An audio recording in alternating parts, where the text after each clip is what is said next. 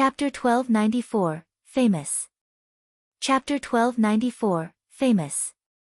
Amazing. Truly amazing. Are all of Big Dipper's disciples so powerful? Exclamations echoed throughout the spectator stands. When they discovered Yu Qiaoqiao's identity, their interest in the Big Dipper dojo grew. If only one of the dojo's representatives were strong, they could chalk it up to that individual's talent. However, it was a different story if both representatives were powerful.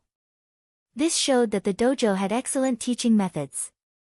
Meanwhile, the various upper echelons in the VIP stands stared at Shifeng and Xiao Yu in shock. Didn't Big Dipper recently establish its dojo? How could they have nurtured such skilled disciples?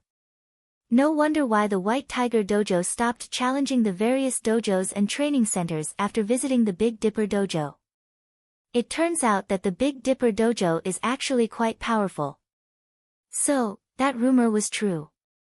The Big Dipper group has won the lottery this time. Why can't a powerful master stumble into our dojo as well? Everyone in the VIP stands was a fighting industry insider, so they were all aware that the Big Dipper Dojo was a new construct. Moreover, the dojo had specifically been established for Shifeng. However, they had neither expected Shifeng to be such a powerful individual nor a capable instructor. With this, the Big Dipper Dojo's fame would grow. Ha ha ha. Big brother, our Big Dipper Dojo is famous. Several people just contacted me stating that they wish to join the dojo. There are even a few professional fighters among them who have previously refused our invitations, Xiao Yan said excitedly. Since the dojo's establishment, the Big Dipper group had constantly searched for ways to expand the dojo's influence. After all, a dojo wouldn't necessarily become popular just because it had a master martial artist leading the training sessions. Before the dojo succeeded in nurturing powerful disciples, nobody would know how capable said master was. If the master happened to be inept at teaching, there was no point to joining the dojo. Hence, they had attempted to recruit some well-known professional fighters in Jinhai City and the several neighboring cities. Unfortunately, these fighters had either refused outright or demanded too high of a price. Now, however, these professional fighters, who had acted like almighty masters, acted like children. They were all eager to join the Big Dipper Dojo. Xiao Yu nodded and smiled as well. He hadn't realized how thoroughly Shifeng had hidden his capabilities either. Now, they didn't have to worry about damage to the Big Dipper Dojo's reputation, and they could recruit a plethora of well-known professional fighters. As the audience paid more attention to the Big Dipper Dojo, the matches around the arena became increasingly intense as the various competitors fought to obtain the only advancement slot for their respective platforms. As predicted, all three representatives from the White Tiger Dojo advanced through the elimination round eventually. All three were unbelievably skilled. The other dojos and training centers didn't fare as well. Over 40+ dojos and training centers had come to participate. Even if the remaining slots were divided equally, not every establishment could earn a slot. Furthermore, many fighters had joined the competition independently. In the end, only the stronger dojos and training centers would advance. The White Tiger Dojo really is impressive as expected of one of the country's best dojos. The other dojos and training centers simply aren't a match for it. The Martial Heaven Dojo is also pretty strong. All three of its representatives advanced. As for the White Cloud Dojo, if Lu Jingshan hadn't lost, all of its representatives would have advanced as well.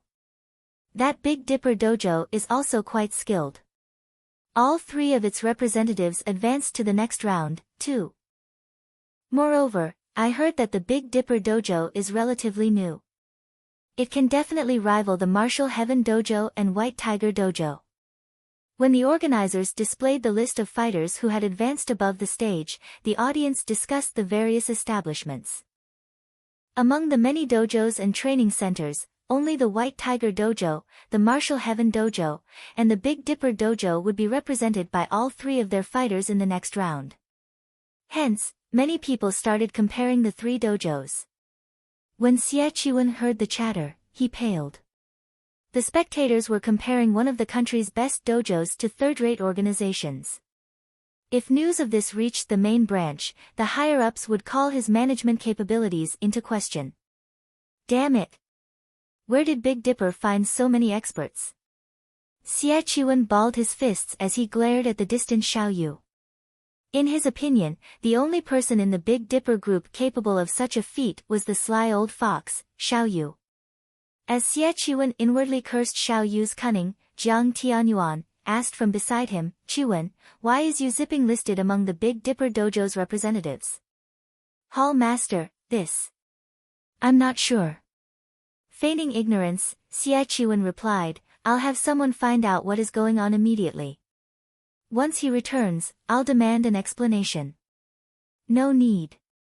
Despite the White Tiger Dojo's nurturing, he dares to represent another dojo without consent. He has already broken one of our sacred taboos.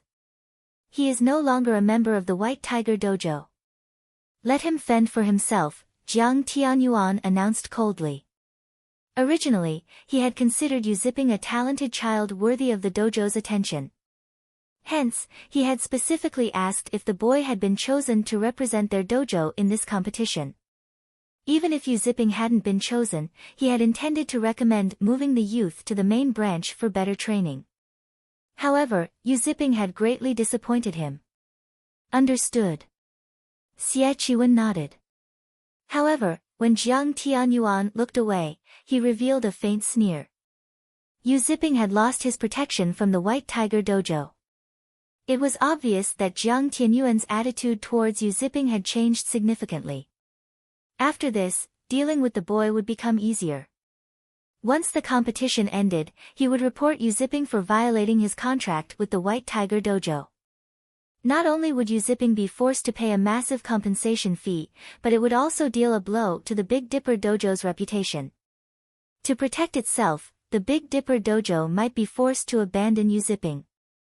Shortly after the elimination round, the 32 contestants that had advanced approached the sports arena's main stage to draw lots.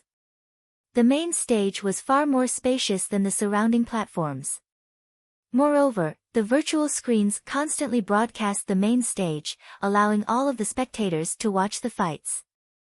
As the 32 contestants drew lots in sequence of their platform number, a petite, beautiful girl in a blue martial arts uniform walked up to Yu Zipping. This girl was none other than Yi Yuqing. Yu Zipping, must you do this? Yi Yuqing asked quietly. You know that Hall Master Jiang already plans to give Mengyun to Xie Qiwen. If you leave to join the Big Dipper Dojo now, you'll destroy your future. In the White Tiger Dojo, very few knew that Yi Yuqing, who was only second to the goddess Tang Jingyao in terms of strength, had a friendship with Yu Zipping and Jiang Mengyun. I couldn't care less about that anymore. Xie Qiwen is only a step away from the global stage. Meanwhile, I am still a mere intermediate disciple in the White Tiger Dojo. Whether it's strength, resources, or family background, I am inferior to him in every aspect. If I don't fight now, I won't have a chance once he reaches the international level, Yu Zipping said seriously. Even so, you shouldn't go about it like this. Yi Yuqing was astonished when she saw Yu Zipping's determination. If you lose the White Tiger Dojo's protection, Xie Qiwen won't hesitate to strike out at you. He already told us to cripple you in this competition. If you fight either Gu Chen or Liao Huajie, you must be careful. If you can't, surrender. Relax.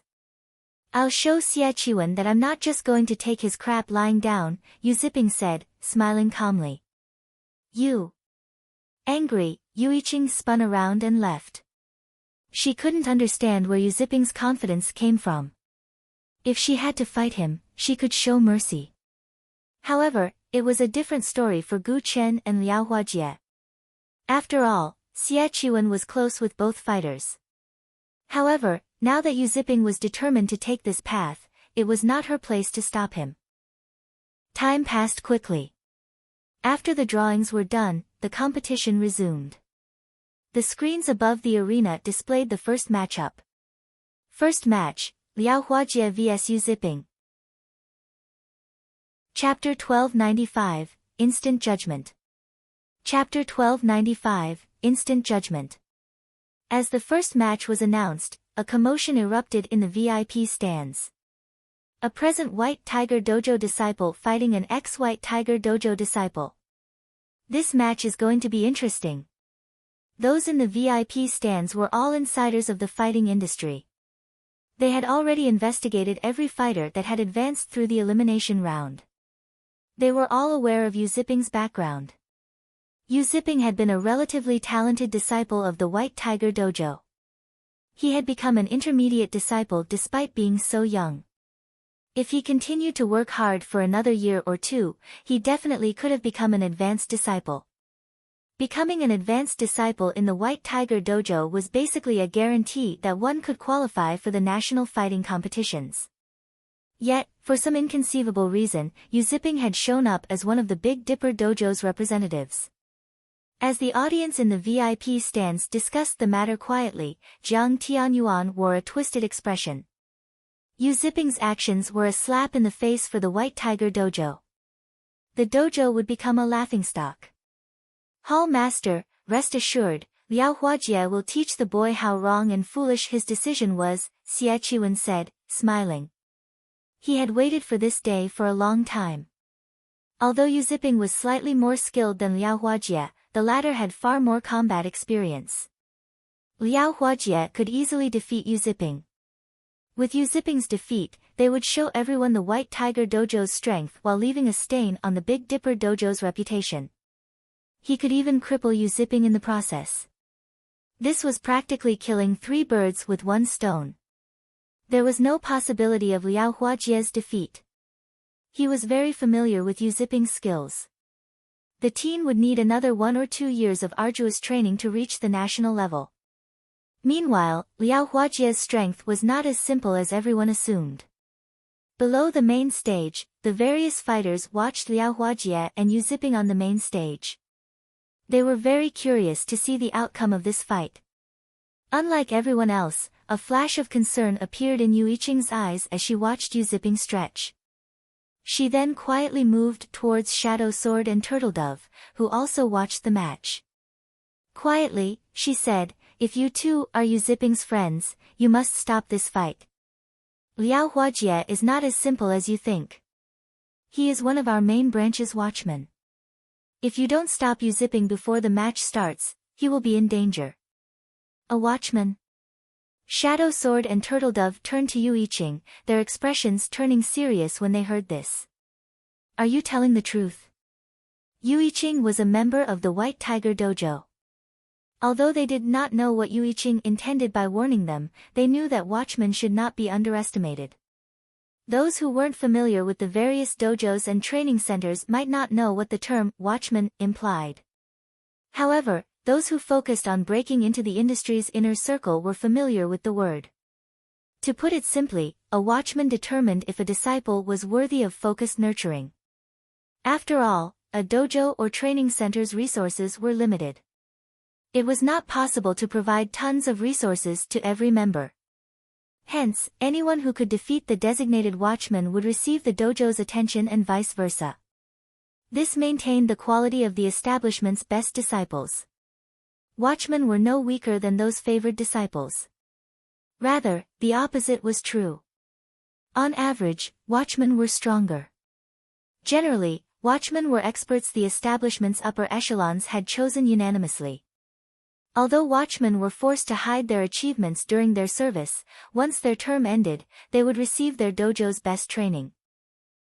Moreover, as compensation, they would have access to an abundance of resources during their service. As a result, many people aspired to become watchmen.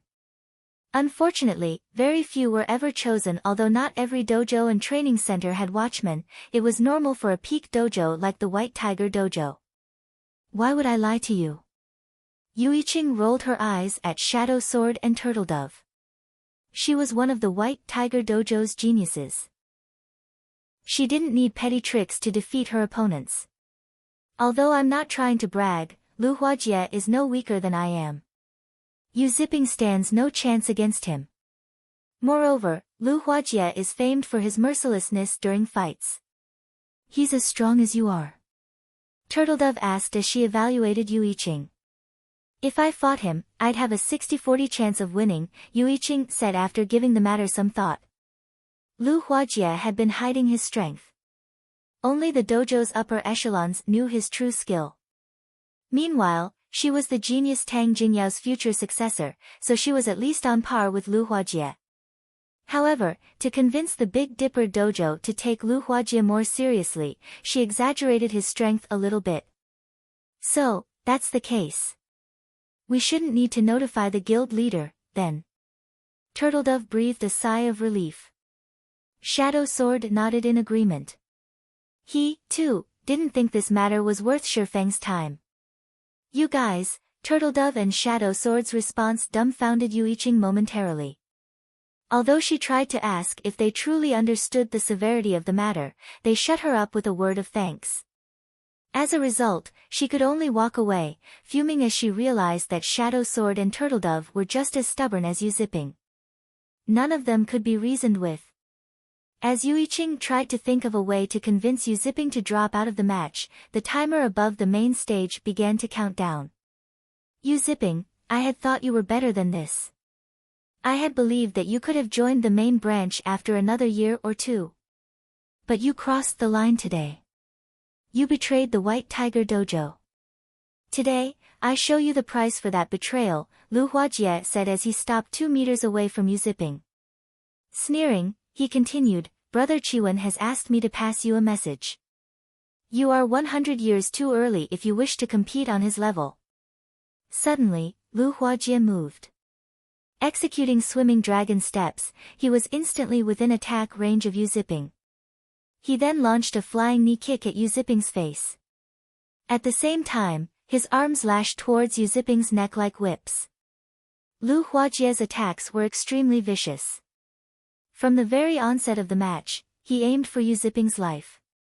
Against an attack to the face, fighters instinctively go on the defensive, ignore attacks from other directions. However, Lu Huajie wanted more from his flying knee attack than Yu Zipping's focus on defending himself. Martial artists frequently practiced conquering their defensive instincts. Rather, Lu Huajie wanted to distract his opponent with the initial attack, preventing Yu Zipping from noticing the attacks aimed for his neck. As Lu Huajie's knee flew towards Yu Zipping's face, Yu Zipping dashed forward, instead of retreating. That guy is insane. The fighters below the stage were shocked by Yu Zipping's suicidal counter. If the knee struck his face, he would die. Is he trying to get himself killed? Lu Huajie was a little surprised by Yu Zipping's actions. However, it didn't distract him from his attacks. In the moment between life and death, Yu Zipping barely avoided the knee as he circled to Lu Huajie's side. When their bodies interlocked, Yu Zipping used centrifugal force to land a powered punch to Lu Huajie's back. Yu Zipping's attack was as quick as lightning, giving his opponent no time to react. Thud. When Yu Zipping's fist met Lu Huajie's back, Lu Huajie felt as if he had been struck by a hammer. Immediately, Lu Huajie spat a mouthful of blood as the strike threw him over 3 meters away. By the time he hit the ground, Lu Huajie had lost consciousness. The entire process was complete in the blink of an eye. What just happened? Practically everyone watching the fight was stunned.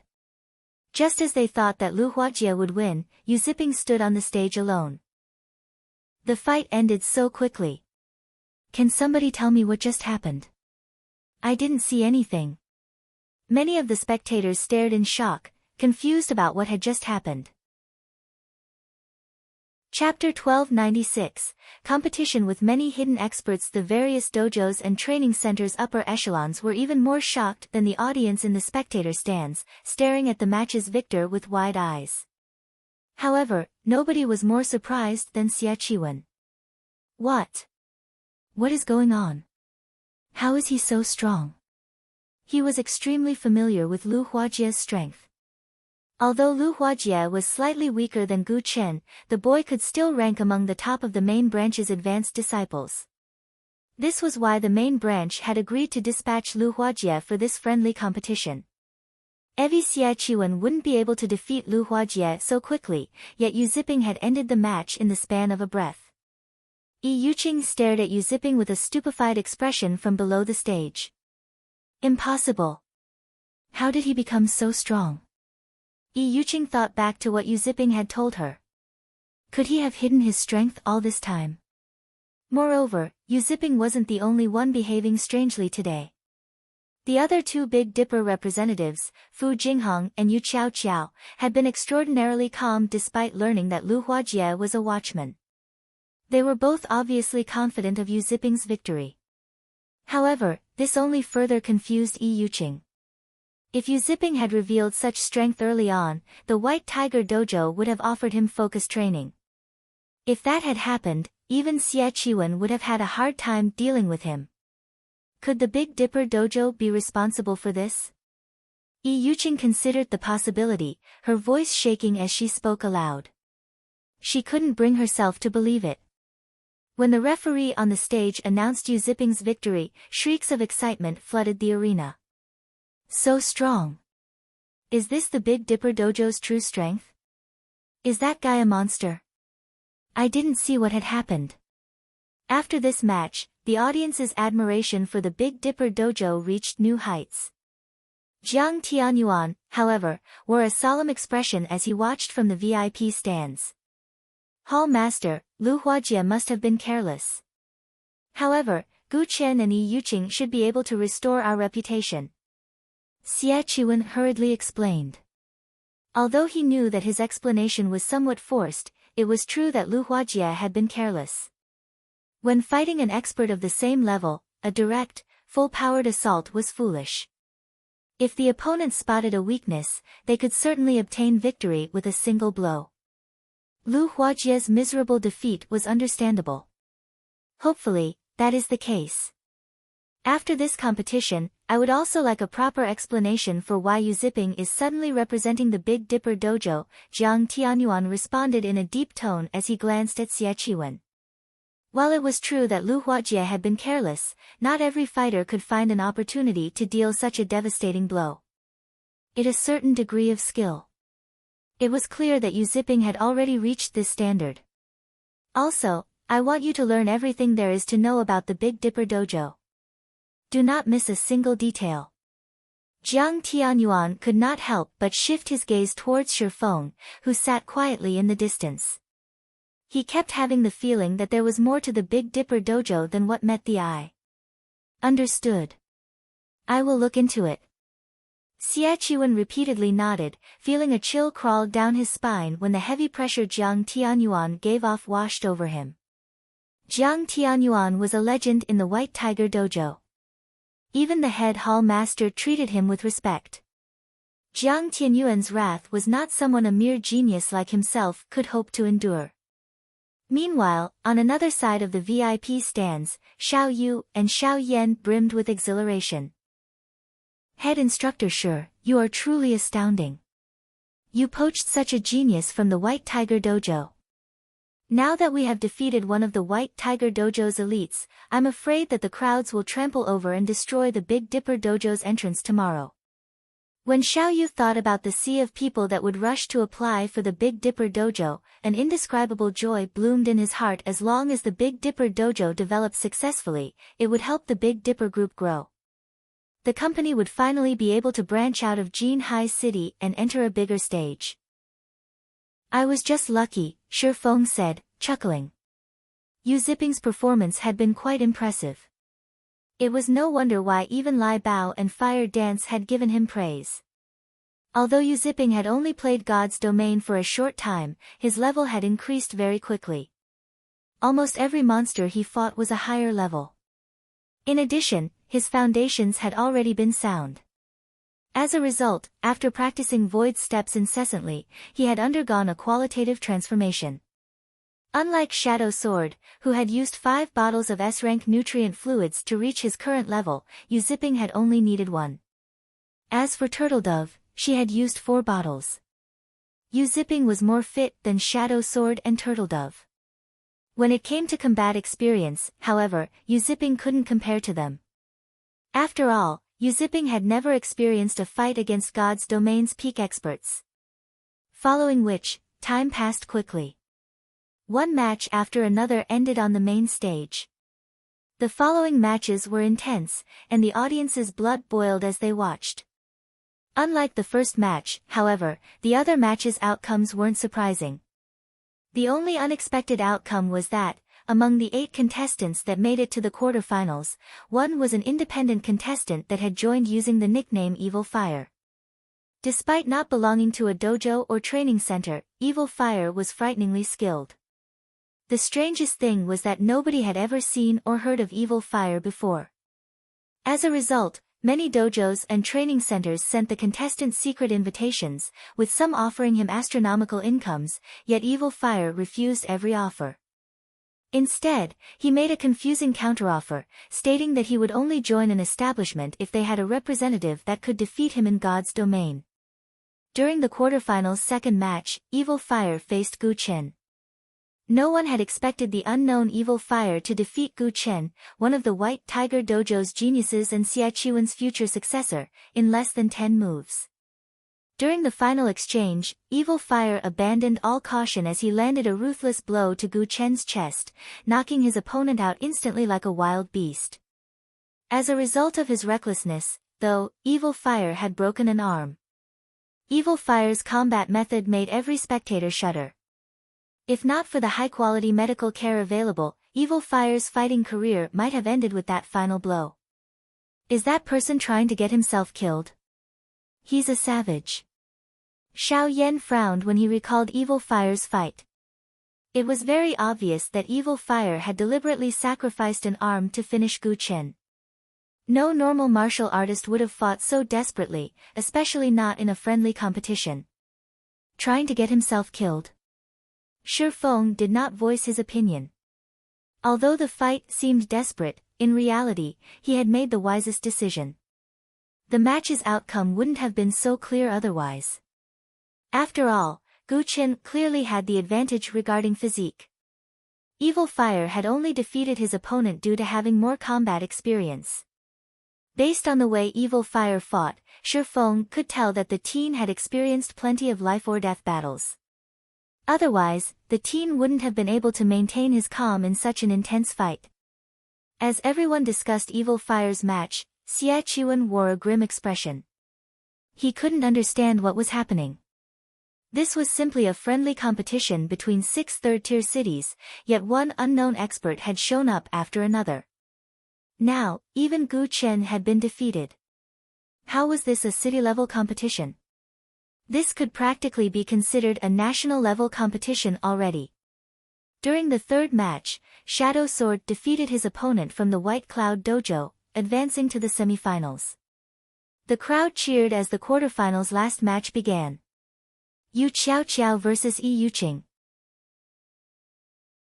Chapter 1297, Limit Removal. Chapter 1297, Limit Removal. Although Yu Qiao and Yi Yuqing had just approached the stage and were waiting for the match to start, the various upper echelons in the VIP stands were exceptionally excited. Nobody had expected that this friendly competition would reach this point. This should have been a stage for the White Tiger Dojo to display its overwhelming might. Now, however, just getting into the semifinals was a problem. Meanwhile, Xia Qiwen wore a twisted expression. He had never thought that Gu Chen would be so useless as to lose to some unknown fighter. With this, the White Tiger Dojo's reputation was soiled. Meanwhile, as the person responsible for handling this competition, he couldn't escape blame. Xingteng, contact Big Dipper immediately. If they are willing to forsake the competition, I will give them the Green God Company's invitation. We can both still benefit. If they refuse and Yi Yuqing takes the championship, they'll get nothing, Xia Qiwen quietly instructed Gan Xingteng, who sat beside him. The current situation wasn't in his favor. Although Yi Yuqing was very strong, at the end of the day, she was no match for Gu Chen. Gu Chen had only lost to Evil Fire because he hadn't dared to go all out. It was difficult to guarantee that Yi Yuqing would not make the same mistake. Xia Qiwen did not want to take this risk. In any case, the dojo's and training center's main goal in this competition was the Green God Company's invitation card. If the Big Dipper Dojo accepted his offer, not only would they do the White Tiger Dojo a favor, but they'd also receive the invitation card. This was a heaven-sent opportunity to a small dojo like Big Dipper. Gan Xingteng immediately left the VIP stands and contacted Xiao Yu, notifying the man of Xie Qiwen's offer. "Big brother, did something happen?" Xiao Yan asked curiously when he noticed Xiao Yu's hesitant expression while he was on a call. The Big Dipper Dojo had already garnered quite a bit of fame during this friendly competition. It wouldn't have any issues expanding past Jinhai City in the future. This should be cause for celebration, not concern. It's the White Tiger Dojo. They've offered a deal. If we forfeit, they will compensate us with the Green God Company's invitation, Xiao Yu explained. At the end of the day, the White Tiger Dojo was still one of the best dojos in the country. If Big Dipper won the championship, while it would indeed help to further its reputation, but it would also provoke the White Tiger Dojo. The Big Dipper Dojo would have some trouble expanding into other cities, particularly first and second-tier cities. However, if Big Dipper conceded this competition, it would benefit their expansion. Even Xiao Yan hesitated for a moment. However, he shifted his gaze to Shifeng and said, "Big brother, rather than deciding ourselves, why don't we let Shifeng make the decision? After all, Shifeng is the dojo's manager. The dojo's development should be left to him." "I guess that's true." Xiao Yu smiled bitterly. After all, he wasn't responsible for the Big Dipper Dojo's management. Rather than having a headache over this matter, it was better to leave it to Shifeng. While Shifeng looked young and immature, his mind was anything but. The only reason the Big Dipper Dojo had come this far was Shifeng. If he decided on his own, and Shifeng disagreed, it would sour their working relationship. Following which, Xiao Yu passed Xie Qiwen's message to Shifeng. "Head instructor Shi, what do you think?" Xiao Yu looked at Shifeng, curious as to what decision the youth would make. The White Tiger Dojo's favor wasn't easy to earn. If the Big Dipper Dojo tried to expand to first and second-tier cities, it would run into the White Tiger Dojo. Moreover, it was not a guarantee that they would win the championship. If they rejected this offer, they might lose the opportunity to obtain the Green God Company's invitation. The White Tiger Dojo's offer didn't particularly surprise Shifeng. Straightforwardly, he responded, "Chairman Xiao, tell them that we can get the Green God Company's invitation by ourselves. We don't need their charity." The White Tiger Dojo was a frightening organization. As one of the best dojos in the country, it had branched dojos in practically every first and second-tier city. Shifeng understood Xiao Yu's thoughts. If he hadn't been reincarnated, he really would have been tempted to accept this offer as well. After all, getting in the good graces of a top dojo would make things easier when the Big Dipper Dojo expanded into first and second-tier cities. Unfortunately, the future was in God's domain. The Big Dipper Dojo had only recently established.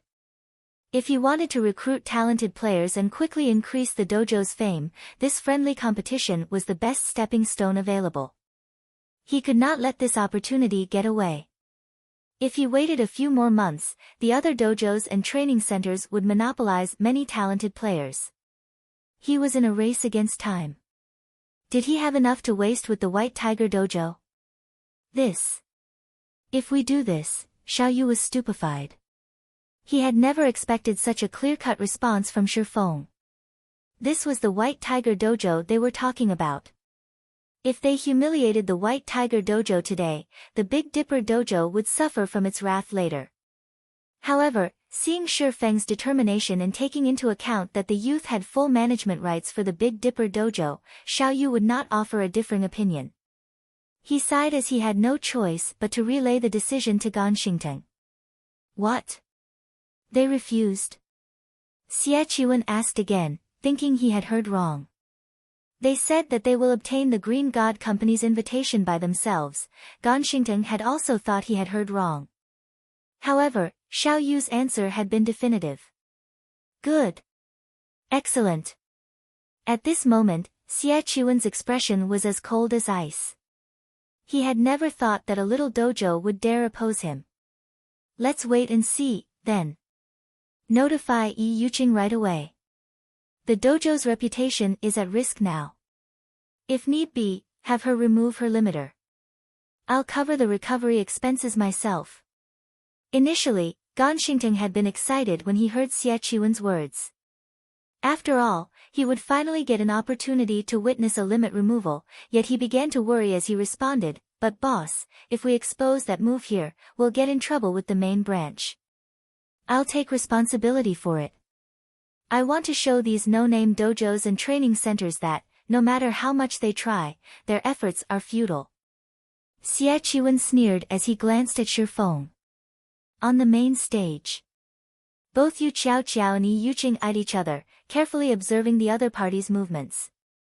As soon as the referee swung his hands down and announced the start of the match, both fighters dashed forward, invading into each other's attack range.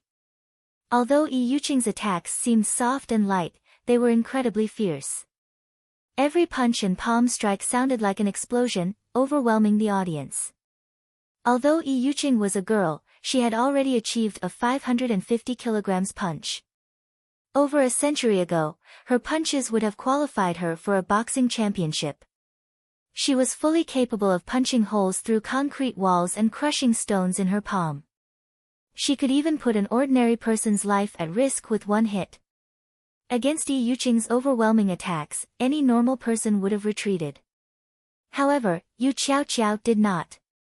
Instead, she launched her own barrage of attacks, her hands moving like whips as they clashed with Yi Yuqing's attacks. Her momentum was no slower than Yi Yuqing's. Moreover, every time she blocked an attack, a loud crash would echo throughout the venue. This scene stupefied the audience at the spectator stands. Both fighters exchanged blows constantly, attacking and defending non-stop. In the blink of an eye, Yu Qiao and Yi Yuqing had exchanged numerous moves. The audience could not keep up with the two girls. This continued for over a dozen seconds without either side securing an advantage. It was obvious that neither side would have an easy victory. Seeing the fight going nowhere, Yi Yuqing backed away. With a confused expression, she then said, "I haven't found a single weakness in your defense even after our exchange. It really is hard to imagine why an expert like you would join a small dojo that has no history." In terms of strength and speed, she was clearly a cut above Yu Qiao. However, Yu Qiao continued to find holes in her defense, forcing her to parry or dodge and preventing her from exhibiting her full strength. Rather than a teenage girl, Yi Yuqing felt as if she faced a veteran fighter who had participated in fighting competitions for over a dozen years. She even felt that Yu Qiao's moves slightly resembled that of the savage Evil Fire. If not for witnessing Evil Fire's attack methods earlier, Yu Qiao would have caught her off guard. Yi Yuqing suddenly caught sight of Gan Xingting making hand gestures at her. These gestures were the White Tiger Dojo's internal sign language, which all main branch disciples had to learn. Has Xie Qiwen lost his mind? This is just a friendly competition. Is there a need to go so far? Yi Yuqing could not help her surprise when she saw Gan Xingting's gestures.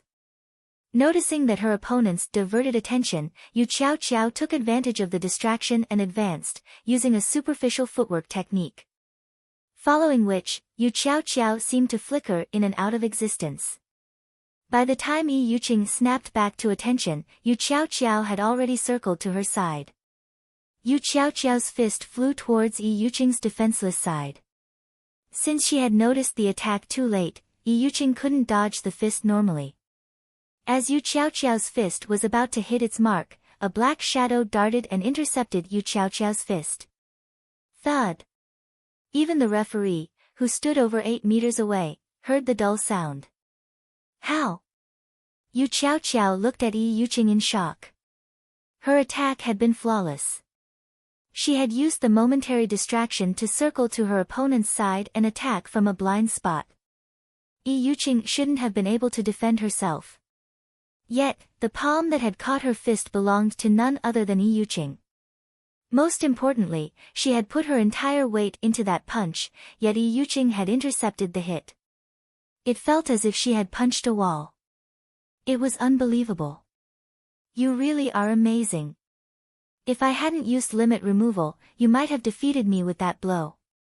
At this moment, Yi Yuqing sighed ruefully as she gripped Yu Qiaoqiao's fist. Originally, I had planned to save this move for the national competition. I never thought that I would be forced to use it so soon. However, since I have, this match is over.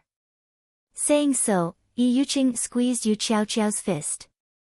No matter how much Yu Qiaoqiao struggled, she couldn't break the hold. At this time, Yi Yuqing clenched her free hand into a fist and punched her trapped opponent. The instant she threw her punch, a loud explosion rang throughout the arena.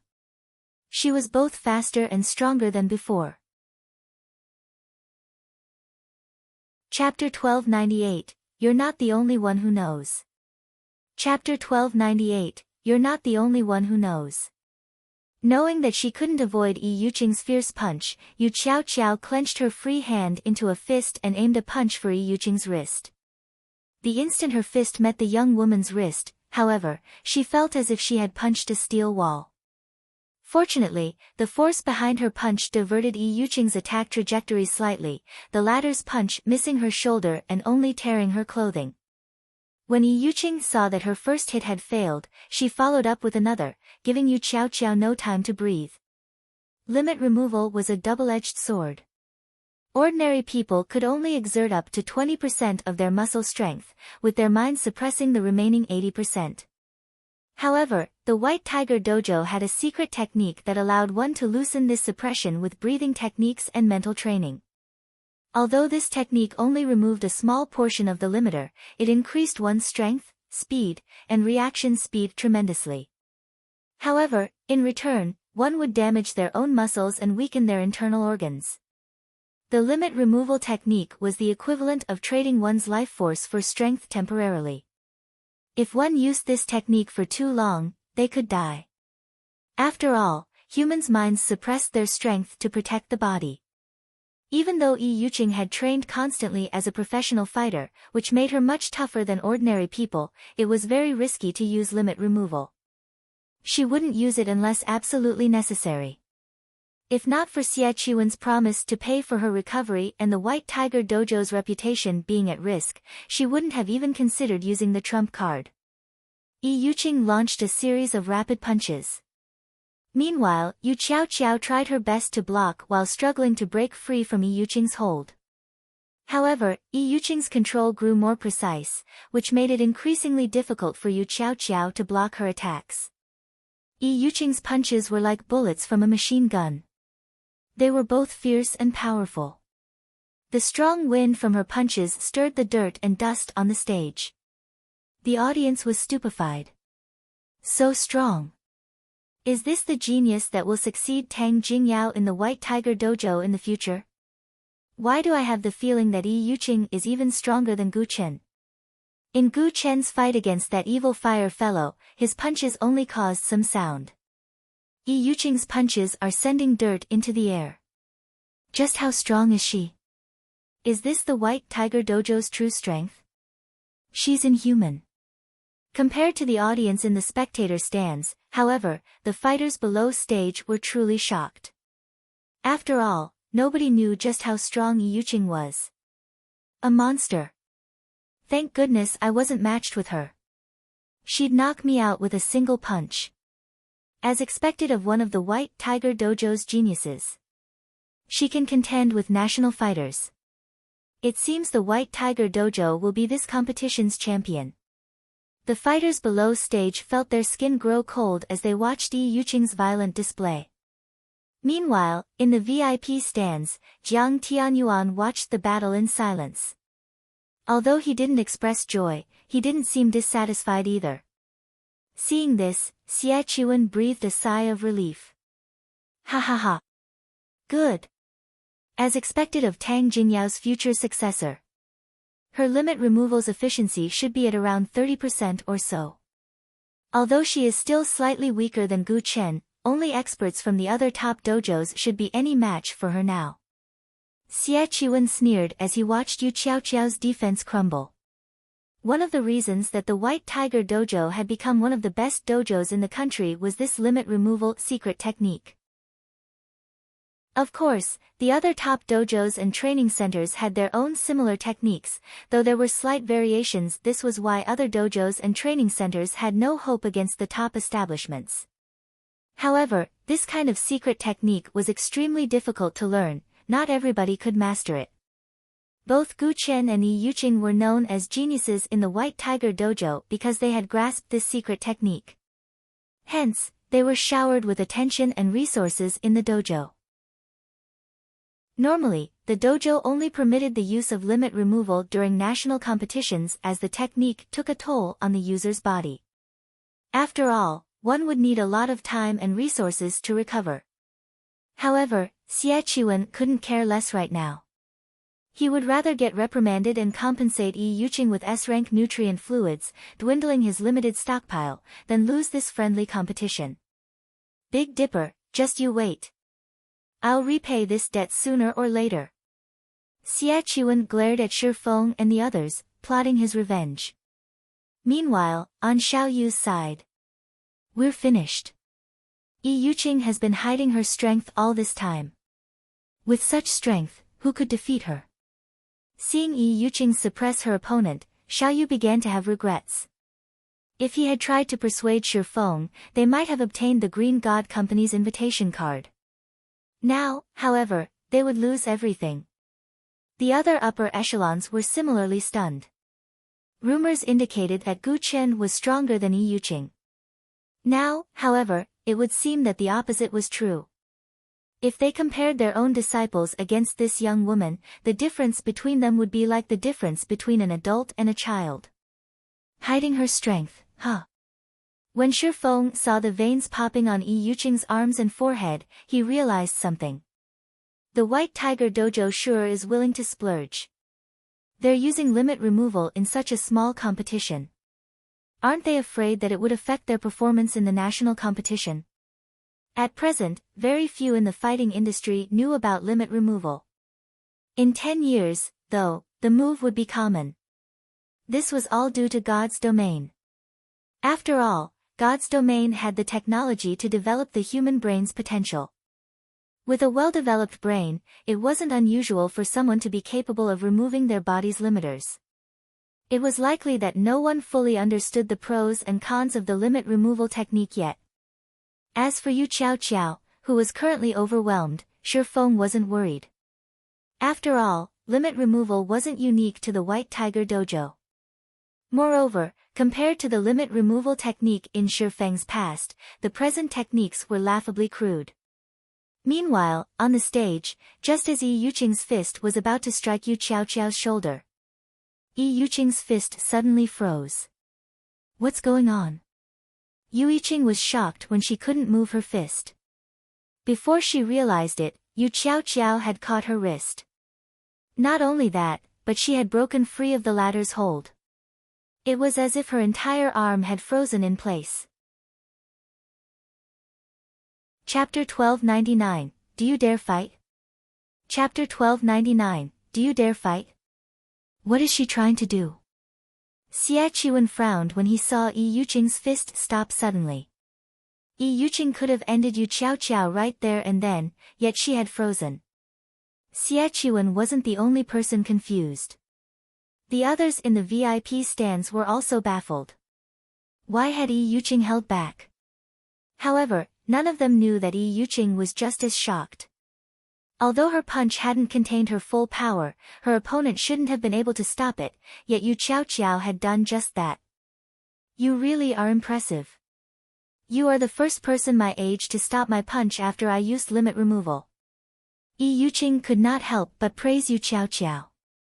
However, you should give up. I cannot afford to lose this match. My strength is 50% higher than when this fight started. You have no chance of winning. Yi Yuqing could not help but admire Yu Qiao. If not for her being a White Tiger Dojo disciple, she definitely would not have been a match for Yu Qiao. Saying so, Yi Yuqing took half a step forward. Cracks began to appear on the stage beneath her feet. Her legs, waist, and shoulders twisting, Yi Yuqing concentrated all of her strength into her fist. Half-step collapsing punch. In Yi Yuqing's opinion, Yu Qiao had only caught her punch due to luck. It was very likely that Yu Qiao had grabbed her wrist before her fist accelerated. Although Yu Qiao currently had a firm hold on her wrist, if she went all out, Yu Qiao had no hope of stopping her. Moreover, her fist was less than 10 centimeters away from Yu Qiao. At this distance, Yu Qiao wouldn't be able to dodge the hit. Even diverting her attack trajectory would not be possible. Pang! Immediately, Yu Qiao took a step back, the stone floor beneath her feet cracking. Unexpectedly, however, Yu Qiao's firm on her opponent's fist was firm. She did not let Yi Yuqing's fist get close to her shoulder. Yi Yuqing was shocked. The young woman blocked her full-powered punch. As expected of a genius from the White Tiger Dojo. It was a tough fight without limit removal. Let's continue our earlier fight. Yu Qiao smiled slightly, a hint of excitement flashing in her eyes. Yi Yuqing was momentarily stunned. Based on the way Yu Qiao spoke, it was obvious that she, too, had grasped limit removal and simply hadn't used it yet. Although Yi Yuqing wanted to respond, Yu Qiao was already moving. Yu Qiao twisted her fist and broke free from Yi Yuqing's hold. Immediately after, her body spun as she sent a spiral kick at Yi Yuqing's head, her leg cutting through the air like a menacing scythe. Suddenly, Yi Yuqing felt death loom over her. Not daring to be careless, she used her full strength to break free from Yu Qiao's hold and used both arms to block the incoming kick. Thud! The instant Yu Qiao's foot met her arms, Yi Yuqing felt a stinging pain deep into her bones. Afterward, her arms grew numb. She felt as if she had been hit by a car as she flew backward. However, reacting quickly, Yi Yuqing adjusted her posture so that she would land on her feet. In the end, Yi Yuqing only stabilized herself after retreating another 8 steps. Impossible. Yi Yuqing wore an incredulous look as she stared at Yu Qiao, who now stood over 10 meters away. Just by blocking one kick, both her arms were numb. She couldn't even move them. Just how strong was Yu Qiao? Meanwhile, the audience stared with wide eyes, their gaze fixed on Yu Qiao. Just who is that girl? Xie Qiwen nearly shouted when he saw Yi Yuqing fly through the air. Xie Qiwen could also see the blood vessels on Yu Qiao's forehead surface slightly. After factoring in Yu Qiao's sudden burst of strength, even a fool could tell that Yu Qiao had used limit removal. However, limit removal was one of the top dojos and training centers' secret techniques. How could Yu Qiao have learned and grasped it? Yi Yuqing had trained arduously for 2 years under countless masters' guidance to grasp limit removal. Yet, not only had Yu Qiao grasped the technique, but it was also obvious that she could suppress her limiters far more than Yi Yuqing. Even Jiang Tianyuan was surprised. What an amazing little girl. Just who is her master? She can control her strength so freely despite removing her limiter to such a degree. Jiang Tianyuan was curious as he watched Yu Qiao launch a relentless assault against Yi Yuqing. Although grasping limit removal was difficult, trying to exert the additional strength one received to its full potential was even more so. Only those on Xie Qiwen and Tang Jingyao's level could rival Yi Yuqing's standards. It was no longer a matter of talent. Rather, one required careful guidance and a wealth of combat experience to achieve this. Back on the stage, the match between Yu Qiao and Yi Yuqing was incomparably fierce. Every one of their actions shattered the stone floor. Yi Yuqing, who wasn't a match for Yu Qiao's combat experience, had become even less of a match for her opponent. Every blow Yi Yuqing exchanged with Yu Qiao hurt her to the bone. In the end, Yu Qiao found a massive weakness in Yi Yuqing's defense as she launched a palm strike at the woman's shoulder, shoving Yi Yuqing off the stage. Yi Yuqing realized that this was Yu Qiao's way of showing mercy. Had she not taken pity on her opponent, Yi Yuqing would have suffered more than just a fall off the stage. A genius? Yi Yuqing looked up at Yu Qiao. Suddenly, she found that all of the praise she had received from others, calling her a genius, truly laughable. Ignoring all other aspects, Yu Qiao was leaps and bounds above her regarding her strength after executing limit removal. Her defeat was only a matter of course.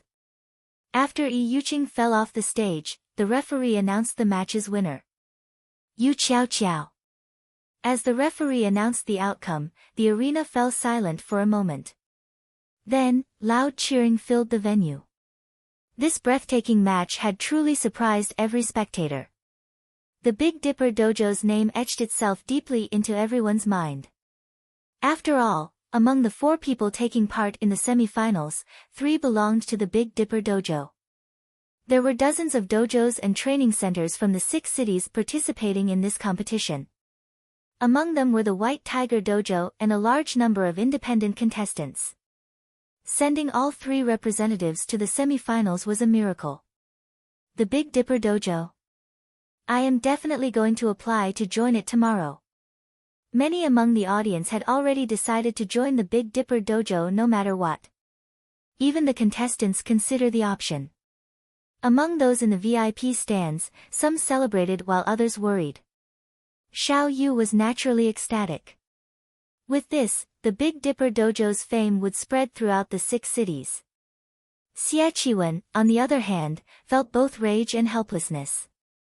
He had never thought that his first attempt of benefiting the dojo would end so miserably. However, Xie Qiwen hadn't given up yet. There was still the savage Evil Fire. It was still possible that Evil Fire could secure the championship. This would be much better than letting the Big Dipper Dojo win. Now that the 4 semi-finalists had been decided, due to this being a friendly match, as long as Yu Zipping defeated Evil Fire, the Big Dipper Dojo would win the competition. Everyone very much looked forward to the first match of the semi-finals between Yu Zipping and Evil Fire. It took roughly 20 minutes to repair the stage. Once the repairs were complete, Yu Zipping and Evil Fire approached the stage. However, as the referee was about to announce the start of the competition, Evil Fire stopped him and said, "Wait. Contestant Evil Fire, is there an issue?" the referee asked curiously. "Before the match, I have something to say," Evil Fire, who looked like a brown bear, said, grinning. "All right, but I can only give you 1 minute." The referee nodded. 10 seconds will be enough. Evil Fire laughed. He then received the microphone and shifted his gaze to Shi Feng in the VIP stands. Emanating a dominant aura, he proudly proclaimed, "Head Instructor Shi, I have come here today for one reason and one reason only. I have heard that you are one of Zero Wing's upper echelons, so I hope that you can convey a message to Black Flame for me. Tell him that I, Evil Fire, want to challenge him in God's domain. Does he dare fight me?" Chapter 1300, Black Flame's Fame. Chapter 1300, Black Flame's Fame. Evil Fire. This is interesting. As Shi Feng looked at Evil Fire, he tried to remember his past. He hadn't actually heard this name before, yet based on the skill Evil Fire displayed, Shi Feng concluded that the youth was extraordinary. Evil Fire should be someone powerful in God's domain. Otherwise, the youth wouldn't have here to challenge him so confidently. Evil Fire's words echoed throughout the sports arena. Meanwhile, everyone else in the venue had fallen silent. Everyone was stunned. Nobody could have imagined that Evil Fire's goal in this competition was to challenge someone. He hadn't even challenged someone in the real world, but someone in God's domain. What's going on? Crap, he's challenging someone to a fight in a game. Why can't he just do that in the game? Did he really have to do this here? What do you know? He is talking about Black Flame. Who is Black Flame? Is he someone amazing? You don't play God's domain, so you might not know, but Black Flame is the guild leader of Star Moon Kingdom's #1 guild. The secret pavilion even gave him the title Sword King.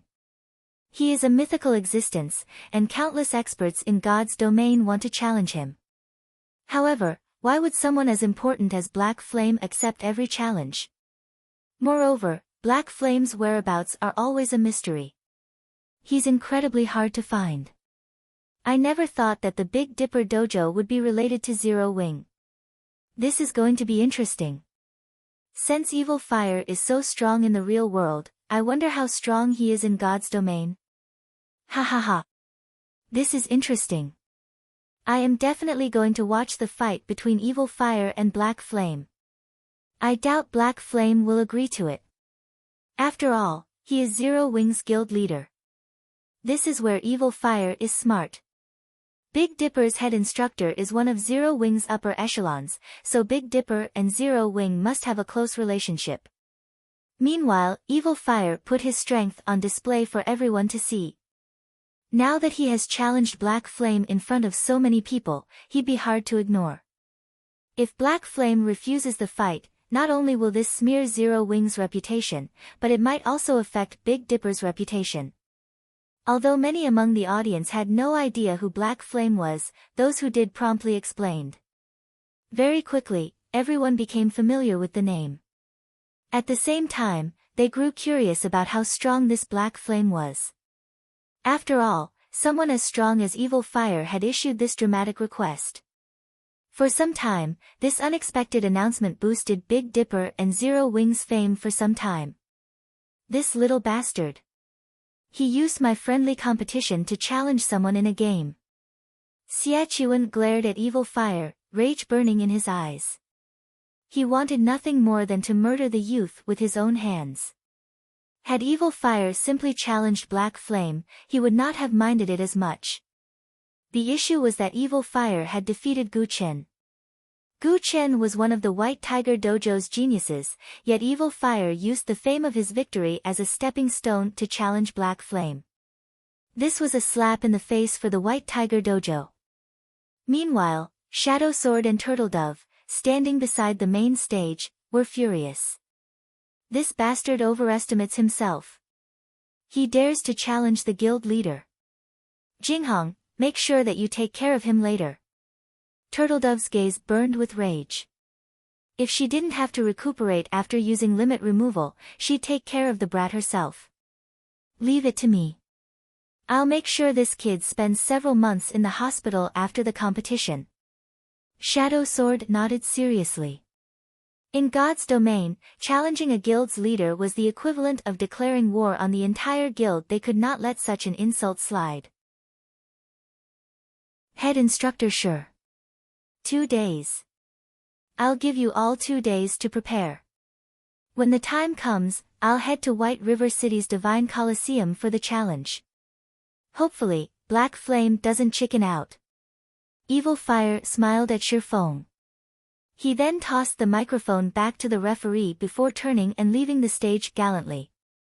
After catching the microphone, the referee noticed Evil Fire leaving the stage. Hurriedly, he reminded contestant Evil Fire. If you step off of the stage, you will forfeit the match. I have already achieved my goal. Consider this match my loss, Evil Fire responded nonchalantly. Saying so, Evil Fire descended the steps. He paid no attention to the competition's outcome. Everyone was stunned. He surrendered. He's not going to continue. Crap. He's too cool. Doesn't he want the 5 million credits? Does he need to go this far? Did he really join this competition just to challenge Black Flame? The audience was shocked as they watched Evil Fire leave the arena, ignoring the championship prize. Not many had the opportunity to earn 5 million credits. Meanwhile, due to Evil Fire forfeit, Yuziping won the match. Naturally, the Big Dipper Dojo had secured the championship. As for the position of champion, neither Shadow Sword nor Turtle Dove cared as both focused on God's domain. They were no longer interested in the fighting world. Hence, in the end, Yuziping was crowned champion. This set off a commotion among the various dojos and training centers' upper echelons. The normal audience might not know much about Yuziping's background, but they did. Yuziping had been an intermediate disciple in the White Tiger Dojo. Now, however, he had left the dojo and won this competition's championship. This would seriously wound the White Tiger Dojo's reputation. Xie Qiwen wore an ugly expression. Although he wanted to rage and kill Yu Ziping personally, he had a much larger problem to deal with: Jiang Tianyuan, who had been silent for some time now. Qiwen, I believe that you know what to do. I want an explanation for this. Once we return, you will also explain yourself to the head hall master. You are aware of the consequences if we're not satisfied with your explanation. Jiang Tianyuan glanced at Xie Qiwen. He then stood and walked away. Although he hadn't reprimanded Xie Qiwen with his words, his chilling tones stole the strength from Xie Qiwen's legs. Jiang Tianyuan's anger was reasonable. After all, Yu Ziping's performance today had been shocking. The youth definitely qualified to join the main branch for concentrated training, yet such a talented fighter had represented the Big Dipper dojo. Explain to the head hall master. Xie Qiwen suddenly felt faint. Compared to the White Tiger Dojo's head hall master, he was nothing. Although he was one of the dojo's geniuses, he was only a genius. He wasn't a powerhouse. Normally, he would encounter the head hall master a few times a year, yet he was told that he would have to present his case to such an important figure. Xie Qiwen felt wronged. Although he had chosen Lu Huajie for personal reasons, his decision had been logical as Lu Huajie had been much stronger than Yu Ziping. However, Yu Ziping had become so powerful, so much so that he had defeated Lu Huajie. How could he possibly know what was going on? As the competition ended, the audience gradually departed the arena. As they left, they discussed Evil Fire's challenge to Black Flame. Meanwhile, as Shi Feng and the others prepared to leave the VIP stands, Gan Xingting stopped them. May I know what business instructor Gan has with us? Xiao Yu asked, smiling. They had won the friendly match fair and square. Even the White Tiger Dojo couldn't find an excuse to cause them trouble. They also had tens of thousands of witnesses. If the White Tiger Dojo tried to do something here, it would only humiliate the dojo further. Chapter 1301, Competition. Chapter 1301, Competition. Seeing Gan Xingting block Shi Feng's group, the various upper echelons stopped to watch, curious to see what the White Tiger Dojo intended to do. The White Tiger Dojo had hosted this friendly competition to spread its fame throughout the 6 cities. Yet, the Big Dipper Dojo had benefited. It would be a lie to say that the White Tiger Dojo was not furious. Ignoring the stares, Gan Xingting glanced at Shi Feng before turning to Xiao Yu. Displeased, he said, Hall Master Jiang would like to invite Head Instructor Shi for tea. May I know if Head Instructor Shi is free? An invite from Hall Master Jiang. Everyone who heard this was momentarily stunned. Jiang Tianyuan stood at the peak of the fighting industry. He was practically a living legend. Jiang Tianyuan had also played a large part in lifting the White Tiger Dojo to its current status. Moreover, Jiang Tianyuan's disciples were all extraordinary. He also had influence in various other industries. Countless people dreamed of forming a connection with the man. Unfortunately, very few ever had the opportunity. And yet Jiang Tianyuan had sent an invitation. Moreover, by the looks of it, he only wished to speak with Shi Feng, not the others from Big Dipper. This, I'm afraid you'll have to ask Head Instructor Shi himself. Xiao Yu frowned before turning to Shi Feng. He wasn't afraid of the White Tiger Dojo as a business rival. However, he was afraid of the White Tiger Dojo using other methods to deal with them. One such example was poaching Shi Feng. In fact, these situations were common. The Big Dipper Dojo's achievements were all thanks to Shi Feng. Now that Jiang Tianyuan wanted to meet with the man, Xiao Yu felt threatened. If Jiang Tianyuan poached Shi Feng, developing the Big Dipper Dojo and the Big Dipper Group further would be out of the question.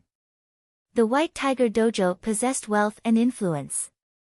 Even if Shi Feng became one of its branch hall masters, he would enjoy far more benefits than the Big Dipper Group could ever hope to offer. However, it also would not do to refuse Jiang Tianyuan. After all, Jiang Tianyuan had taken the initiative to invite Shi Feng. If they refused to meet with him, Jiang Tianyuan would consider it disrespect.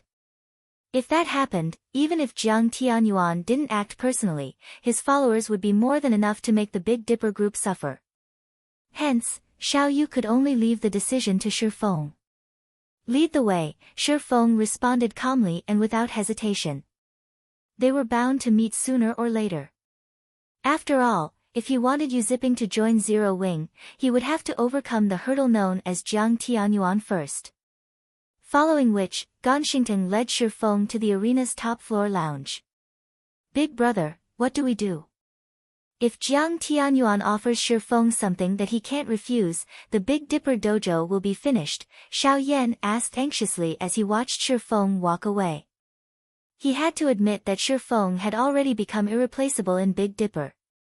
If Shi Feng left, Big Dipper would backslide. We can't let Jiang Tianyuan poach him. No matter what it takes, we must convince him to stay. I heard that he and Ruashi are close. Think of a way to convince her to help us.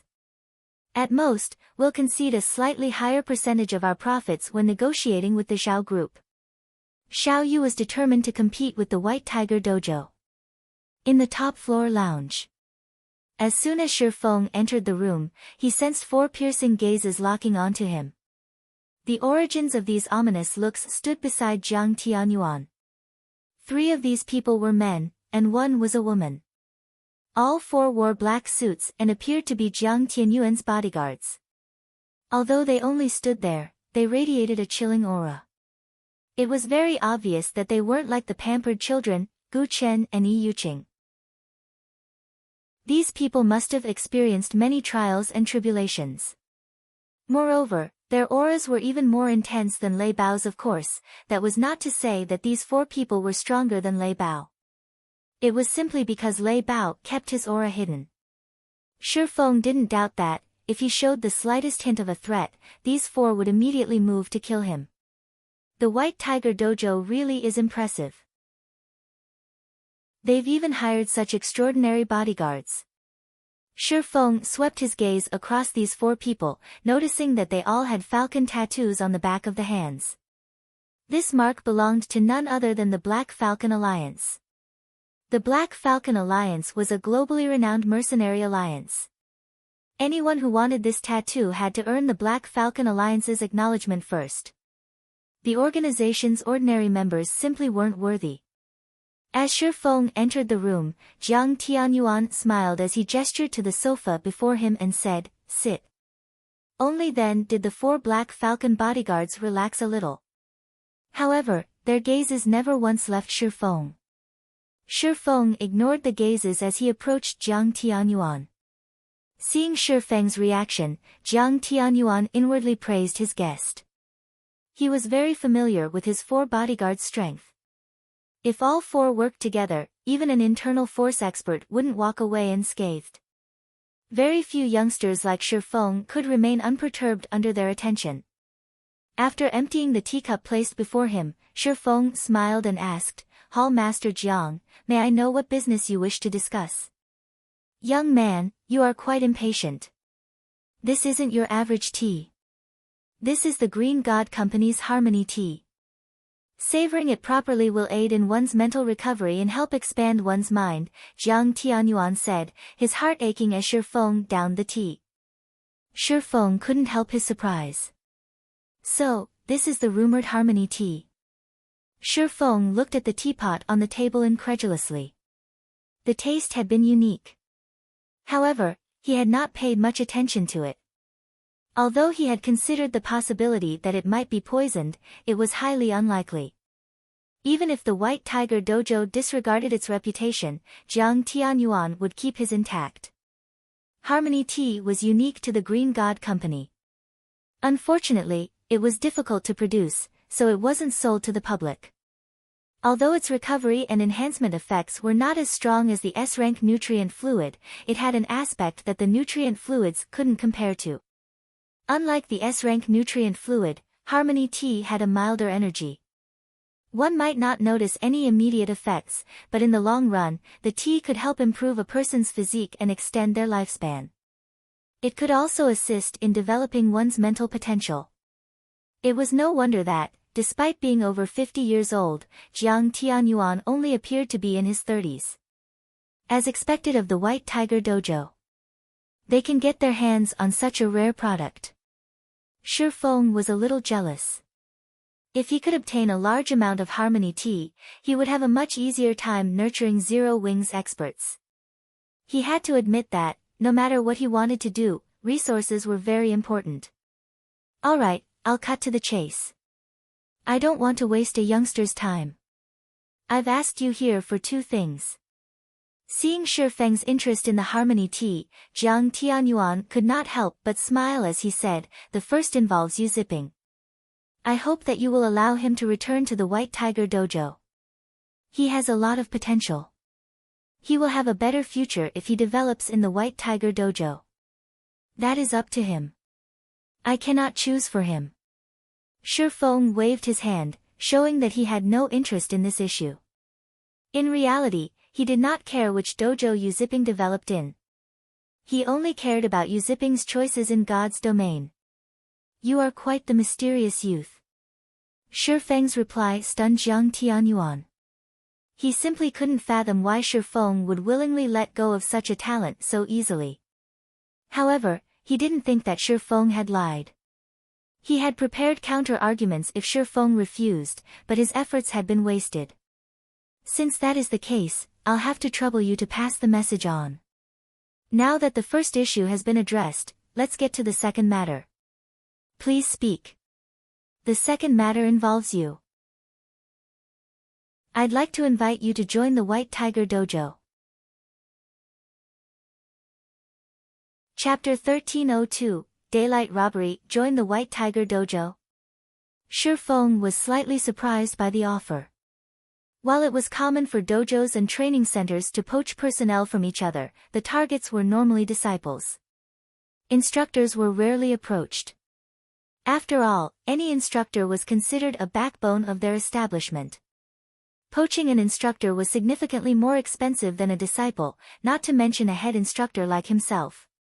If they didn't offer a high enough position, they couldn't tempt him in the least. On the other hand, the White Tiger Dojo's upper echelons would never agree to offer him a position as high as head instructor. There were a limited number of head instructor positions available, and every head instructor was a part of the White Tiger Dojo's core. The influence they held was immense. Furthermore, he was only the head instructor of a recently established dojo. Trying to poach him by offering a head instructor position would be ludicrous. That's right. I'd like you to join us. However, rather than becoming one of the White Tiger Dojo's instructors, I'd like to invite you to become one of our combat instructors in God's domain, Jiang Tianyuan said. God's domain has become increasingly popular. The White Tiger Dojo intends to secure a piece of that pie. However, at the end of the day, there are some differences between combat in God's domain and combat in the real world. Hence, we wish to recruit some God's domain experts to train our disciples. I heard that Zero Wing is quite capable in this aspect. Hence, I wish to hire you as one of our God's domain instructors. Of course, you will receive the benefits of a White Tiger Dojo advanced instructor. Although the White Tiger Dojo had many instructors, there were extremely few advanced instructors. Every advanced instructor was also an internal force expert. Even hall masters such as himself treated these individuals with respect. Countless experts envied them for the benefits they received. Jiang Tianyuan's offer stunned his 4 bodyguards. Although they were bodyguards, they were also Black Falcon Alliance experts. Their understanding of the White Tiger Dojo was more acute than ordinary people. Hence, they knew just how powerful the White Tiger Dojo's advanced instructors were. Even the Black Falcon Alliance's mainstays had to treat them with respect. Sometimes, the Alliance would even request training from these instructors. It wasn't even a guarantee that these instructors would agree. It was very difficult to imagine that a youngster in his early 20s would have the opportunity to become an advanced instructor in the White Tiger Dojo. Forget about the advanced instructor position. What other benefits can you offer? Shi Feng said, shaking his head. He wasn't particularly interested in becoming an advanced instructor in the White Tiger Dojo. While the fame and influence that came with the position were tempting, they were not particularly useful to him. Other benefits? Jiang Tianyuan gave Shi Feng an odd look. Curiously, he asked, "What do you have in mind?" The position was a good opportunity to gain some renown in the fighting industry. Countless people coveted the position, yet Shi Feng didn't seem interested. S-rank nutrient fluid or harmony tea, both are acceptable, Shi Feng said after giving the matter some thought. As for the exact amount, that depends on how many players you'd like me to train. My price is roughly 20 people per bottle. I can guarantee that they will reach the trial tower's 5th floor within a short time. Both S-rank nutrient fluid and harmony tea would significantly help his guild's experts. They were far more practical than the position of advanced instructor. Moreover, Stone Forest Town had the battle arena. It was an excellent location to nurture experts. Including the fact that the White Tiger Dojo's disciples would start with sturdy foundations, it would not be difficult to train them to the 5th floor standard in a short time. Hearing Shi Feng's words, the 4 bodyguards rolled their eyes. Each bottle of S-rank nutrient fluid sold for 1 million credits on the market, yet Shi Feng wanted 1 bottle for training 20 experts. Even when the Black Falcon Alliance hired advanced instructors from the White Tiger Dojo to teach 300 of their elite members, it didn't pay 1 million credits per month. Shi Feng's demand was simply daylight robbery. Your request is too expensive. Jiang Tianyuan frowned. He more or less understood God's domain. Hence, he knew just what kind of standards a 5th floor expert in God's domain possessed. Furthermore, the White Tiger Dojo's disciples were already combat experts. Even if they simply experimented themselves, they could easily reach the 5th floor. I am willing to offer 1 bottle for 100 players. The first session will include 500 players. At the very least, I want them to reach the trial tower's 6th floor within 1 month. Reaching the 6th floor within 1 month is too difficult. If you want all 500 to reach that standard, I'll take no less than 50 bottles. Otherwise, you'll have to find someone else, Hall Master Jiang. Shi Feng hadn't expected Jiang Tianyuan to be so familiar with God's domain. Unfortunately, his understanding wasn't sufficiently thorough. Reaching the trial tower's 6th floor was the equivalent of being an expert in a first-rate guild. Even with strong foundations, it would take a lot of training to reach such a standard. Of course, some players with extraordinary talent could do it in a short time. However, not everyone was so gifted. Moreover, nurturing 500 people would cost a frightening amount of resources. The Blackwater Corporation had invested an astronomical amount of manpower and resources to nurture their experts, yet the White Tiger Dojo wanted to offer a few bottles of S-rank nutrient fluids to achieve the same. If he only charged 1 bottle per 100 people, he would very quickly go bankrupt. Seeing Shi Feng unwilling to yield, Jiang Tianyuan fell silent for a moment. We can't possibly part with so many bottles. I can offer 10 at most. We can pay for the rest with credits, Jiang Tianyuan said, yielding slightly. S-rank nutrient fluids were extremely precious, even to the White Tiger Dojo. They used a large number during every national competition, not to mention international competitions. They did not have a lot to spare. I will only accept S-rank nutrient fluids and harmony tea. If Hall Master Jiang cannot make this decision at the moment, I can wait until you return and discuss it with your colleagues, Shi Feng said resolutely. He had other ways to obtain credits. Moreover, he had already begun constructing his city. Once it was complete, the potential of virtual property would see explosive growth. At that time, he could easily rake in tons of credits. Alright, then. I'll discuss it with the others once I return. However, I doubt that I'll receive a positive response, Jiang Tianyuan said, sighing. Following which, Shi Feng left the lounge. After Shi Feng left, someone else entered the lounge from a connected room. This man wore black and white martial artist robes. He felt indescribably approachable. The instant he entered this room, it felt as if the world revolved around him. Hall Master, this kid simply doesn't know how to appreciate a favor. Not only wasn't he grateful for your personal invitation, but his demands were also exorbitant. Should I stir up some trouble for the Big Dipper dojo? The man asked angrily. Forget it. I had only asked on a whim. Even if he agrees to my offer, the final decision rests with the head hall master. After all, the other hall masters have other recommendations, Jiang Tianyuan said as he waved off the angry man's concern. Jinhai City is our problem now. With today's outcome, our plans have been interrupted. Tianji, you'll replace Chiwen as the branch manager here. Think of a way to restore the White Tiger Dojo's reputation here. Also, lead the first batch of disciples in God's domain and introduce them to the game. Help them acclimate to the game's mechanics. At the very least, make sure they aren't completely clueless when their training begins. Hall Master, rest assured, I have already seen to the necessary preparations. Every disciple has already been given an advanced virtual gaming helmet, while advanced disciples have access to virtual gaming cabins. By the time the other hall masters make their move, we will have gained a stable foothold in God's domain, the man named Tianji said, laughing.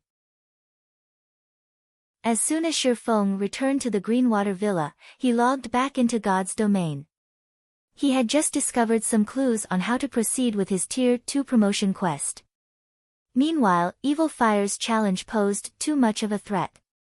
If he did not deal with it properly, he would become a laughingstock in White River City.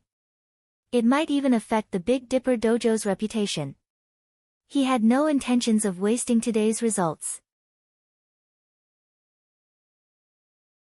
Chapter 1303, Secret Alchemy Technique. Chapter 1303, Secret Alchemy Technique. In the quiet herb garden, Shi Feng discovered quite a few level 65, Tier 3 demonic guards and two-headed demonic hounds in the courtyard as he logged in. Unlike the demonic beasts wandering about, these demonic guards patrolled the inner courtyard in groups of 10, with 2 demonic hounds accompanying each group. Now, it was practically impossible to reach the tower safely. Demonic Guard, Dark Creature, Demon. Level 65. HP 30-000-000/30-000-000. Two-headed demonic hound, Dark Creature, Great Lord. Level 65. HP 52-000-000/52-000-000. Even with Anna and Kite's assistance, taking on 12 Great Lords at the same time would be suicidal. What a tight security. This quest really isn't giving me any chances to break through. After observing the patrolling monster's pattern for over 10 minutes, Shi Feng smiled bitterly. Because he had ransacked the herb garden earlier, Raymond wouldn't give him a second chance. Demons were far more intelligent than demonic beasts. Even if he attracted only one demon's attention, the entire squad would charge at him. They would not give him any opportunities to pick them off one by one. Moreover, several squads patrolled the inner courtyard. The moment he set foot in the inner courtyard, he wouldn't have to face just one squad. At the very least, 3 or 4 squads would chase him down. Demons were very similar to NPCs. They were capable of cooperation. Hence, the more demons in an area, the more combat power they could exhibit. Even a 1,000-man team couldn't defeat so many Tier 3 demons at the same time, not to mention one person. It is impossible to reach the tower by force. I have no choice but to find a different way. Shi Feng temporarily gave up on the idea of breaking through the patrols. He then shifted his gaze to other locations. The inner courtyard was very large. Although there was only one main entrance, there were quite a few side entrances leading to the inner courtyard. Only, these side entrances were not as convenient as the main entrance, which led directly to the tower.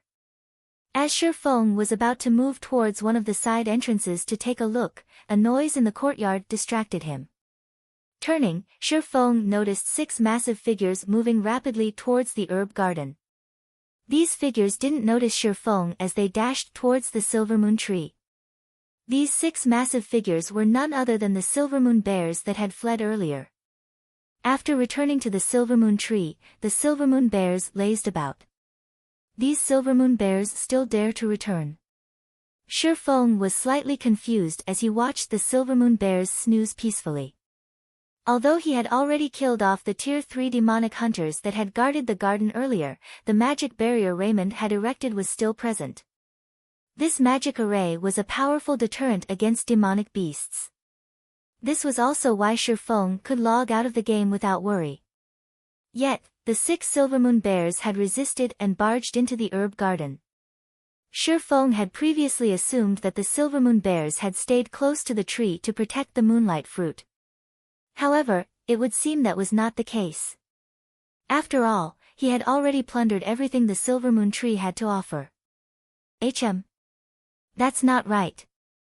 Why do these Silver Moon Bears seem a little larger than the ones I saw from before? Seeing the slumbering Silver Moon Bears, Shifeng activated omniscient eyes. Silver Moon Bear, Demonic Beast, Great Lord. Level 65. HP 80,000,000/80,000,000.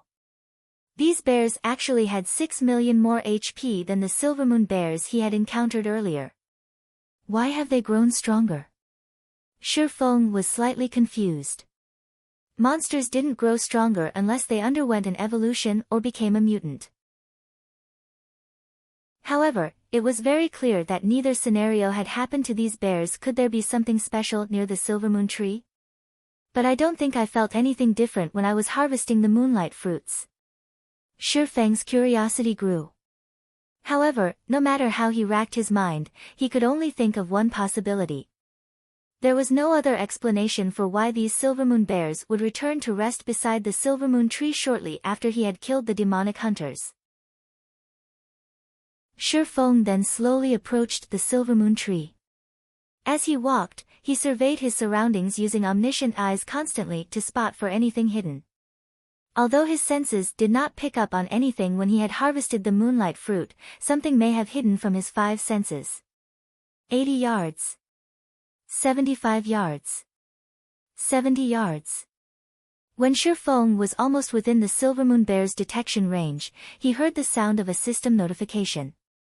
System, you have discovered an ancient teleportation array. System, transferable locations, outer courtyard entrance requires 107 luminaries shards, demon ceiling towers first floor main hall requires 207 luminaries shards, demon ceiling towers research area requires 507 luminaries shards. So, the 7 luminaries shards serve this purpose as well. Realization dawned on Shifeng when he heard the system notification.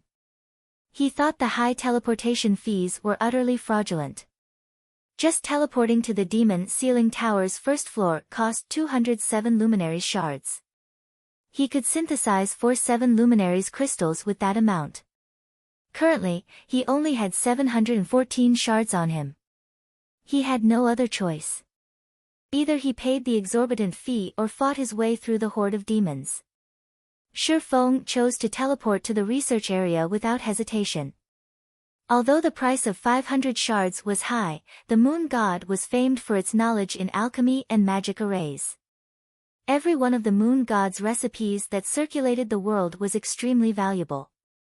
The various grandmaster alchemists coveted every one of these items. Needless to say, the moon god's research area would be extraordinary. Shifeng naturally could not pass up the opportunity to ransack the moon god's research room just to save some 7 luminary shards. Immediately, Shifeng's vision blurred. In the blink of an eye, he found himself inside a spacious, crystal hall.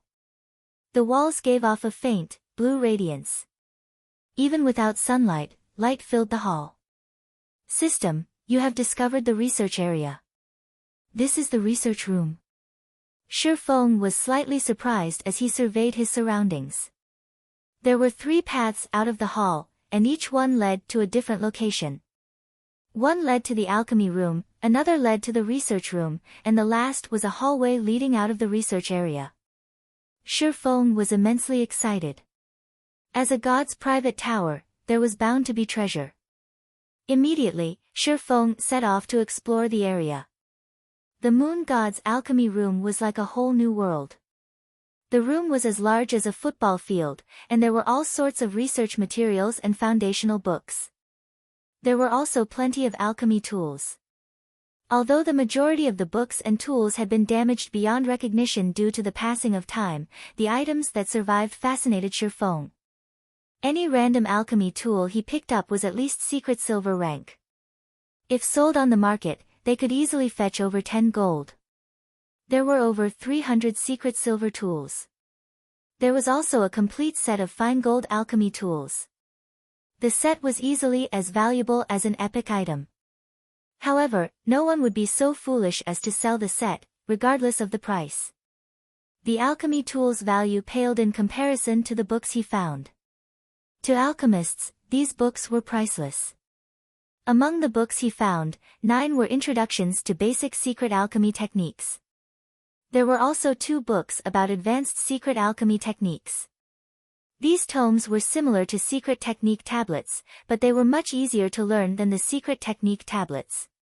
In the past, even Shadow's master alchemists had only learned 2 or 3 basic secret alchemy techniques, and the guild had paid a massive price to do so. Among them, the best secret technique had cost 1 epic item to learn. Of course, this price guaranteed that one would learn the secret technique. If the technique had only allowed 1 player to learn it, it would have only cost a few hundred gold. If an advanced alchemist could learn 3 to 5 basic secret techniques, their chances of becoming a master would double at the very minimum. Anyone who learned the advanced secret techniques would be guaranteed to become a master alchemist. That is. Suddenly, Feng noticed the surrounding mana flowing towards a dilapidated stone table a short distance away. The mana flow was slow and weak. If not for his improved physique after consuming the moonlight fruit, he would have been hard-pressed to notice this mana flow. Chapter 1304, Treasure Transforms. Chapter 1304, Treasure Transforms. A thick layer of dust covered the stone tablet, and mana circulated around it. After taking a few steps towards the table, Feng was assaulted by an immense pressure. This is divine might. Although the divine might was faint, and he only sensed it once he was within 10 yards of the table, Feng could still feel himself grow a little sluggish. He was excited. Items only exuded divine might if they were frequently used or painstakingly crafted by a god. Needless to say, any item a god favored would be valuable. While resisting the divine might, Feng started to tidy up the table. Although divine might was very powerful, the table only exuded a very faint trace of it. Feng could still move normally as he stood less than a yard away from the table. Very quickly, Feng removed most of the dust covering the table. Books and materials littered the table. However, due to the passing of time, these items had long since eroded. Aside from some mysterious patterns carved into the table, Feng could not find anything noteworthy. Could the table itself be exuding the divine might? Feng could not help but frown. He could already tell that the table before him was a treasure. The faint trace of mana around the table would definitely aid refining and synthesis work. The table might even have other function that he hadn't noticed yet. In any case, it was undoubtedly useful for alchemists. Only, the stone table wasn't like other items. It could not be stored in a player's bag space. If Feng wanted to take it with him, he would have to carry it. Clearly, this wasn't a viable option. The alchemy table was the size of a pool table. Even if he could carry it, he did not have the leeway to carry it around with him. If I can equip one of the special alchemy rooms with this table, it could help the trading firm's alchemists. Feng struggled with his disappointment. Aside from alchemy tools, items such as this alchemy table were extremely precious. A good alchemy table could be as helpful as a basic secret alchemy technique. However, since Shi Feng could not take the table with him, he had no choice but to take out the soul orb and absorb it. Since the alchemy table radiated divine might, it could be considered as a god crystal. One of the reasons he had chosen the Azura mode promotion quest was to obtain a large number of god crystals to lift the demon god Paimon's seal. Please let it absorb this table. Shi Feng silently prayed. He then clicked the Absorb Divine Power button on the soul orb's interface and selected the alchemy table as the target. Currently, no one owned the alchemy table. Shi Feng wasn't sure if the soul orb could actually absorb an ownerless item. After all, he had never tried. The soul orb immediately began to emit a dark smoke, which soon enveloped the table. However, even after several seconds, there was no indication that the smoke was devouring its target. Don't tell me it's not possible, Shi Feng muttered worriedly. As soon as Shi Feng had said so, however, the sound of a system notification reached his ears. System, do you wish to allow the soul orb devour the magic alchemy table? Without hesitation, Shi Feng clicked the Agree button. The magic alchemy table might even be more valuable than an epic weapon, but it was worthless if Shi Feng couldn't take it with him. He would rather sacrifice such a treasure to lift the seal on the soul orb than leave it behind. As Shi Feng clicked Agree, the magic alchemy table began to radiate a golden glow. It was clearly trying to resist. Unfortunately, the soul orb was the fragment of the treasure of illusion, an item on par with a godly relic. How could a measly magic alchemy table resist it? In the next moment, the magic alchemy table melted at a speed visible to the naked eye. Streams of golden air flowed into the soul orb. In less than a minute, the magic alchemy table had vanished. Meanwhile, the soul orb statistics had changed slightly. Aside from the absorbed god crystal counter increasing from 0 to 1, it now only required 95 player souls to form a drop of soul water. Absorbing god crystals has other effects. Shi Feng could not help his surprise. He was instantly ecstatic. If he didn't need to absorb as many souls, he could craft soul water much faster. Once he finished absorbing the magic alchemy table, he activated omniscient eyes to search the room once again. If he relied only on his 5 senses, it would take him a long time to find other items like the magic alchemy table. He might even miss some. With the omniscient eyes, however, nothing within 100 yards of him could hide. Charlene didn't lie to me. A god's previous residence has plenty of god crystals to offer. After activating omniscient eyes, Shi Feng discovered another potential god crystal. This one was a broken chair. Shi Feng hadn't noticed the divine might radiating from it earlier due to a suppression magic array, and since it was a broken chair, he hadn't paid any attention to it. Following which, Shi Feng absorbed this broken chair, increasing the god crystal counter to 2. To ensure that he didn't miss any god crystals, Shi Feng scoured the alchemy room. He scanned the entire room with omniscient eyes again and again. This is surprising. A single room had 4 god crystals. This is a huge harvest. Shi Feng's eyes burned with excitement when he saw that the soul orb only needed 6 more god crystals to remove Paimon's seal. He only needed 80 souls now to produce a drop of soul water. The soul orb had been one of the 7 treasures. However, due to demon god Paimon, it couldn't exert its true strength. The flower of 7 sins had nurtured hundreds of experts in the past, even without unlocking the soul orb's full potential. If Shi Feng could use the soul orb without fear of repercussions, the outcome would be incredible. After sweeping through the alchemy room, Shi Feng made his way towards the research room. The research room was far more luxurious than the alchemy room as it had been used to invent high-end alchemical products. Until now, the only known location that could help players surpass the master threshold to become grandmasters were Titan City's special rooms. As soon as Shi Feng entered the research room, he froze. Why is he here? Shi Feng felt as if he had just fallen into a death trap when he saw the familiar figure wandering around the research room. This figure was none other than the dark wizard Raymond. Currently, Raymond was in the midst of concocting a potion. Fortunately for Shifeng, Raymond was very focused on his task. Including the several bookshelves that served as cover and the magic arrays to prevent interruption, Raymond did not discover Shifeng immediately. Even so, Shifeng could feel a headache brewing. The research room was different from the alchemy room. It had been well maintained and was in excellent condition.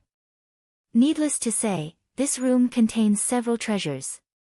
Even without using omniscient eyes, Shifeng had already noticed 2 potential god crystals. If he used omniscient eyes, he would discover many more. He might even find enough to lift the soul orb's seal and still have some to repair other items. Not to mention, the moon god was famous for its alchemy research. Needless to say, the moon god had spent a lot of time in this room. Should I go in, or not? Shifeng knew that if he moved another 10 yards into the room, Raymond would discover him.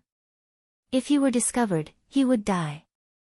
As Shifeng considered his options, an NPC alchemist, who assisted Raymond, began to walk towards Shifeng. Crap! Have I been discovered? Chapter 1305, Perfecting Sword's Orbit. Chapter 1305, Perfecting Sword's Orbit. Shifeng frowned as he watched the NPC alchemist approach. However, since this NPC alchemist didn't seem to be in a hurry, it did not seem as if he had been discovered. Unfortunately, the fact that the NPC was heading towards him was still a problem. Although the alchemist before him wasn't as terrifying as Raymond, it was still astoundingly powerful. Baron Woka, Human, Great Mage. Level 70. HP 7, 450 000/7, 450 000. NPCs might have less HP than monsters and demons of the same level, but when it came to combat techniques and the number of skills they possessed, NPCs were leaps and bounds above monsters and demons. While many experts could contend with Tier 3 monsters, if they tried fighting a Tier 3 NPC, they would be snuffed out of existence. Players' most hated enemies were NPCs. Although the research room was large, there was no place for Shifeng to hide. Moreover, there was only one path behind him. He couldn't avoid Baron Woka's detection. With no other choice, Shifeng retreated from the room temporarily. He planned to hide in the alchemy room while he thought of another way to loot the research room. However, after leaving the research room, Shifeng discovered a magic barrier sealing off the path towards the alchemy room. Unfortunately, the hallway he was in was void of obstructions. One could see everything in it with a single glance. Should I leave the tower for now? Shifeng glanced towards the path leading outside. However, he quickly shook the thought from his mind. The path to the alchemy room had been sealed off after he had explored and left it. If he left the research area now, he might not be able to get back in. If that happened, he would lose his opportunity to explore the research room. Aside from the god crystals, precious alchemy tools, and research materials the research room contained, Raymond's 7 luminary source stone was enough of a reason to keep Shifeng from leaving. After all, how was he supposed to deal with the Demon King without it? It seems that I have no choice but to fight. Shifeng's gaze drifted back to the research room's door. With the situation as it was, both of his available options would lead to his death. His only hope was to defeat Baron Woka. He'd fail his quest if he didn't. Following which, Shifeng summoned Anna and Kite. When he had used the teleportation array to enter the tower earlier, Anna and Kite hadn't teleported with him. They should both still be in the herb garden, so he needed to summon them once again. Although Anna and Kite were not as high-tiered as Baron Woka, their combat power was no weaker than an ordinary Tier 3 NPCs. Shifeng had only wanted to avoid a fight with the NPC alchemist for fear of attracting Raymond's attention. If Raymond noticed him, only death would await him. However, now that he had retreated quite a distance away from the research room, he didn't need to hold back. Huh? I can't summon them. Shifeng looked at the 2 unresponsive summon guard scrolls in his hands, his chest tightening. Suddenly, the door to the research room opened slowly. The hallway was less than 40 yards long. As soon as the Baron Woka left the research room, he noticed Shifeng. Despicable intruder. You dare intrude on this holy land. Guards! Baron Woka shouted. Baron Woka was very loud, and his voice echoed throughout the research area. Damn it! Shifeng hadn't considered that Baron Woka would call for reinforcements. Not only couldn't he summon his personal guards, but now, he also had to deal with more enemies. Fortunately, a magic array isolated the research room from the outside world. No one within the room would hear them out here. Shifeng reacted quickly. Immediately, he activated the aura of time's absolute time, preventing all enemies within range from using any spells or tools. NPCs were no exception. Heavenly Dragon's power. Blade liberation. Instant strike. Shifeng wouldn't be careless against a Tier 3 NPC. Moreover, now that Baron Woka had called for reinforcements, he would die if he didn't end this before more enemies showed up. He instantly activated Twofold Berserk, his basic attributes skyrocketing. With the buff, his basic attributes far surpassed any Tier 3 player of the same level. In the blink of an eye, Shifeng appeared before Baron Woka. Sword's orbit. A galaxy of stars appeared around Shifeng, resplendent and eye-catching. As Shifeng executed Sword's orbit, he felt the technique reach new heights. After consuming 5 moonlight fruits, his physique had permanently improved by 10%. He now had the physique of a Tier 2 player. Hence, his physical control and flexibility had skyrocketed.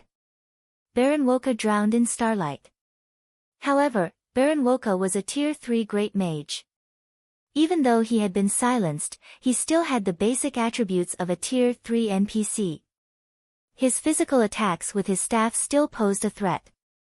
In God's domain, although magical classes typically bombarded their enemies with spells, that did not mean they were incapable of melee combat. They were just not fond of it. Silencing a magical class would drastically weaken their combat power. Unfortunately for Shifeng, Baron Woka was extremely adept with his staff, defending and attacking. It was clear that he was executing some kind of advanced combat technique. Players might not be able to predict Sword's orbit's attack trajectories, but the combat technique was nothing to Baron Woka. The NPC deflected every one of Shifeng's attacks. What a brilliant defensive combat technique! Shifeng was surprised. He had never thought that Baron Woka had grasped a combat technique. However, at the end of the day, Instant Strike was a Tier 2 taboo skill. Moreover, Sword's orbit had grown stronger. Even if Baron Woka focused on defense, he couldn't keep up with Shifeng's lightning-quick attacks. Among the 6 strikes Shifeng had sent at the mage, 3 had found their targets. With his cloth armor and weak defense, 3 massive damages appeared above Baron Woka's head. Minus 91,618. Minus 184,983. Minus 93,189. In the blink of an eye, Baron Woka's HP bar had dropped by a sizable chunk. After taking damage, Baron Woka's anxiety surfaced on his pale features. Immediately, he began to retreat towards the research room while shouting, "Guards! Guards! Don't even think about running back into the room." Shifeng quickly circled to Baron Woka's back. Both the Abyssal Blade and Killing Ray bit into the mage, the impact sending the NPC flying over a dozen yards away, increasing the distance between Baron Woka and the research room. Realizing that he was in trouble, Baron Woka wisely fell in the opposite direction. However, Shifeng didn't give the NPC the opportunity to get away as he pointed the Abyssal Blade at the NPC. Abyssal Bind. Suddenly, 9 pitch-black chains emerged from the ground and bound Baron Woka, holding him still for Shifeng. Phantom Kill. 9 Dragon Slash. Unable to defend himself for 3 full seconds, Baron Woka's HP decreased rapidly. 95%. 90%. 80%. However, Despite dealing frightening amounts of damage, Shifeng did not feel the pressure on him decrease in the slightest. When absolute time's 30-second duration ran out, Baron Woka would be able to save himself. Shifeng needed to kill the NPC before he ran out of time. Furthermore, absolute time was only fully effective against enemies of the same tier. Against Baron Woka, it wouldn't be as effective. According to Shifeng's estimates, he'd be lucky if the skill silenced Baron Woka for half of the duration. Trying to kill Baron Woka in 15 seconds would test Shifeng's explosive power. When Abyssal Bind and Instant Strike's duration ran out, Baron Woka sneered at his enemy. "Despicable intruder, I'm going to offer you to Lord Raymond as a guinea pig." Baron Woka retreated while blocking Shifeng's attacks, which had slowed significantly. "Guards! Get over here and save me." Baron Woka was only 20 yards away from the hallway's exit. Shifeng had only dealt so much damage and overcome Baron Woka's defensive technique due to Instant Strike increasing his attack speed by 500% and damage by 400%.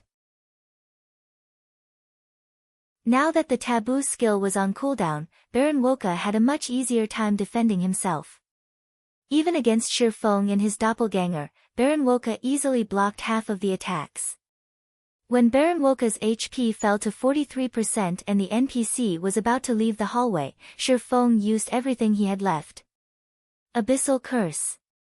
Suddenly, as if Baron Woka had just stepped in muck, he couldn't move or attack. Dragon Breath. Divine Providence. Both Shifeng and his doppelganger used Flame Burst simultaneously and dealt a total of 30 devastating attacks. Every attack devoured over 100,000 of Baron Woka's HP. Eventually, the NPC alchemist's HP fell to 0. Baron Woka glared at Shifeng with reluctance as he collapsed to the ground. Chapter 1306, Unforgivable Person. Chapter 1306, Unforgivable Person.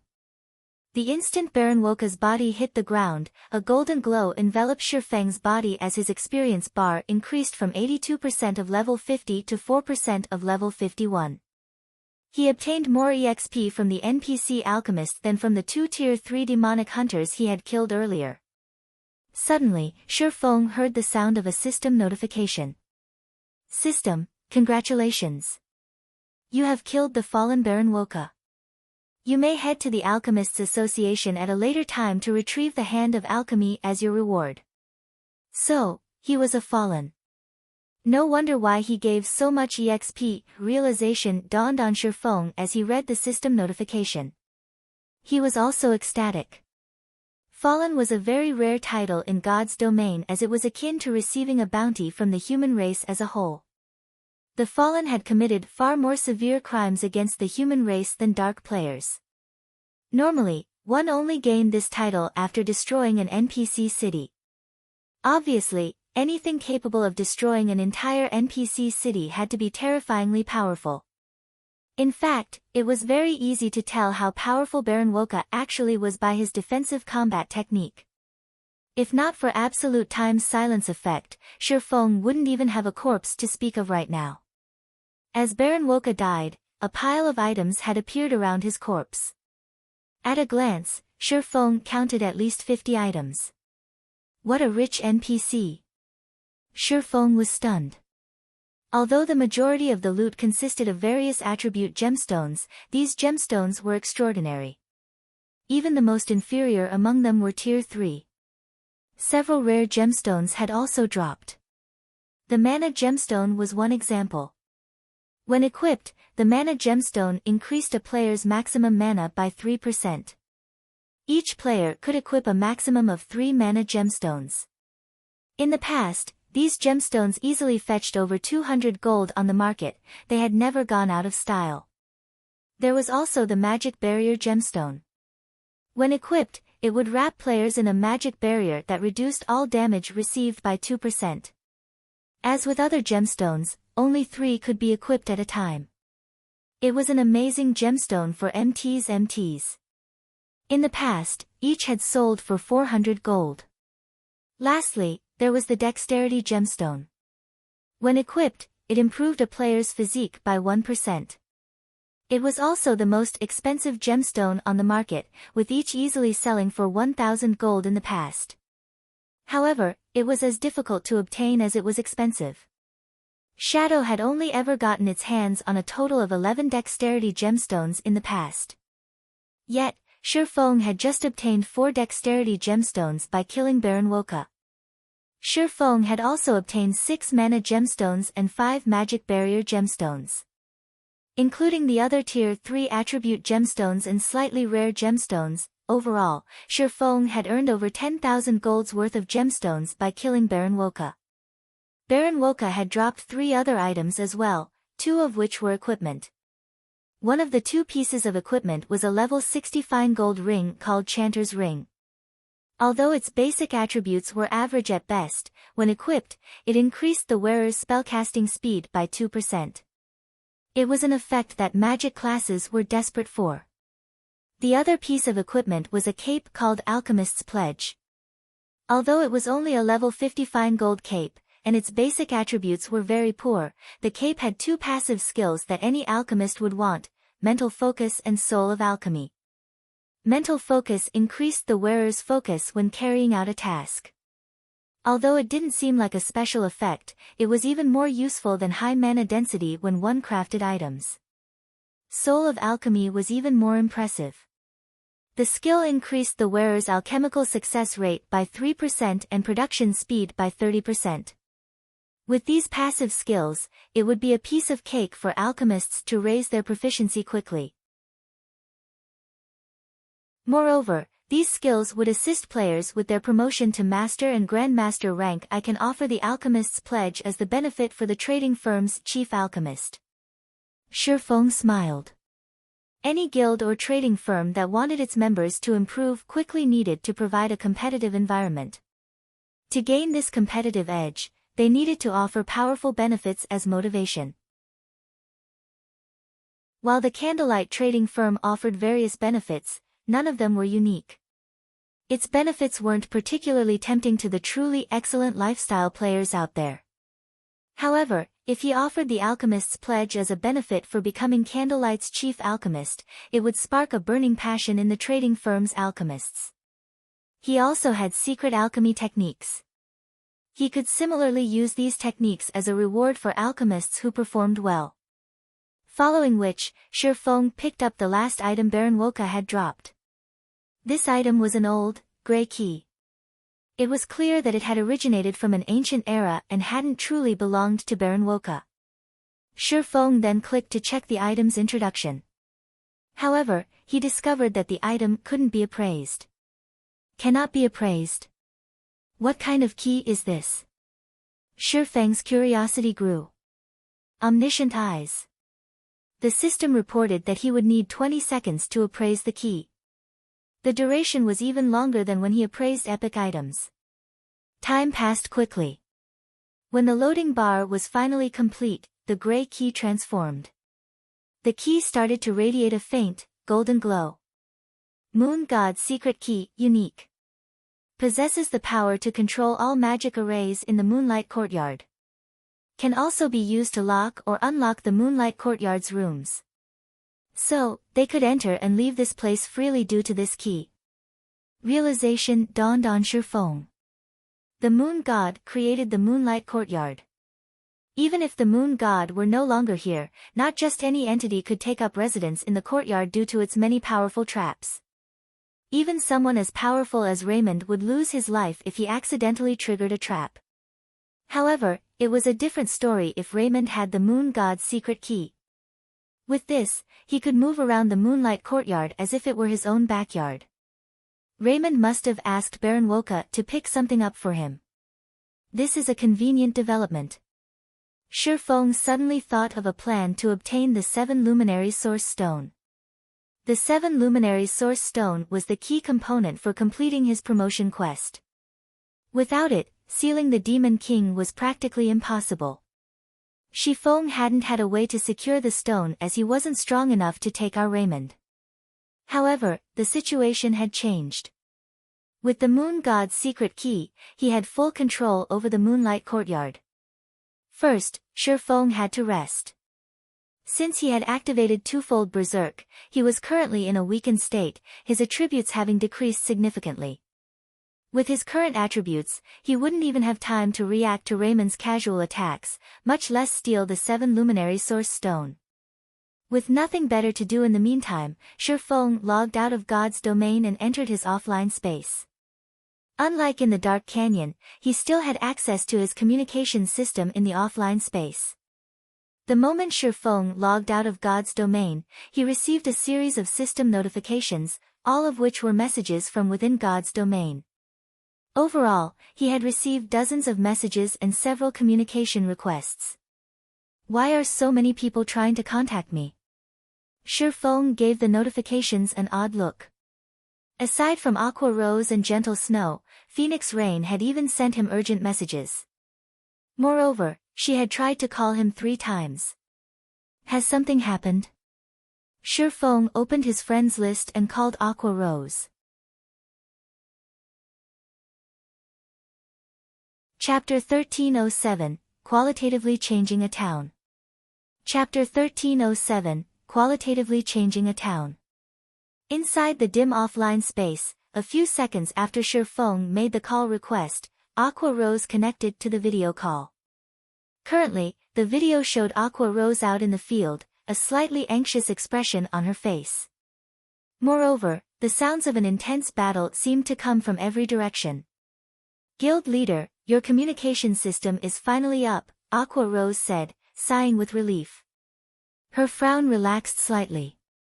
I was prepared to send Blackie to go and knock on your cabin. Has something happened? Shifeng asked as he examined Aqua Rose's tired expression. He had logged back into God's domain a short time ago, and before he had returned, he hadn't received a single message, yet as soon as he logged out, so many people had tried to contact him. Whatever Aqua Rose wanted to talk about, it must be important. Otherwise, with Aqua Rose's capabilities, she would have solved the problem without contacting him. Since Gentle Snow had joined Zero Wing, Aqua Rose had a much easier time managing the guild's affairs. This was even after taking into account the guild's expansion. In fact, Aqua Rose and Gentle Snow were so capable that they could solve many issues without his help. Hence, he had been able to challenge his promotion quest without worrying about his guild. Not long ago, Heaven's Burial gained access to Evernight City. They've turned the Frozen Scar map into an Azura mode regional dungeon. Based on the information Evernight City published, a guild can gain access to the city once they kill the Frost King, the regional dungeon's final boss. Every large guild is focusing on raiding the regional dungeon. Quite a few superpowers have set their sights on this dark city. The competition in Frozen Scar is intense.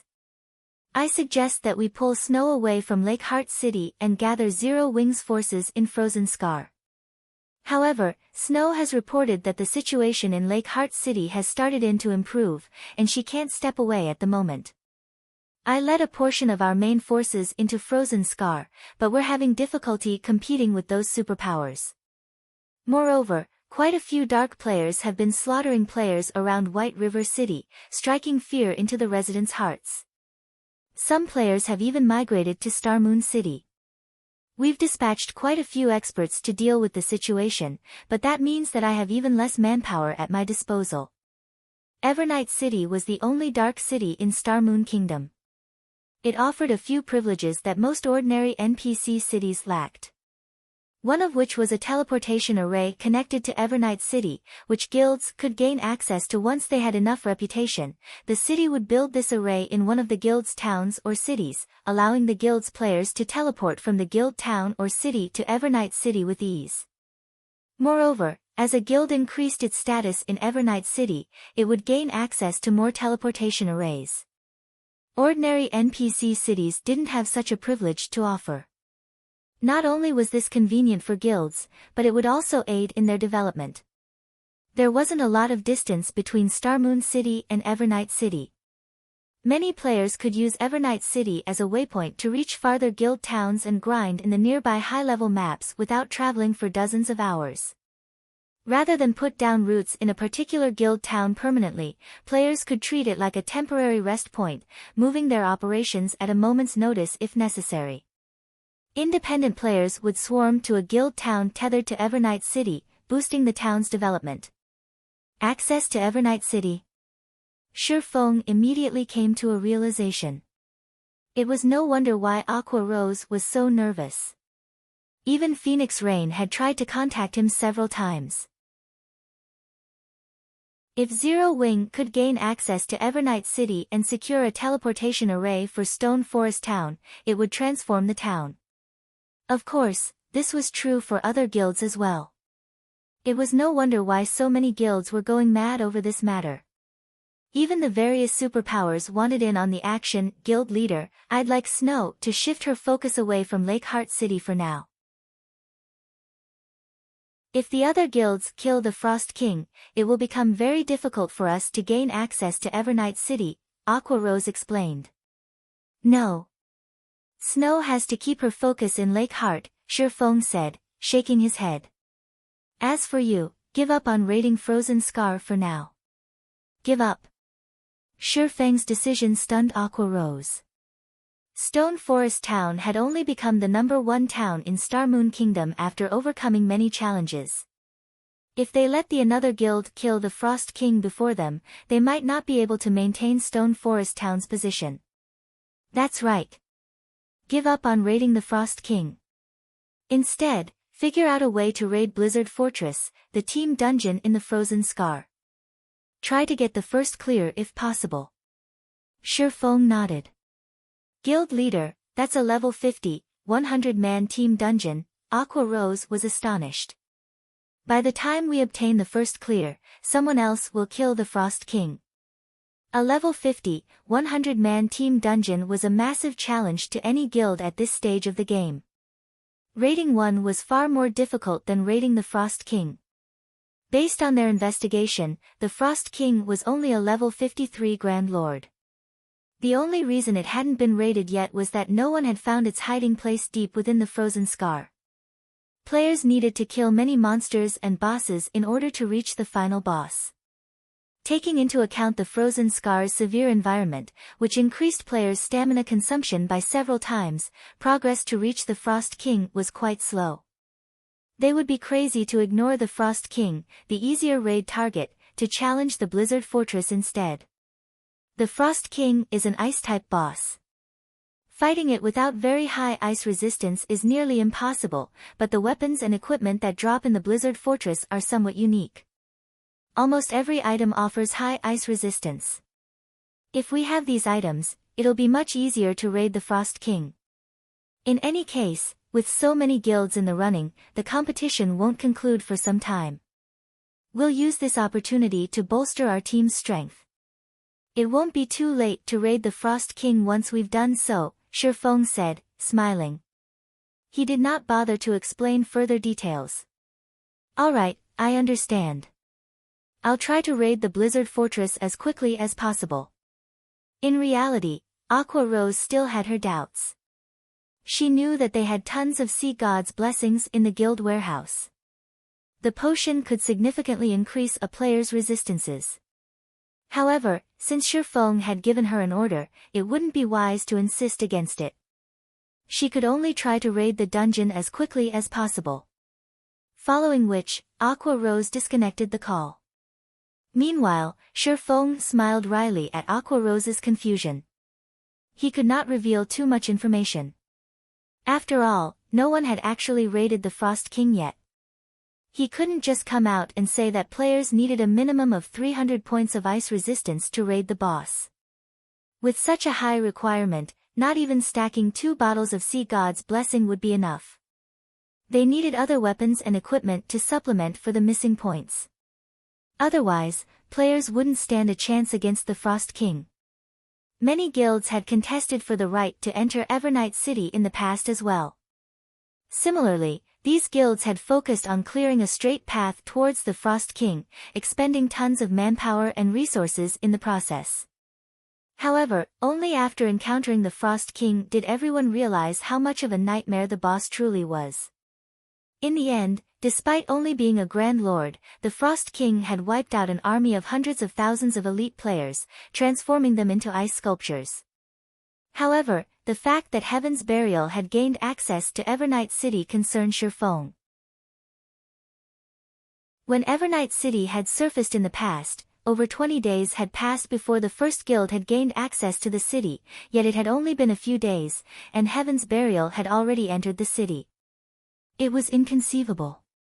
To make matters worse, the first guild to gain access enjoyed additional benefits, which would make it far easier to gain guild reputation in Evernight City.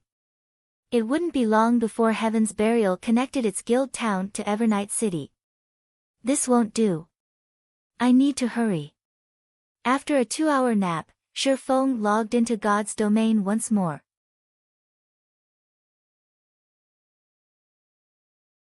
Chapter 1308, Challenging the Dark Wizard. Chapter 1308, Challenging the Dark Wizard. I recovered faster than I expected. When Shifeng logged back into God's domain, he inspected his status window, noticing that his weakened state was already gone.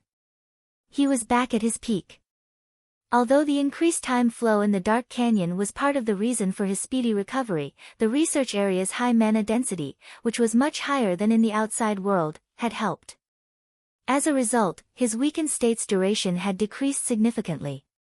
Following which, Shifeng took 2 Sea God's Blessing bottles from his bag and consumed them, his resistances, particularly magic resistance, increasing by a total of 150 points. He then retrieved an acceleration scroll and gave himself the acceleration buff.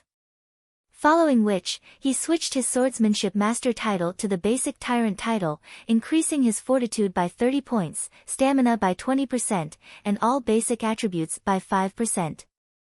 After making a series of adjustments, Shifeng pushed his basic attributes and movement speed to his current limit.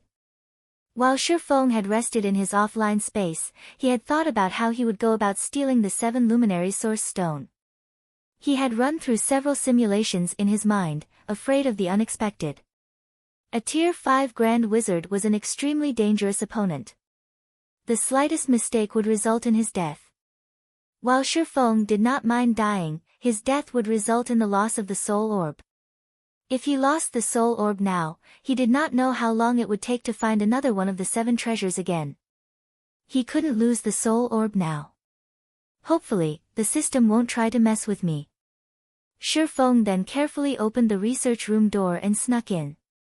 Raymond was still immersed in his alchemy in the room. He had blocked every distraction from his mind as he focused on his research. Meanwhile, he had placed the 7 Luminary Source Stone above a research table in the center of a small, crimson magic array not far from him. This small magic array utilized the 7 Luminary Source Stone as a power source, supplying the mana Raymond needed to craft his item. Shifeng did not rush to snatch the 7 Luminary Source Stone. Instead, he quietly examined the room's layout and the items around the room. As a God's Domain expert, the first thing he needed to do when encountering a foreign environment was to adapt. This way, he could exert his maximum combat potential during a fight. This time, however, Shifeng didn't observe his surroundings just to adapt, but to locate the research room's treasures as well. He had only reached the Moon God's research room, which had been excellently maintained, after many challenges. He'd do himself a disservice if he stole the 7 Luminary Source Stone and ignored everything else. Every item in the research room was sorely tempting. The alchemy tools on the research tables alone were dark gold rank. Even after a decade of playing God's Domain, such tools had been incredibly precious. Every alchemist constantly hunted such treasures. Shifeng even spotted a complete set on one of the research tables. Aside from the alchemy tools, the research room had quite a few items that radiated divine might. The Moon God must have used them all frequently. Any one of these items could easily sell for over 100,000 magic crystals in an auction.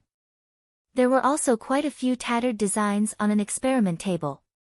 These designs had been crafted with extremely valuable materials. Rather than the standard sheepskin parchment, the designs had been drawn on dragon skin. Only gods would dare use a dragon's skin as parchment. Fortunately, dragon skin parchment would survive storage for tens of thousands of years. As he carefully analyzed the research room, shock bubbled in Shifeng's chest. The research room was a treasure trove. It could likely rival the fallen Arkansas. If only the dark wizard Raymond weren't present. Raymond finally completed the item he had been working on. A golden ring, with a jewel radiating a 7-colored brilliance in its center, floated in the air before him.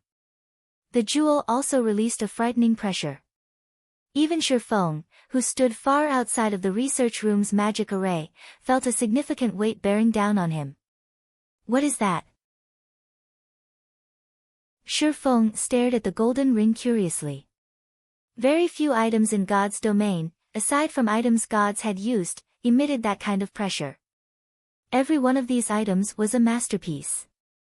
The golden ring's pressure could even rival divine might. After completing the ring, Raymond's hands stopped moving as he began to chant an incantation. A fourfold magic array then appeared above the golden ring, absorbing the surrounding mana and forcing it into the ring. Like a massive whale taking a breath, the golden ring sucked in the dense mana, yet despite absorbing so much, the ring showed no signs of slowing. A chance. Watching the golden ring absorb mana, Shifeng knew that this was the crucial moment to act. If he missed this opportunity, he wasn't likely to get another. Immediately, Shifeng activated Phantom Kill and had his doppelganger stay near the research room's entrance, keeping the door open. He then dashed towards Raymond. Raymond, Dark Shaman King, Human, Grand Wizard. Level 72. HP. / Although Raymond was only level 72, he was a Tier 5 NPC. He detected the fluctuations in the magic array almost immediately, which Shifeng had caused as he ran through it. When Raymond realized that he had an intruder, his gaze turned cold. Die. Without hesitation, Raymond waved his wrinkled arm and gestured towards Shifeng. 5 magic arrays of different colors formed at his fingertips, overlapping. The amount of mana around Raymond's palm even made Shifeng shudder with fear. This is insane. He's using Elemental Crush, right off the bat. As soon as Shifeng saw the 5 magic arrays, he recognized the spell.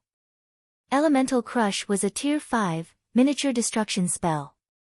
Although the attack's range wasn't large, it was even more frightening than a Tier 5, large-scale destruction spell. If struck, even MTs of the same tier and level would lose half of their HP instantly. However, the spell had a flaw: its runes were overly complex. The chant was also quite long. Tier 5 Grand Wizards didn't usually use this spell in PvP. However, Raymond could forego both the incantation and runes, casting the spell instantly. Suddenly, space around Shifeng started to crumble. Everything around him turned dark.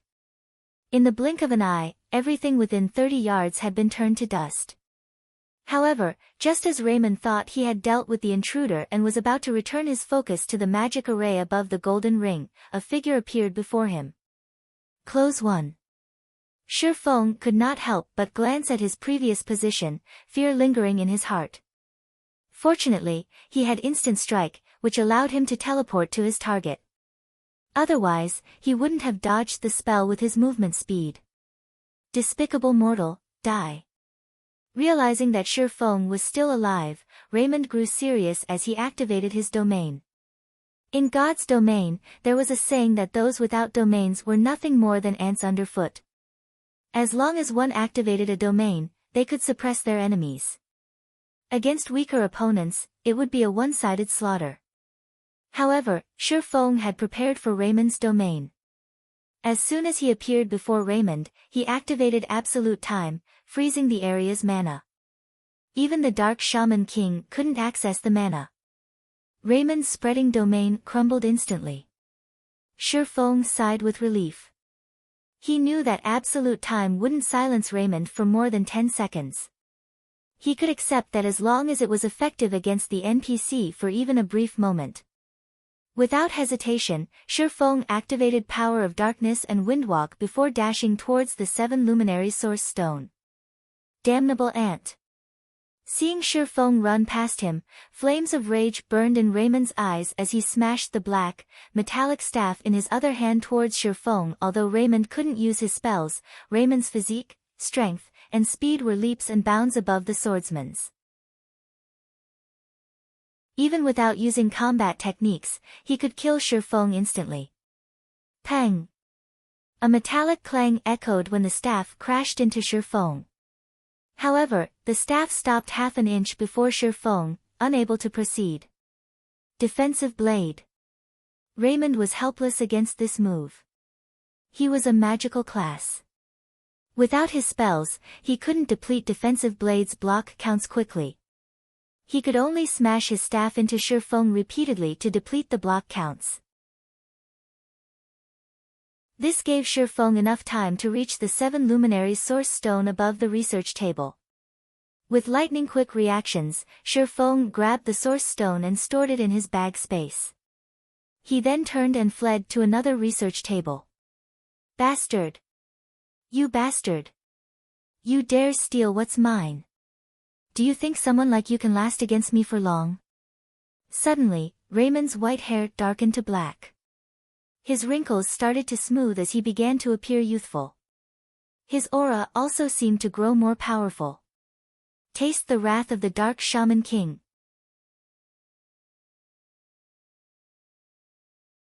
Chapter 1309, Ring of Gospel. Chapter 1309, Ring of Gospel. As soon as Raymond finished speaking, a crisp shattering sound rang out inside the research room. The previously frozen mana in the room promptly went berserk, surging towards Raymond. Meanwhile, Raymond began transforming from an elderly man into a dignified youth at a rate visible to the naked eye. In simple terms, the silence effect was achieved through freezing the target's mana flow or retarding it considerably. For Raymond, someone who had gazed into the abyss of magic, resolving such a situation was not a difficult task. Meanwhile, one of the most effective ways to remove a silence debuff was to forcibly break free from the restrictions placed on their mana. This was also the reason why the silence debuff was very weak against high-tiered existences. Disappear from this world. At this moment, not only was Raymond chanting an incantation, but he was also writing runes in midair. Meanwhile, both his chanting and writing speeds were beyond anything Shifeng had ever seen before. Despite Shifeng having activated a berserk skill and being under the effect of various acceleration skills, before he could even reach the next research table, 4 magic arrays had already appeared around Raymond. Meanwhile, each magic array gathered a frightening amount of mana. If Phoenix Rain were present right now, she would definitely be stupefied by this scene. The reason for this was the technique Raymond had just displayed. It was literally the ideal sought after by all magical class players. Quadruple speed casting. Moreover, every spell Raymond cast was a Tier 5 spell capable of heavily injuring Tier 5 classes. If struck by all 4 spells, even a Tier 5 player would die instantly. In the next moment, spatial tiers formed around Shifeng, surrounding him. Following which, flames, lightning, and ice began descending from above, sealing off Shifeng's paths of retreat completely. Boom! Boom! Boom! A series of explosions rang out in the research room in rapid succession. If not for this room being the creation of the moon god, it would have been reduced to a pile of rubble already. However, after suffering this bombardment, Shifeng still managed to arrive at the research table safely, where he frantically grabbed everything he could. He did not pay attention to what his hands picked up as he tossed everything into his bag. He even went as far as implementing Sword's Orbit with his arms to increase his looting efficiency. After plundering everything on the research table, he headed straight for the experiment table with the dragon skin parchments on it. Damnable ant! Who gave you the 7 luminaries ring? Raymond shouted reflexively in both surprise and rage when he noticed the golden divine runes flowing around Shifeng's body. In the next instant, however, Raymond's eyes turned red with greed and passion. Don't think that the 7 luminaries ring's power can save you. Before me, nobody can escape. If you hand over the 7 luminaries ring now, I can promise to turn you into my servant and let you have the opportunity to come into contact with the abyss of magic. However, Shi Feng did not respond to Raymond's demand as he continued his looting operation without pause. Shi Feng knew full well that the aura of Earth's absolute defense would not last long. Moreover, even skills that provided invulnerability couldn't offer unlimited protection against someone like the Black Shaman King. After all, nothing was truly invulnerable. It was only a matter of whether one was strong enough to overcome a particular invulnerability effect. If the 7 luminaries ring he possessed right now were the real deal, needless to say, defending against Raymond's attacks would be a piece of cake. However, the 7 luminaries ring he possessed was a replica. It wasn't a godly relic. Just being able to ward off Raymond's quadruple casting was already fortunate. If Raymond really got serious, absolute defense most likely wouldn't be able to stop the NPC's attacks. Since you're not willing to hand it over, become my living puppet. Raymond began chanting once again. Unlike before, however, his chanting speed was not particularly fast this time. Moreover, the runes he wrote were incomparably complex. Even Shi Feng, someone who had conducted plenty of research into runes and magic arrays, could not identify what those runes were meant for. Not daring to be careless, Shi Feng started looting the items on the experiment table as soon as he arrived before it. Absolute defense's duration had less than 2 seconds remaining. Although he could not plunder the entire experiment table, he took most of the items on it. At this time, Raymond pointed his staff at Shi Feng and shouted, "Shatter." In the next moment, a black beam of light shot at Shi Feng's body. Immediately, the divine runes surrounding Shi Feng's body started crumbling. It was obvious that Raymond's attack had broken through absolute defense. "Become my loyal slave." Raymond then slammed the butt of his staff on the floor. A shadow instantly formed beneath Shi Feng's feet. Gray strands slowly rose from the shadow, binding Shi Feng's body. Why does he know even the necromancer class's dark bondage? Shi Feng frowned when he saw the gray strands wrapped around his feet. Dark bondage was a tier 4 spell that could turn a living creature into one's slave. The success rate of the spell depended on the user's and target's levels and tiers. On average, the success rate was very low. Of course, this was only in the case of players. It was a different story if a powerful NPC like Raymond cast the spell. When nearly half of Shi Feng's body was bound, Raymond revealed a sneer on his face. Divine steps. Suddenly, 10 doppelgangers formed around Shi Feng. He then chose to switch positions with one of them. Even a spell like Dark Bondage couldn't stop Shi Feng from swapping places with his doppelganger. He promptly took another item from the experiment table. However, as soon as Shi Feng stored the item into his bag, he suddenly found himself as well as his 10 doppelgangers appearing before Raymond. What? He knows even the tier 5 curse space conversion. Shi Feng was surprised as he swept a glance at his surroundings. Hurriedly, he started switching places with his other doppelgangers, which were slightly farther away from Raymond. At this time, Raymond also activated his domain once more, directly suppressing Shi Feng and preventing him from moving whatsoever. Only Shi Feng's 10 doppelgangers, which were invulnerable like Shi Feng, could still move. However, no matter where the doppelgangers went, as long as they remained inside the range of Raymond's domain, even if Shi Feng switched places with them, he still couldn't budge from there. A futile effort. Raymond waved his staff once more, and his surroundings turned into a world of frost, trapping Shi Feng's doppelgangers. Although the doppelgangers were invulnerable, they did not possess the ability to pass through physical objects. Without any strength of their own, they could only remain trapped inside the ice. Is that so? At this moment, Shi Feng revealed a faint smile as he switched places with the doppelganger that stood less than a yard away from the golden ring. He had not hurried to leave and dared to take sure, bold actions all because he had suddenly recalled something about this golden ring. In the past, the alliance of superpowers had been able to kill the Dark Shaman King because they had managed to destroy one of the NPC's items at the cost of plenty of sacrifices. That item was the Ring of Gospel. It was also the key to killing the Dark Shaman King. The item Raymond had been producing happened to have the shape of a circular ring.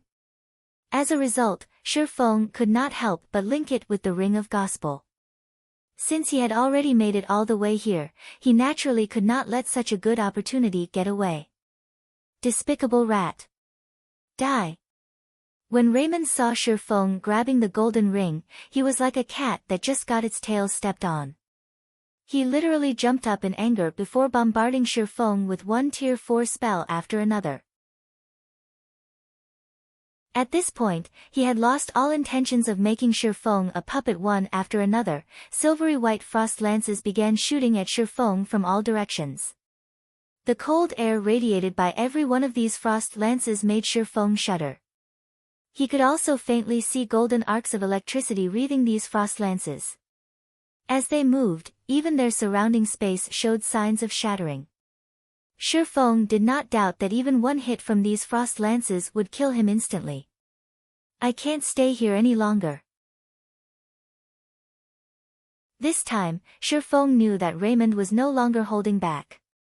Immediately, he chose to switch positions with the doppelganger summoned through Phantom Kill. Boom. Boom. Boom. As soon as he switched positions, hundreds of frost lances pierced his doppelganger, killing it on the spot. The doppelganger did not even have time to react. He really is too strong.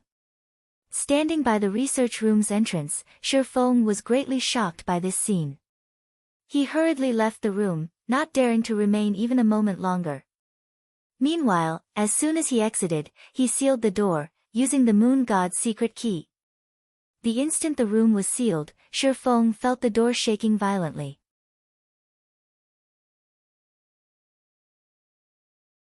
Chapter 1310, Moon God's Secret Record. Chapter 1310, Moon God's Secret Record. The door of the research room was made using a special method.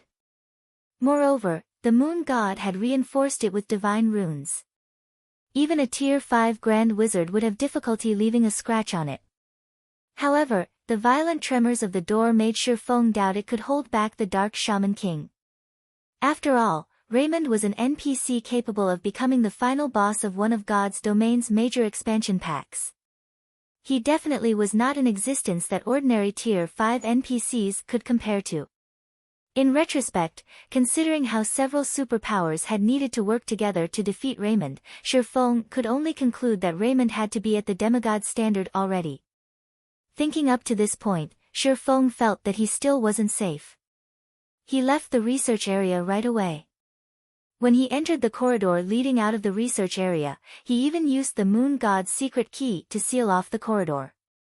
Although the corridor's seal was not as powerful as the door of the research room, it could more or less stop Raymond for a short while. After Shifeng left the research area, it was as if he had entered a whole other world. When he exited the corridor, he arrived at a place filled with greenery.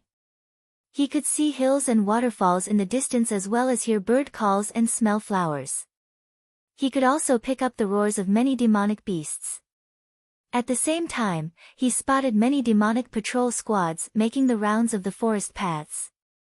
Although the guards in these demonic patrol squads were not as strong as the demons guarding the inner courtyard, each patrol still consisted of 1 level 70, tier 3 demonic guard and 9 level 70, tier 2 demonic soldiers. To Shifeng, who currently couldn't summon his personal guards and mount, they were extremely dangerous opponents. Immediately after, the sound of a system notification entered Shifeng's ears. System, you have discovered the top floor of the demon ceiling tower, Moon God Space. What? This is the top floor of the demon ceiling tower. Shifeng was stunned when he looked at the system notification. Based on the system map, the demon ceiling tower had a total of 36 floors. Meanwhile, each floor could easily fit a small town inside. If Shifeng had tried climbing from the first floor to the top floor, he would have needed plenty of time. Although he had already steeled himself for a long battle, climbing all 36 floors would not have been an easy task. Previously, Shi Feng had still thought that spending 507 luminaries shards to teleport to the research area had not been worth it. Now, however, it would seem that he had just made a huge profit. Immediately, Shi Feng found a safe location to hide before adjusting his mental state and organizing the items he looted. From beginning to end, his exchange with Raymond had lasted only 7 or 8 seconds. However, despite this brevity, his stamina and concentration had been depleted as if he had fought normally for several hours. The exchange had taken a severe toll on his concentration, in particular. Due to the frightening pressure Raymond gave off, as well as the NPC's domain, every second he spent fleeing from the NPC was equivalent to fighting against an opponent of equal strength for an hour. In fact, from the moment Shi Feng started facing off against Raymond until he exited the research room, Shi Feng had not even taken a breath. After all, even the slightest delay in his actions could lead to his death, rendering all his efforts since entering God's domain useless. One could imagine just how much pressure Shi Feng felt during those short 7 or 8 seconds. Hence, Shi Feng wished to slowly relax his tense mental state. Meanwhile, at the Azura Mode regional dungeon Frozen Scar, many of Star Moon Kingdom's powerful and well-known guilds were currently gathered here. There were even large guilds from other kingdoms and empires coming to raid the regional dungeon. At this moment, hundreds of thousands of elite and expert players were at Frozen Scar, and the competition here was considerably intense. In just the few short hours since Frozen Scar became a regional dungeon, over 50,000 elite players had already died in it. This situation immediately deterred members of small guilds and independent players from entering the dungeon. However, in one forest filled with snow, a 1,000-man legion was calmly pressing forward. The legion easily killed off any level 46 Lord-ranked snow yetis and level 45 elite-ranked snow giants and steadily advanced towards the location of the Frost King. When the elite legions of other guilds came across this legion, they would hurriedly avoid it, afraid of provoking it. After all, the guild this 1,000-man legion belonged to was none other than Heaven's Burial, the official number 2 guild of Star Moon Kingdom. Currently, Singular Burial was even personally leading this elite legion. Among the members of this legion, even the weakest was level 41, whereas the experts were level 42. There were even some experts that had reached level 43. Meanwhile, these players were all geared in level 40 top-tier equipment, with the most inferior being fine gold rank and the majority being dark gold rank. The strongest among all these players was Singular Burial. Although he was only level 43, he was equipped with the level 45 dark gold set equipment for rangers, the 100 Beast set, and wielded a pitch-black double-stringed bone bow that gave off the epic rank glow effect. Despite going up against over 50 Frost Yetis and 1,000 Frost Giants, Singular Burial managed to command his team properly and keep the situation under control. In the end, Heaven's Burial's elite legion bombarded these monsters to death without even a break in their front line. This situation inspired serious envy in the players from other guilds watching from afar. Just as Singular Burial and his team were cleaning up the remnant Frost Giants, he suddenly received a communication request. "Ghost, did something happen on your side?" Singular Burial asked as he looked at the indifferent level 43 assassin in the screen. "Something happened over at Zero Wing's side," Ghost Shadow reported. For some reason, instead of advancing towards the Frost King, Zero Wing's team has actually turned around and is currently headed towards the Blizzard Fortress. By the looks of it, they are planning on raiding the dungeon. Raiding the Blizzard Fortress? Singular Burial could not help but be stunned. "Are you sure? Blizzard Fortress is a level 50 large-scale team dungeon. Why are they even trying to raid it? For them to give up on the Frost King so willingly, could they have discovered something we don't know?" The information regarding the Frost King was something he had released to the public himself. Meanwhile, his reason for doing so was to lure Zero Wing's main force over and use the opportunity to weaken it. At the same time, he could also complete his quest. "I don't know. However, the information about them heading towards the Blizzard Fortress is definitely true. As for Zero Wing's elite members, they have also left Frozen Scar already. Ghost Shadow was similarly confused by this situation. Killing the Frost King would grant a guild access to Evernight City, yet Zero Wing had actually given up such a good opportunity in favor of raiding a dungeon. Moreover, it was even a level 50 large-scale team dungeon. Even he, an expert who had fought in the virtual gaming world for many years now, could not understand what Zero Wing was trying to do. Forget it. Ignore them for now. You and your men regroup with us as well. The number of guilds joining the competition is growing increasingly higher, so we need to hurry up ourselves. Once we're done with our quest, Star Moon Kingdom will become Heaven's Burial's possession. Even if Zero Wing manages to raid the dungeon, it would be useless, Singular Burial said, sneering. I've really lucked out this time. Shifeng could not help sighing happily as he looked at his bag space. Previously, all of his attention had been on Raymond. Hence, when he was looting, he simply shoved everything he could get his hands on into his bag without caring what they were now that he got to take a closer look. However, even Shifeng himself was stupefied by the spoils. Among the items he looted were 8 dark gold alchemy tools. There was also a set of dark gold alchemy tools made from magic jade called the Green Jade set. If placed on the market, this set could easily sell for over 30,000 gold. On its own, magic jade possessed the ability to absorb mana from its surroundings. When made into an alchemy tool, it could pull out the best effects of herbs. In total, the complete set of magic jade alchemy tools increased alchemy success rates by 10% and alchemy production speeds by 20%. There was also a 3% chance for the created product to have its effects strengthened. In the past, even Grandmaster alchemists had been extremely eager to get their hands on such a set.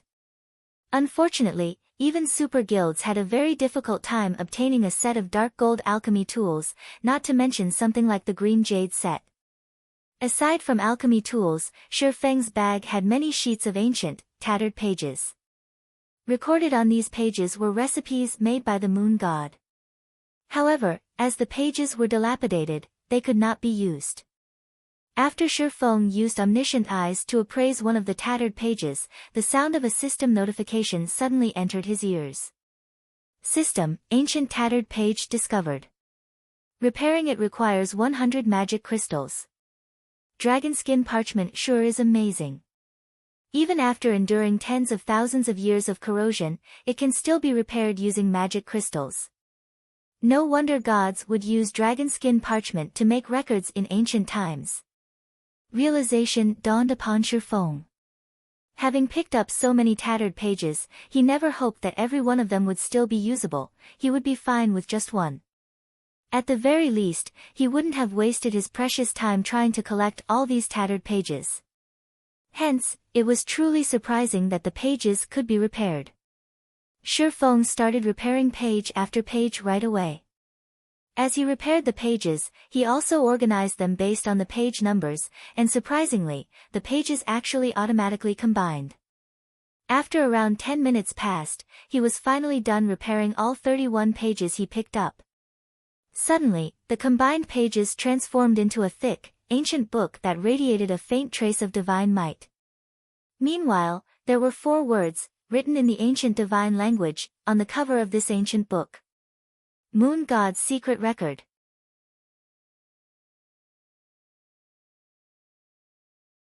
Chapter 1311, Upgrading to Fragmented Legendary Rank. Chapter 1311, Upgrading to Fragmented Legendary Rank. What? This is the Moon God's secret record?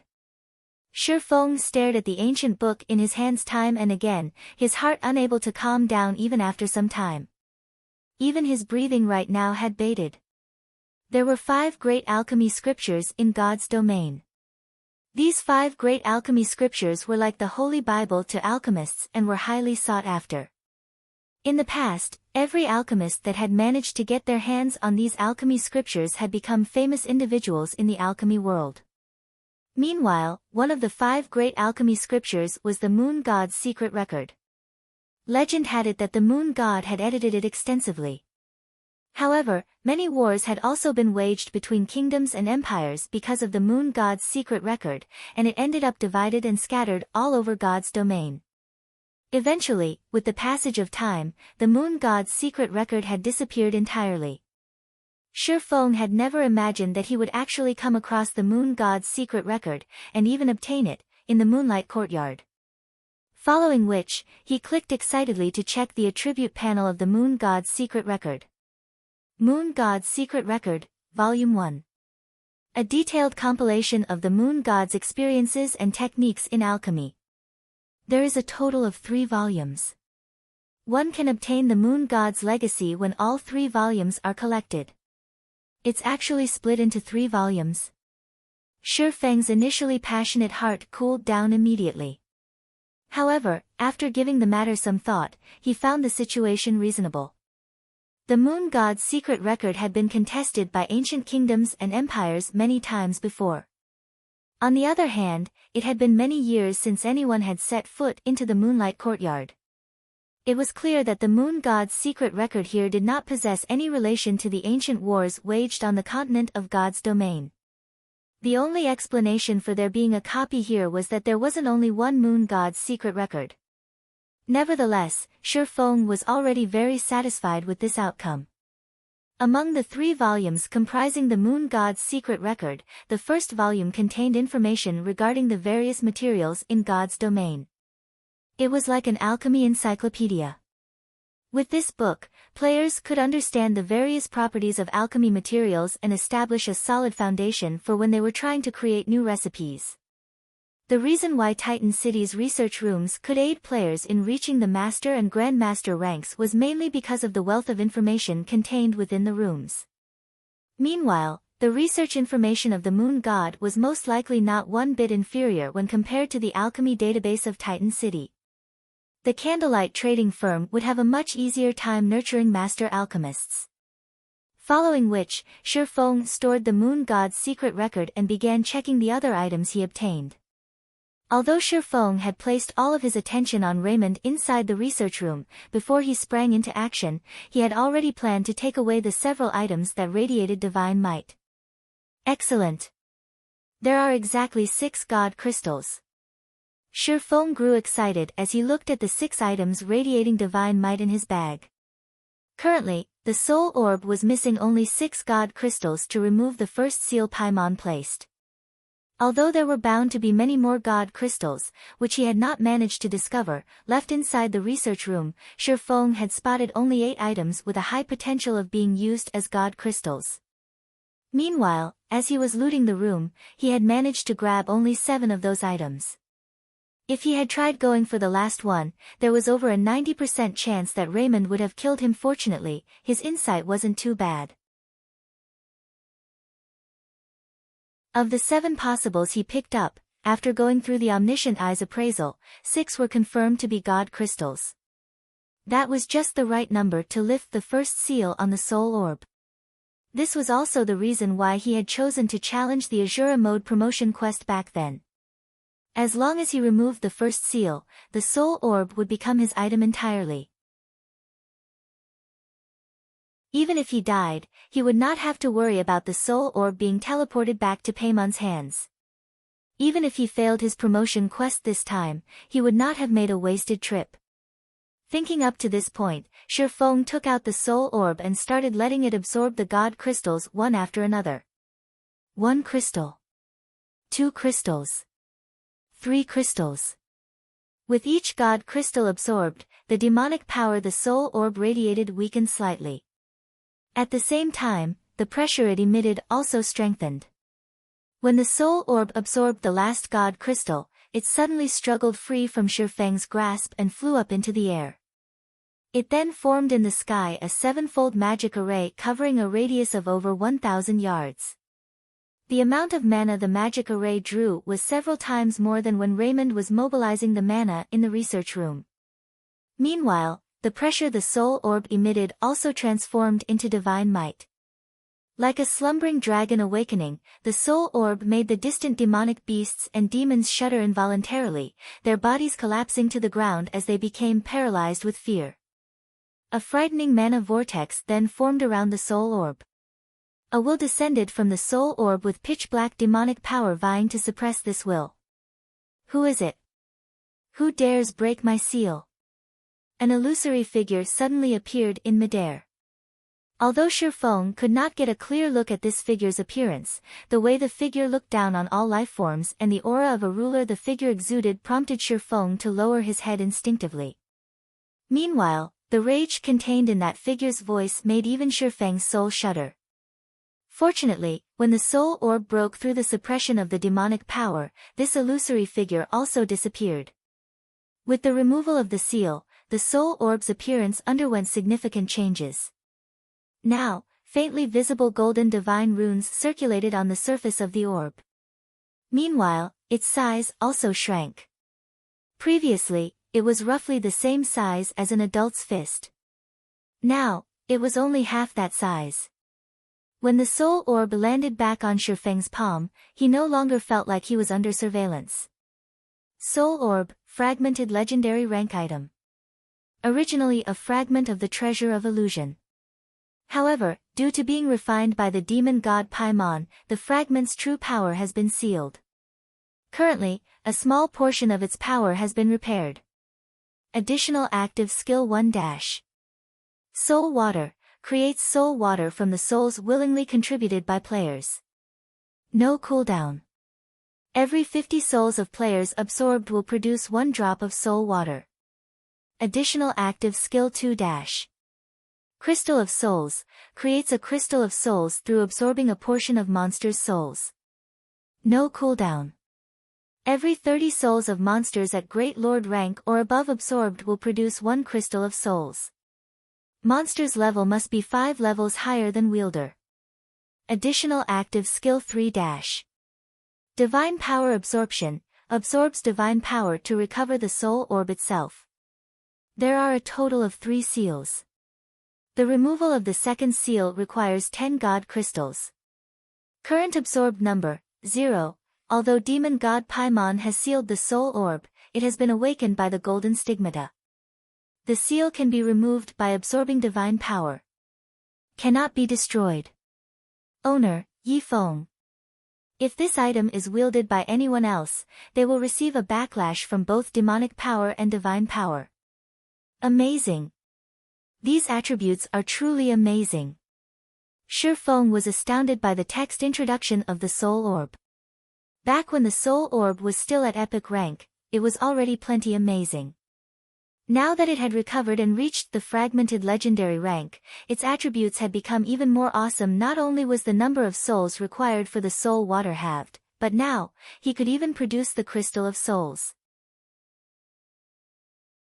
Although making a crystal of souls was much more troublesome than the process for the soul water, the crystal of souls was an item that could be obtained only through luck in God's domain. Meanwhile, the crystal of souls could not only raise a player's focus like the soul water could but also gather mana around itself, allowing players to remain at peak mental conditions and further increasing their focus. Moreover, the crystal of souls had a duration of 5 hours, while its cooldown was 10 hours. In God's domain, the Crystal of Souls could rank within the top 10 among the various support items for combat players. Normally, the crystal could only be found in ancient ruins. Now that the soul orb had gained such an ability, Shifeng could not help but wish he could immediately set out and massacre a bunch of great lords. Moreover, even if he died now, the soul orb would not drop from his bag. He could move about without fear. At the same time, without the surveillance of the demon god, dark players would have a difficult time finding out that the soul orb was in his hands. However, Shifeng did not know that after he lifted the seal, a commotion erupted among all the dark forces. The original bounty Paimon had placed on Shifeng had already tempted many people into action. Now, however, the bounty became even more lavish. System: Demon God Paimon has sent out a recovery order for the soul orb. As long as one can kill the soul orb's wielder and obtain the soul orb, demon god Paimon will personally promote them to the Viscount rank as well as provide abundant rewards. Those who wish to accept the quest need to pay 2,000 magic crystals. Do you wish to accept the quest? This quest is valid long-term and can be accepted at any time. This quest does not have a time limit. When this recovery order was released, it immediately tempted countless dark players into action. It was already plenty difficult to get promoted to the Baron rank. Yet, now, the demon god Paimon was actually offering to raise them directly to the Viscount rank, which was one rank higher than Baron. How could they not be tempted? Elsewhere, Shi Feng remained ignorant of this matter. He simply sat quietly beneath a tree as he carefully admired the golden ring he had stolen from the Dark Shaman King, Raymond.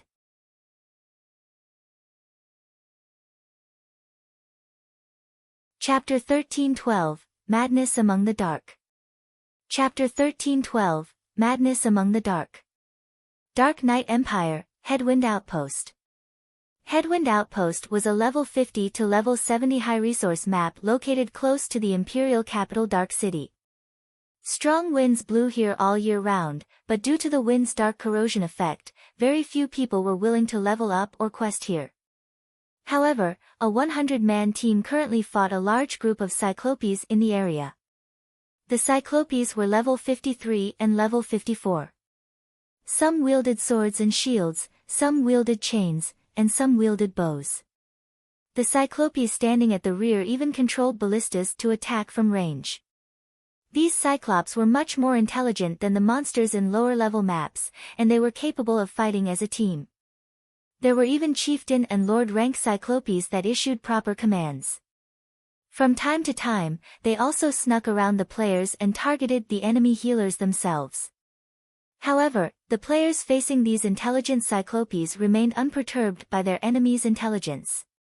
A level 43 shield warrior wielding a square, scaled shield easily blocked 3 level 54 lords as they tried to break through the front line. Even after blocking the assault, the shield warrior only lost a little over 4,000 HP. Meanwhile, this HP recovered instantly as the MT received a heal from a healer in the rear. Suddenly, a level 44 berserker charged forward as he swung his spear horizontally. Whirlwind slash. Immediately, a violent gale knocked the 3 level 54 Cyclops generals back, forcing them to retreat by 3 steps. A damage of -15,000 also appeared above each of their heads.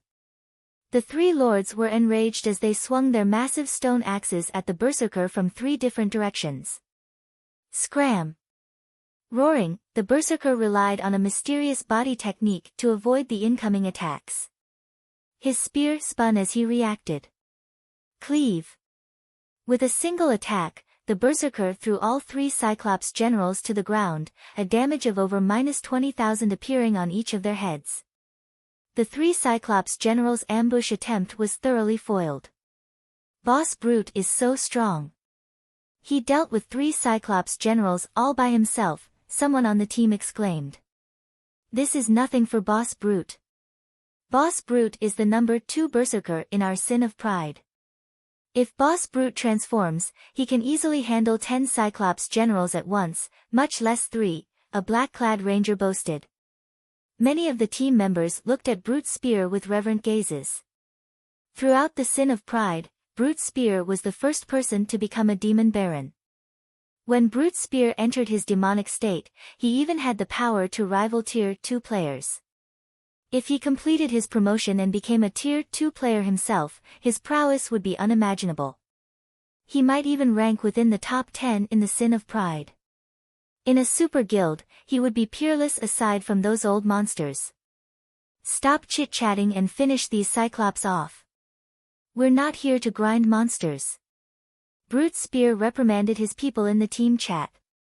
Hearing Brute's spear's words, everyone refocused as they began to attack in a frenzy. Suddenly, they all heard the sound of a system notification. System, Demon God Paimon has sent out a recovery order for the Soul Orb.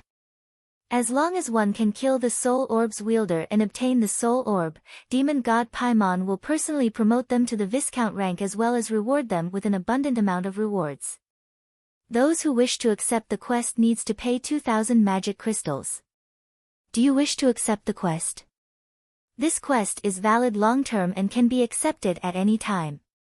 This quest does not have a time limit. Crap. Am I seeing things? A Viscount? The notification stunned every member of the team.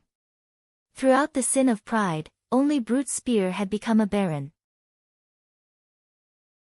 There wasn't a single Viscount among all of the players in the Flower of Seven Sins, much less the Sin of Pride.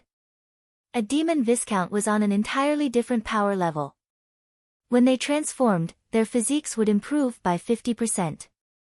The boost was even greater than when players completed their Tier 2 promotion. Even now, no one throughout the Flower of Seven Sins was close to becoming a Viscount, yet a single quest offered the position as a reward. Boss Brute, the rewards are intense. Should we accept the quest? The black-clad ranger, Chen Su, quietly asked Brute Spear. Only a few of them knew that Frost Eye currently had the soul orb. Previously, the demon god had only stated that those who recovered the soul orb would earn a reward. At most, the quest awarded some reputation. This was of little use to Brute Spear, who was already a baron. However, the situation had changed. If the Sin of Pride had a demon Viscount, it would gain an edge over the other 6 sins. A Viscount? Even Brute Spear was tempted. Immediately, however, he shook his head and said, "We're talking about taking on Frost Eye. I think we should inform Big Sis and let her decide." Chen Su nodded in agreement. Chen Su had witnessed Frost Eye's strength personally. Frost Eye was an expert capable of killing Hell Fiend, someone who held the title of Adjudicator in King's Return, and he had gotten away safely. Moreover, Frost Eye had defeated Brute Spear in just a few moves. He was not an expert to be underestimated. Meanwhile, on a bronze speedboat in the Reef Sea, 100 Leaves, who currently led the Freedom Alliance's 8th Fleet, had also received the message from demon god Paimon. When she read the system notification, she was stunned. Just what did he do to demon god Paimon? He's caused enough trouble for Paimon to announce one bounty after another. When 100 Leaves saw the system notification, she could not help but recall the mysterious Shurfeng. Dark players like herself would die to form some sort of relationship with the demon god. However, Shurfeng was driving the demon god mad, going as far as to offer the rank of Viscount as a bounty reward. This is going to be interesting. The guild leader might even decide to stop ignoring the guy. 100 Leaves could not help but smile. She had been greatly displeased when her guild leader had told her to give up on pursuing Shurfeng. However, the situation had changed. If the Sacred Temple had a demon Viscount, it would greatly help the guild's future plans.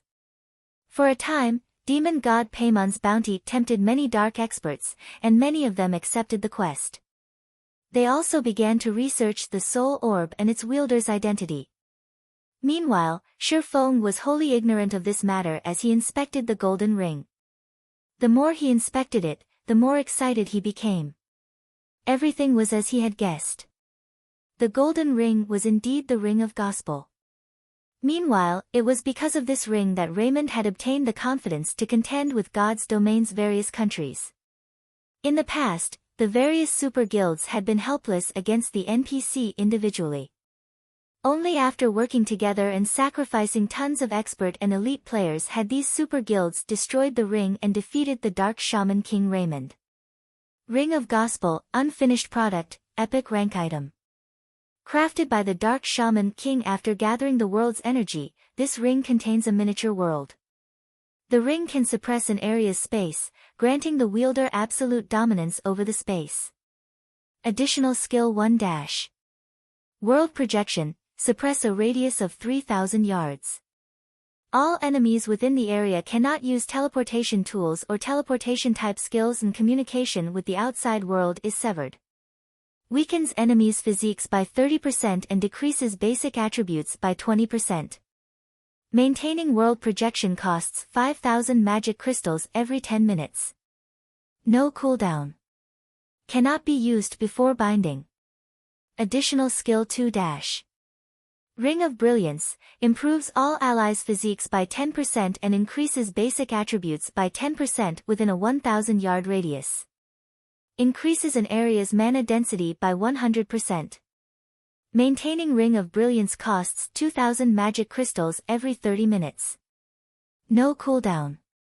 Cannot be used before binding. As the Ring of Gospel's external divine runes and magic arrays and inner world are incomplete, the ring cannot exhibit its full strength. Only after the divine runes, magic arrays, and inner world are complete will the ring exhibit its full strength. Current completion rate, 30%. Not bound.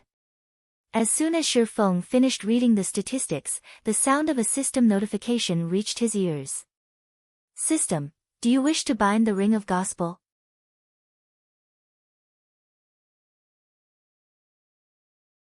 Chapter 13:13, World Barrier. Chapter 13:13, World Barrier. Seeing the system notification, Shifeng immediately thought to click the Bind button. In God's domain, some weapons and equipment needed to be bound before they could be used. Once bound, the item could no longer be traded, and only the player it was bound to could use it. The item's value would reduce significantly. When bound items became outdated and players no longer needed them, they would become utterly worthless. Unlike non-bound items that could be sold to other players for a low price, bound items could only be stored in a warehouse or destroyed. However, the Ring of Gospel was clearly not in the same category. It was neither a weapon nor armor. It could even be used from within a player's bag. Moreover, according to the description of its skills, the Ring of Gospel was incredibly powerful. It wouldn't become less useful as time passed. Binding it was definitely worthwhile. However, as soon as the first system notification faded, another followed. System, due to the miniature world's extremely unstable nature inside the Ring of Gospel, if you wish to bind the ring, you must expend 30,000 magic crystals every 7 days to stabilize the miniature world. If you do not meet the requirement within 7 days, the Ring of Gospel will crumble. You will also receive a backlash, permanently decreasing your physique by 30%. What a steep price. Even current first-rate guilds wouldn't be able to keep this thing well fed. Shifeng could not help his astonishment when he saw the second system notification. Magic crystals had already become a daily necessity for the various large guilds. They expended a frightening amount each day despite only accumulating a small number. The majority of God's domain's first-rate guilds only had a stock of around 60,000 magic crystals. It had taken them a long time to accumulate so many, yet it was only enough to sustain the Ring of Gospel for 2 weeks. The Ring of Gospel was practically a crystal-devouring beast. Armed with this new information, Shifeng decided not to bind the Ring of Gospel for now. After all, he couldn't feed it as needed at the moment.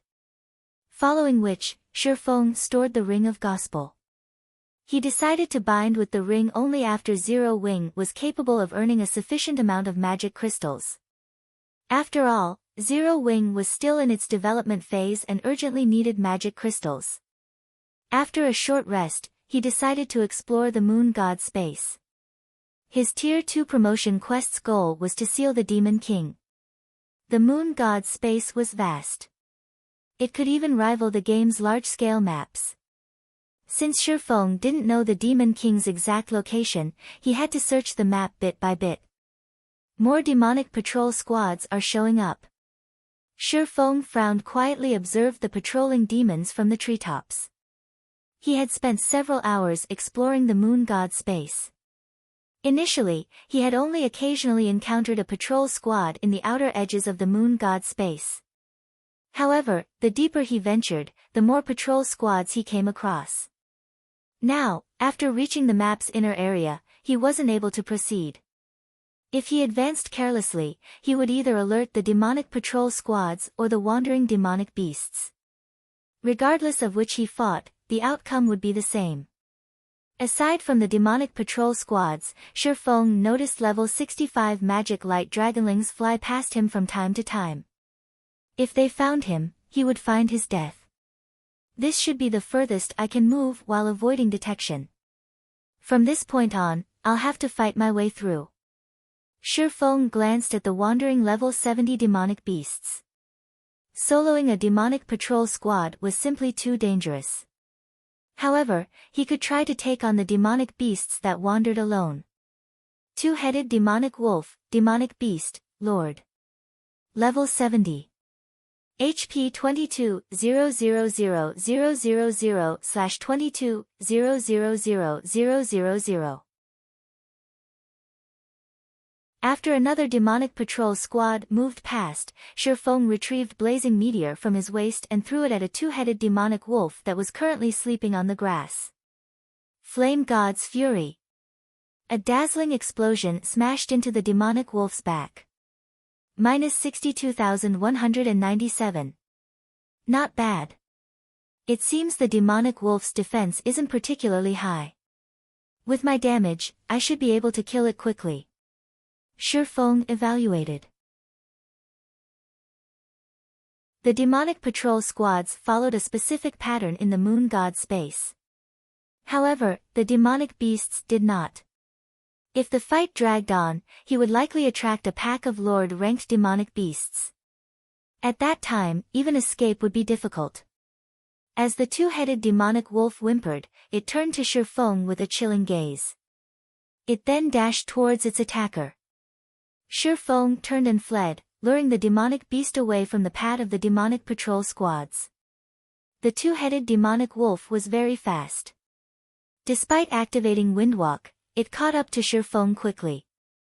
Its two heads then bit at the swordsman from two different directions. Turning his feet, Shifeng spun, his head only centimeters away from the demonic wolf's right maw as the latter moved past him. With the demonic wolf's side exposed, Shifeng activated Phantom Kill and Nine Dragons Slash. Working with his doppelganger, he then launched a series of attacks at the two-headed demonic wolf's soft belly, both dealing over minus 10,000 damage with each attack.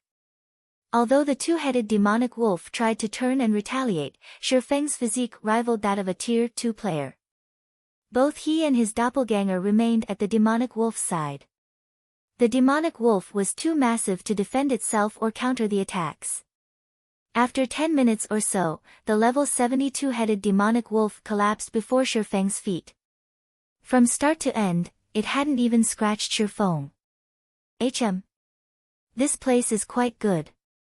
Not only do the monsters here award EXP, but they also drop 7 luminary shards. Shifeng rejoiced when he noticed an inconspicuous crystal shard beside the two-headed demonic wolf's corpse. Previously, to reach the research area, he had spent 507 luminary shards. The expenditure had been painful. Now that he knew that the demonic beasts gave EXP and 7 luminary shards, he regained his motivation. After picking up the shard, Shifeng proceeded to lure more monsters. Time passed quickly. While Shifeng grinded demonic beasts, the battles in the Azura mode regional dungeon Frozen Scar were unceasing. However, these battles were not between players. Rather, they were battles between players and snow giants. As more time passed, the commanders leading the teams from the various large guilds discovered something: the snow giants were growing stronger. After fighting repeated fights with the players, the snow giants had begun to learn the players' combat techniques, becoming increasingly difficult to deal with. This slowed the various large guilds' progress through the Frozen Scar. In contrast, Heaven's Burial's team rested leisurely in the Frozen Scar. Not a single snow giant could be seen. Logically, this shouldn't be possible. This was all due to the dozen or so one-horned humanoid monsters not far from the team. Hundreds of snow giant corpses littered the ground around these humanoid monsters. It's about time. Blood, tell Abandoned Wave that he can make his move now. I don't want the Frost King to fall into the other guild's hands, Singular Burial instructed after glancing at the system clock. I'll notify him right away. I believe he is eager to get started, Flame Blood said as he tasted his lips. The various guilds thought that they could kill the Frost King. However, none of them knew that they were no more than a sacrifice. The Frozen Scar's inner region was slightly special. An ancient magic array suppressed the area. Players couldn't use teleportation scrolls here. This just so happened to provide Abandoned Wave with the opportunity to devour these guilds' elites. Elsewhere, Shifeng killed demonic beasts in the forest relentlessly. After grinding for more than a day, his level had risen from level 51 to 23% of level 53. His leveling speed was astonishing. With Divine Providence's luck bonus, Shifeng killed a two-headed demonic wolf and obtained a 7 luminaries shard and a piece of equipment. Picking up the equipment, Shifeng appraised it with omniscient eyes. The piece I want has finally dropped. Shifeng's eyes shone in excitement as he looked at the item in his hands. This piece of equipment was none other than the belt for the Shadow Moon set that he needed. Now that he had the belt, he had finally completed the Shadow Moon set equipment. As Shifeng was about to store the belt in his bag, a beam of black light shot into the air a short distance away, piercing through the clouds. Immediately after, the roar of a dragon echoed throughout the moon god's space, the resulting tremors nearly causing Shifeng to lose his balance. One roar after another shook the area. Although these dragon roars sounded different, the pressure they gave off was similarly powerful. How is this possible? Shifeng was stunned as he looked to the sky. A massive pathway had opened up in the air. It was as if the black beam had pierced the barrier between worlds and linked them. 5 adult dragons stood on the pathway.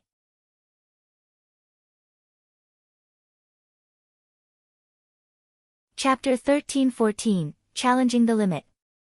Chapter 13-14, Challenging the Limit. Why are so many dragons here? The scene in the sky stupefied Shifeng. Even during ancient times, dragons had been extremely rare. Moreover, dragons normally preferred to live alone instead of in groups. Seeing several magic light dragonlings move as a group was unbelievable enough, yet now Shifeng stared at 5 adult dragons that had just appeared. If these 5 dragons emerged in God's domain, they could easily turn an entire empire into ash. Adult dragons were Tier 5 legendary monsters. Including their high life rating, not even Tier 5 NPCs could take them down.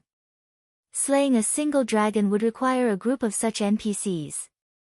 If 5 dragons worked together, the outcome would be simply devastating. Although a path had opened across the world barrier, it was extremely unstable.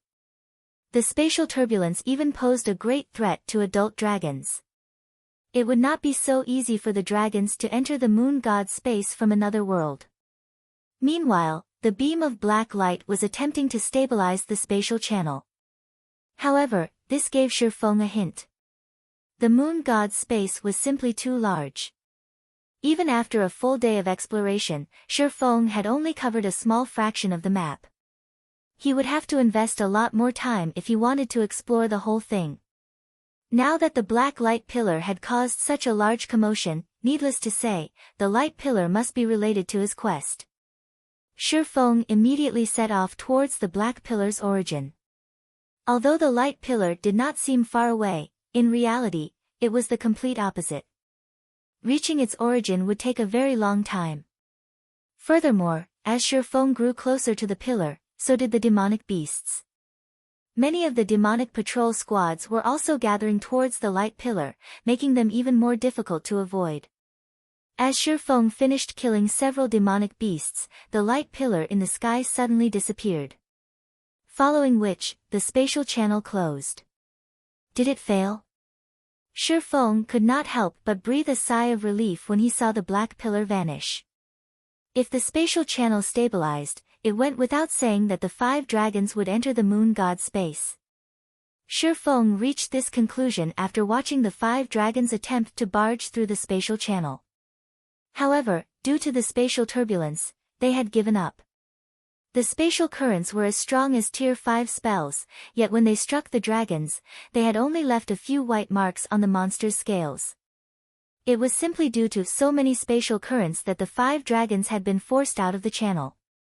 The currents couldn't actually damage the dragons. If the 5 dragons entered the moon god's space, Shifeng would likely fail his promotion quest. However, despite the threat of the dragons disappearing, Shifeng didn't dare to be careless as he tried to find a way to kill the demonic beasts in his path faster. Finally, after nearly 20 hours, he reached the black light pillar's origin. During this time, the light pillar had appeared once again. Compared to the previous appearance, though, the second spatial channel was a little more stable. However, it still disappeared without letting the dragons through. From this, Shifeng realized that, each time the light pillar pierced the world barrier, the spatial channel would become more stable. It was only a matter of time before the 5 dragons entered the moon god's space. The black light pillar had originated from inside a large canyon. Trees and shrubbery decorated the area. A temple, neglected for many years, occupied the canyon's center. The temple stood several hundred meters tall, looming like a large mountain. Many black, stone pillars had been erected around the temple, and every pillar was decorated with complex, demonic runes. Moreover, each black pillar automatically gathered the surrounding mana. These black pillars had been arranged to form a massive magic array that constantly absorbed the moon god's space's mana. The gathered mana was then concentrated in the center of the magic array and formed a massive, floating ball of water to Shifeng. This floating ball of water was extremely familiar. This was none other than the liquid mana he had seen in the war god's temple's eternal throne. However, the 9 balls of liquid mana the 9 lords had conjured had only been as large as a house. In comparison, the ball of liquid mana before him was the size of a 7-story building. Hundreds of Tier 3 demonic wizards stood below the ball of water, chanting incantations. A tall, large demon with bat-like wings directed the liquid mana into a magic array that had been carved into the ground. As a result, the magic array gradually activated and released a frightening pressure. The Demon King really is here. Shifeng couldn't help but shift his gaze towards the tall demon with 2 flaming horns sprouting from its forehead. This demon was none other than his quest target, Demon King Storas. Storas, Dark Creature, Demon King. Level 72. HP. / However, it wasn't the Demon King that gave him a headache, but the hundreds of Tier 3 demons. Demonic Wizard, Dark Creature, Demon. Level 70. HP 33,000,000/33,000,000.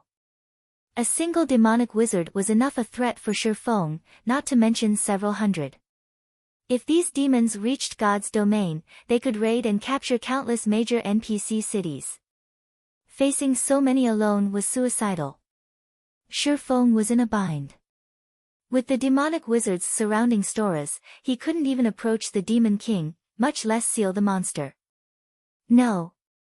I should still have a chance. Shifeng suddenly remembered something as he looked at the massive array the liquid mana powered. In God's domain, liquid mana was even more precious than 7 luminaries crystals. This was because the mana within liquid mana was purer. However, very few people in God's domain were willing to use liquid mana as it was too pure. Ordinary players couldn't use it. At the very least, one needed to reach the Tier 4 standard before even thinking of using liquid mana. Although Storas maintained the magic array, the demonic wizards were only Tier 3. They should not be able to maintain the magic array for long. Once they reached their limit, they would succumb to a weakened state for a certain period. Considering his options, Shifeng decided to wait. If things turned out the way he assumed, then he still had a chance to complete his promotion quest. If not, he may have to give up. Time passed quickly. Soon, liquid mana filled the temple. Suddenly, Storas shouted and activated the magic array. Another pillar of black light then shot up from the temple and pierced the world barrier. After this phenomenon continued for half an hour, the magic array deactivated, and the light pillar disappeared. Immediately after, the demonic wizards slumped to the ground, their backs covered in sweat. It was obvious that maintaining the magic array had taken a huge toll on their bodies. Good. It's just as I expected. Shi Feng revealed his excitement as the demonic wizards dropped. These demonic wizards suffered from a debuff called Magic Backlash. Magic Backlash. All attributes decreased by 95%. Unable to use any spells for a short time. Even Demon King Storas suffered a weaker version of Magic Backlash, his attributes decreased by 95%. Though, unlike the demonic wizards, Storas could still use spells. However, Shi Feng did not hurry to attack. Instead, he continued to watch from afar. 6 seconds. 7 seconds. 8 seconds. Shi Feng's gaze was fixed on the demon's every action as he inwardly counted the debuff's duration. Magic Backlash's description did not state how long it lasted. He would only have one chance to seal a Tier 5 Demon King. He needed to be prepared when he took action. There's only a 10-second gap. This quest is harsh. Shi Feng smiled bitterly as he watched the system clock. After 10 seconds, the demonic wizards began to stand up. Although they were still in a weakened state, their attributes had recovered to 50% of their totals. Moreover, they could cast spells again. The Demon King Storas had already fully recovered before sealing Storas. Shi Feng needed to damage him severely. However, even if a Tier 5 Demon King only had 10% of its attributes, he was still a frightening existence. Even if Shi Feng could weaken Storas further with the 7 Luminary Source Stone, wounding the Demon King in 10 short seconds was impossible. After all, Shi Feng was aware of how frightening a Tier 5 existence could be. It seems I can only use the Ring of Gospel and give it a try. Shi Feng retrieved the Ring of Gospel and bound it to himself. The Ring of Gospel's 2 activatable skills could suppress the Demon King and boost Shi Feng's power. This was the strongest card he could play. Again, time passed quickly. After another dozen or so hours, the temple's magic array was fully charged once more. Another pillar of black light pierced the sky. Activate. The instant the light pillar faded, Shi Feng activated World Projection and Ring of Brilliance before charging towards Demon King Storas.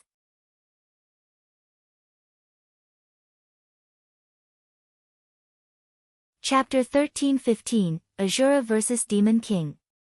Chapter 13-15, Azura vs. Demon King.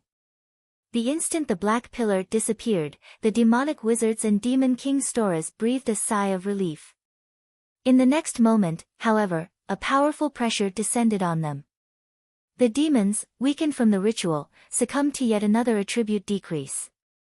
In the blink of an eye, the demonic wizards, who originally had 33 million HP, only had 1,320,000 HP remaining. In terms of basic attributes, they were not even a match for level 70 common monsters. The Demon King Stora's HP was still unknown, and his aura was still considerably powerful. Any normal player bathed in this aura would feel as if they had just stepped into a muddy swamp as their movements grew sluggish. A Tier 5 Demon King really is powerful.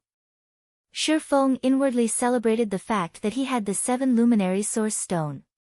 If he had only relied on the Magic Backlash debuff and the Ring of Gospel's skills, Storas would have killed him. Following which, Shi Feng activated the 7 Luminary Source Stone, the stone releasing a dazzling, red glow. Miniature, golden magic arrays began to form around Storas. Golden chains then emerged from the magic arrays, the chains sapping away the Demon King's power. Now, Shi Feng no longer saw Storas as an unreachable opponent. Despicable human. Why do you have that? Storas's blood-red eyes turned to Shi Feng in rage.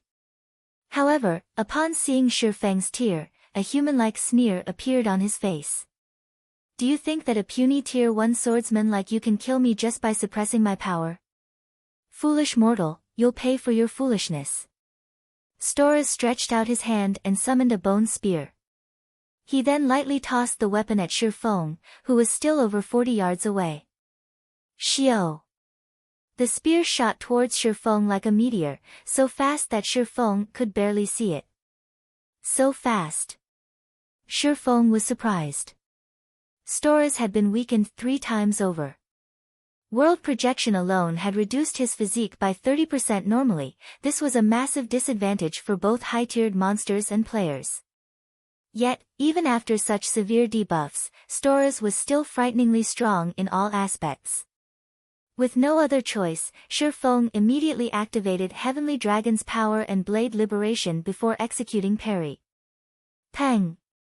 The instant his swords collided with the bone spear, Shifeng lost all sensation in his arms. He was also forced to take 4 steps back. His strength is still at the peak of Tier 3. Glancing at the vanishing bone spear, Shifeng gained a general understanding of Storas's current prowess. The realization shocked him. Normally, only Grand Lords with unique bloodlines could exert strength at the peak of Tier 3. Or they were Grand Lords who had gone berserk. This was also the maximum power he achieved in his previous life. Only now did Shifeng understand why Charlene had said that Azura mode represented mortals' limits.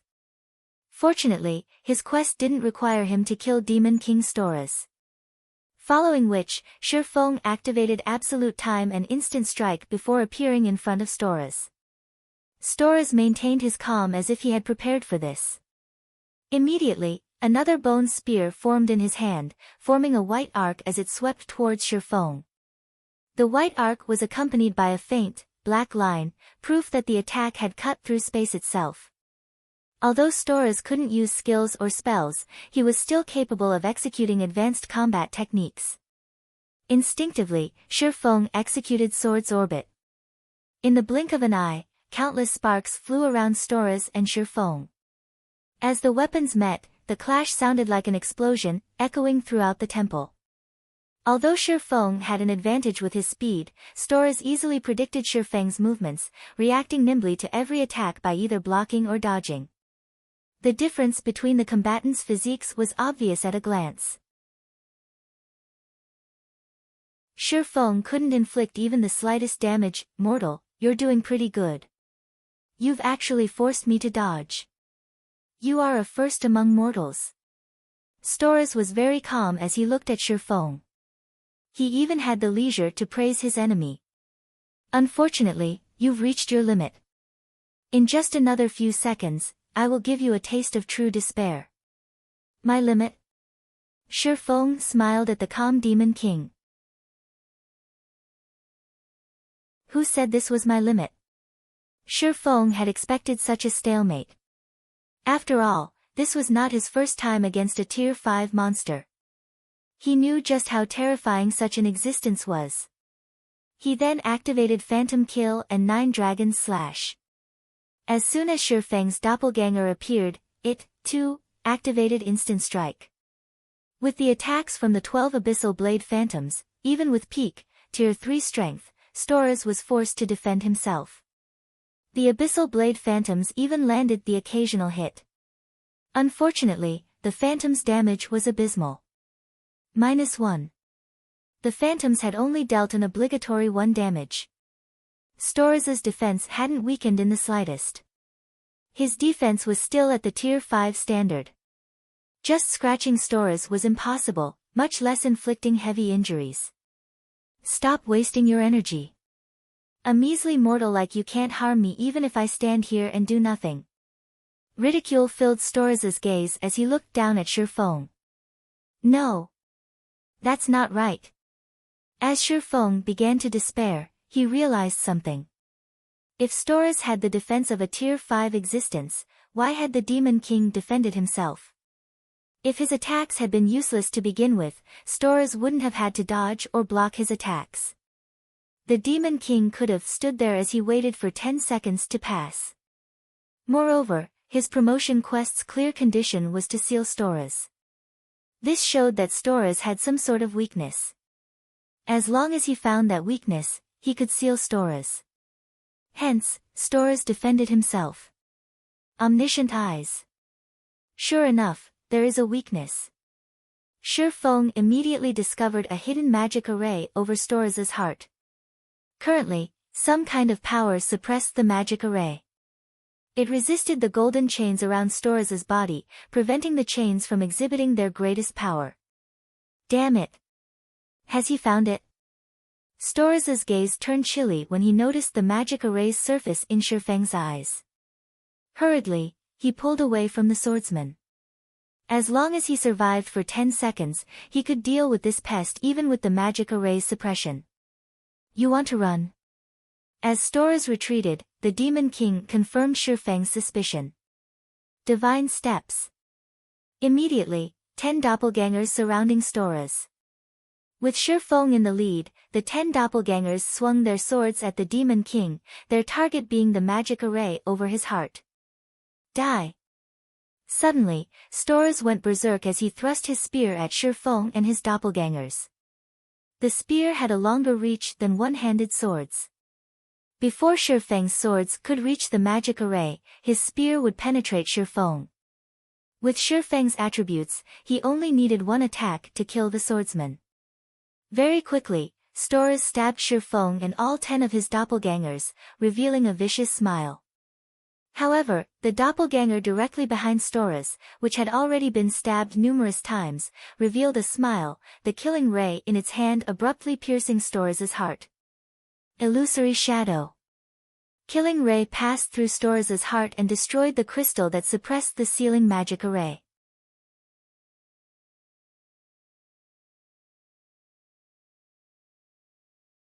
Chapter 13-16, Tier 2 Promotion. When the crystal in Storas's heart shattered, the power, which had been suppressing the sealing magic array, started to dissipate. At the same time, the golden chains grew stronger, sapping away Storas's power. No! No!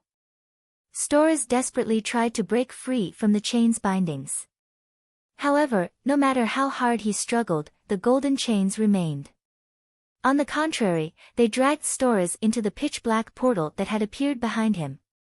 Eventually, Storas vanished into the portal.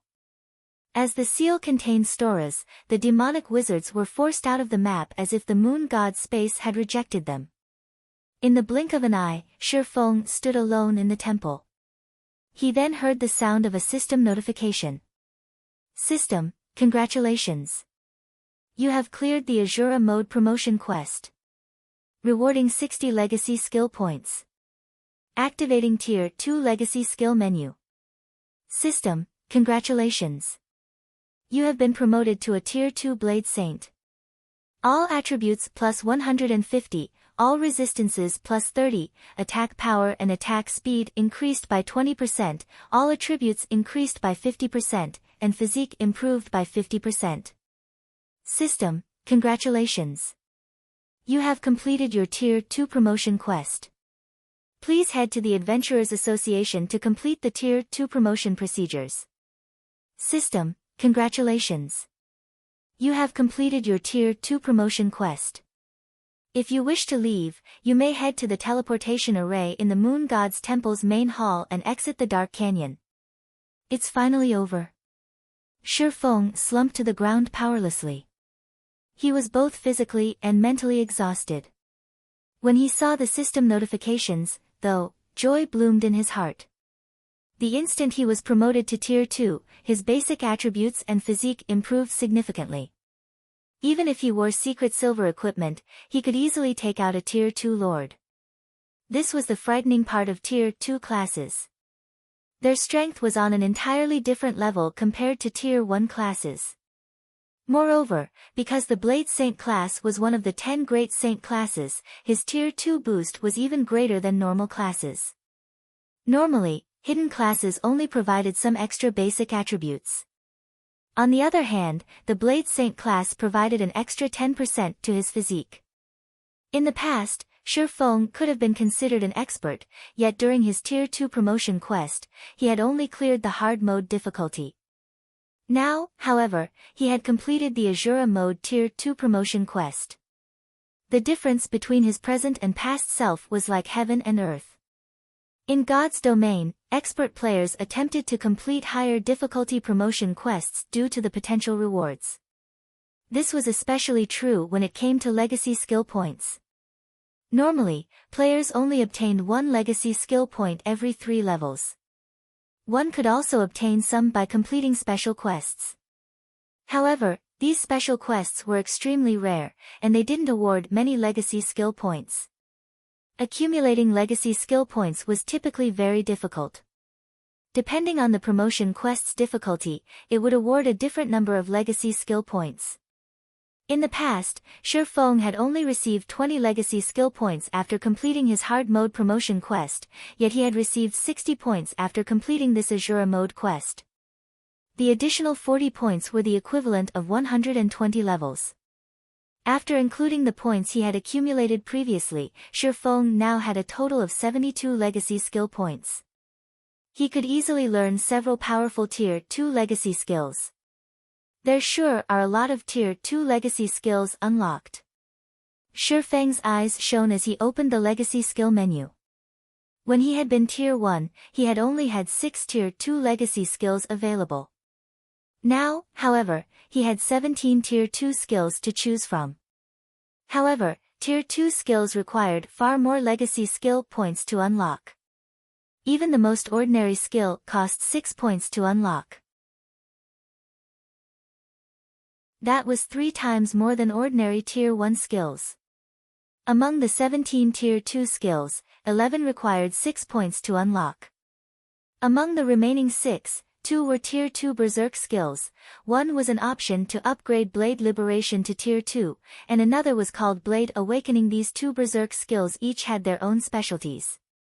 Blade Liberation improved the user's basic attributes. As for Blade Awakening, although it provided a much lower bonus to the user's basic attributes, the skill improved the user's physique. Both were undoubtedly precious. As Shi Feng had already learned Blade Liberation, he didn't have to spend as many points to upgrade it to Tier 2, only requiring 20 legacy skill points. Blade Awakening, on the other hand, required 40 points. Most players wouldn't have 40 points even after completing their Tier 2 promotion. Only someone like him, who had cleared the Azura mode promotion quest, could possibly afford such an expenditure.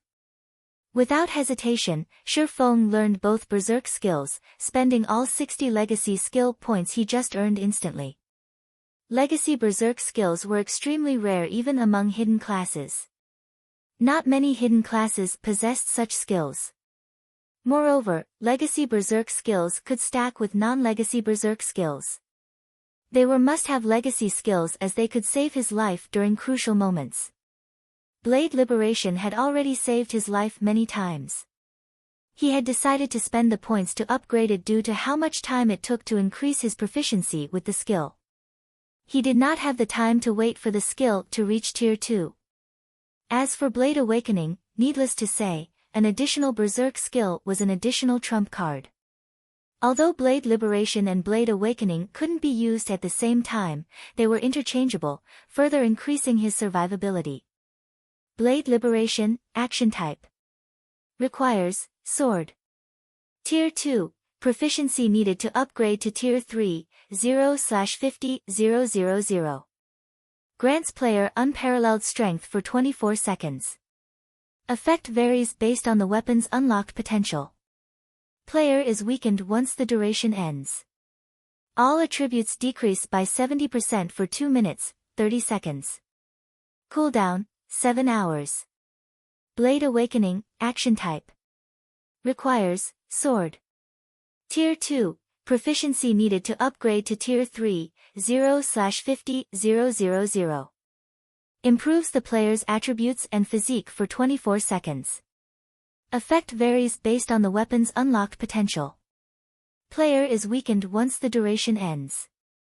All attributes decrease by 70% for 2 minutes, 30 seconds. Cooldown, 7 hours. Aside from these 2 Berserk skills, Shi Feng spent his remaining legacy skill points to unlock Shadow Blade, a skill that needed exactly 12 points. Shadow Blade, Action Type. Requires, Sword. Tier 2, Proficiency needed to upgrade to Tier 3, 0/30,000. Every attack can invoke shadows to attack the target. Every shadow possesses 120% of user's strength and causes 100% darkness damage. Accumulate 1 shadow every 3 seconds. Can hold a maximum of 9 shadows. Cooldown, 3 seconds. Although it was not as powerful as a sure kill skill, it had its own power in how often it could be used. Now that I've finished learning my skills, I should head back and deal with my Tier 2 promotion procedures. Shi Feng was quite satisfied with the Tier 2 skills he had learned. Without waiting for his weakened state to end, he impatiently activated the teleportation array in the Moon God's temple and left the Dark Canyon. Although he had already completed his promotion quest, he wouldn't officially be a Tier 2 class and wouldn't have access to the privileges that came with it until he updated his status in the Adventurers Association. Only after becoming a Tier 2 class officially would he have crossed the new milestone.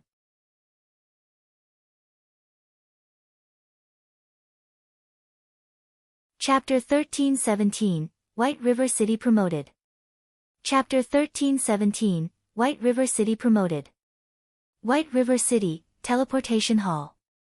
Shortly after Shi Feng arrived in the teleportation hall, the system notified him of a communication request from Blackie. Guild leader, you're back. Have you completed your promotion quest? Blackie asked eagerly. Only a few people in the guild knew that Shi Feng had challenged his promotion quest. Blackie was one of those people. Currently, Tier 2 was still an unknown realm to players like him. Moreover, Shi Feng had constantly told them that only by reaching Tier 2 would they emerge in God's domain as a true adventurer player. Tier 1 was only a warm-up phase to help them familiarize themselves with the game's combat. Unlike the Tier 1 promotion, not every player would complete their Tier 2 promotion. The fact that Shi Feng's class was a hidden class meant that his Tier 2 promotion quest would be all the more difficult. Although Blackie trusted Shi Feng's strength, the guild leader had previously mentioned that he would need at least 5 days to complete his quest. However, Shi Feng had emerged long before those 5 days were up. Hence, Blackie was surprised to see his friends so soon. I just need to register with the Adventurers Association, Shi Feng said, nodding. But since you've contacted me, has something urgent happened? Yesterday, a particular group of people showed up in the battle arena, and they've been challenging various experts constantly. Even now, those players are undefeated. They even defeated the previous champion. The group then issued a public challenge against Zero Wings experts. But we've run out of qualified experts already, Blackie awkwardly explained. Run out of qualified experts? Shi Feng asked, did you lose as well? Hmichum. The group's assassin defeated me. That player was too fast. Even I had trouble keeping up with him. Eventually, the assassin whittled me down, Blackie said reluctantly. This is interesting. Do you know their in-game IDs? Shi Feng asked curiously. Blackie might not have much combat talent, but after training for so long, he had become extraordinarily strong. With his powerful weapon and equipment, ordinary peak experts should not be a match for Blackie, yet he had been defeated. Clearly, their opponents couldn't be underestimated. The assassin must be a well-known expert in God's domain. We only found out one of their IDs. You've met the player before. It's that evil fire kid that fought in the friendly competition. His in-game ID is also Evil Fire. He's the group's leader. As for the others, they've been wearing black cloaks, keeping their names hidden, Blackie said. Evil Fire? No matter how hard Shi Feng racked his mind, he couldn't remember an expert named Evil Fire from the past. However, the fact that even Evil Fire's companions could defeat Blackie proved that they weren't a bunch of noobs. I got it. Notify Aqua and have her deal with the group for now. I'll head over once I'm done here. Understood. Blackie then disconnected the call and contacted Aqua Rose. Meanwhile, Shi Feng rode an advanced horse carriage to the Adventurers Association. Adventurers Association. As more leveling maps were discovered around the White River City region, the Adventurers Association had become one of the 4 most frequented spots in White River City. Countless players gathered in the association every day to pick up quests that increased their reputation with the association and offered high rewards.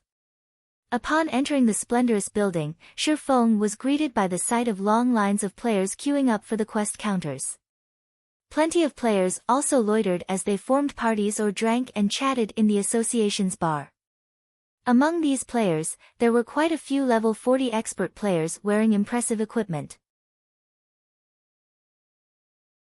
Even the most inferior piece these experts wore was level 40 secret silver equipment, with the majority being level 40 fine gold equipment. Normally, one only encountered such a commotion in the Adventurers Associations in Empire's capitals. The quests in the Eclipse Gate this time are awesome. Did you know, my party made a huge profit from a single quest. It's a pity that the team from the Rhine Kingdom snatched the rare herb stalks. Otherwise, every member of our party would have earned at least 50 silver coins. That much? Of course. The Eclipse Gate is awesome. You can easily find rare herbs and ores. Moreover, the monsters provide above-average EXP. And that's only the tip of the iceberg. I've heard that some teams even got their hands on energy essence. It can nurture guild mounts. Several guilds are offering to purchase energy essence in bulk. I hear that each essence can sell for 45 silver. If we can grind 10 a day, after including other random loot, each of our party members can earn 1 gold per day. Is the Eclipse Gate really that good? We have an expert leading our party, and we're doing quite well, but even then, we're only making around 30 silver per day. Who knows how long it will take me to save up for a mount? You sure are lucky.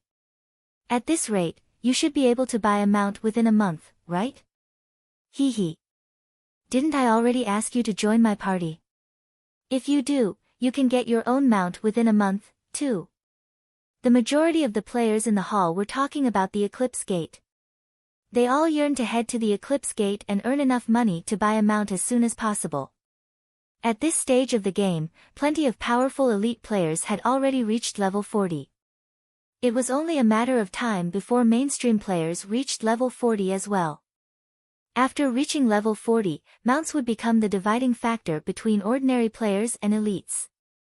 The difference in leveling efficiency between players with mounts and players without would be as vast as the difference between heaven and earth.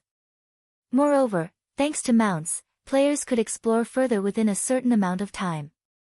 This, in turn, would increase players' daily income. In God's domain, ores and herbs weren't concentrated to specific locations. However, they weren't usually found near cities. Hence, a player's daily income largely depended on how much distance they could cover in a given time. As the majority of players hadn't obtained their mounts yet, distant locations would have less competition. As a result, players could obtain even more profit. The sooner one obtained a mount, the sooner they could pull ahead of the pack and enjoy more resources.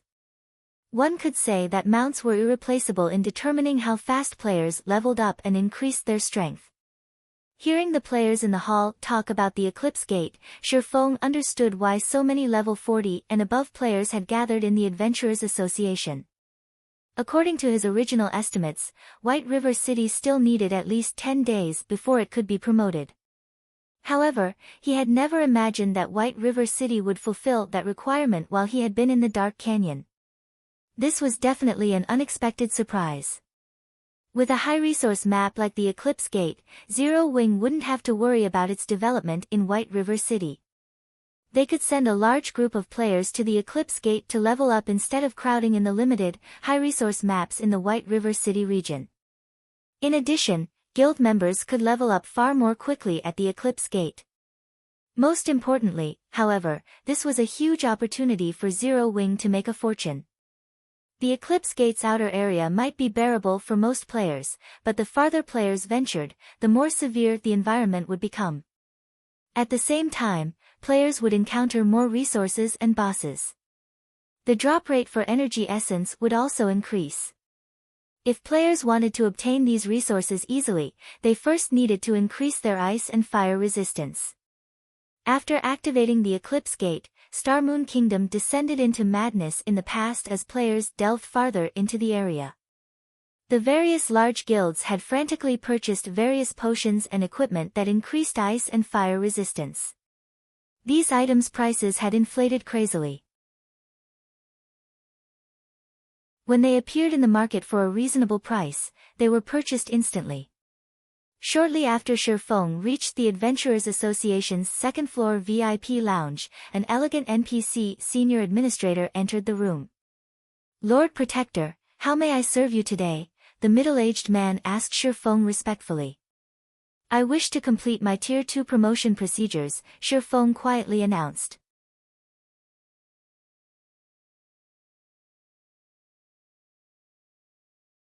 Chapter 1318, SSS Rank Reward.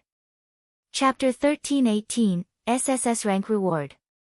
When the NPC administrator heard that Shifeng was there to complete his Tier 2 promotion procedures, he retrieved a crystal ball and placed it atop the table.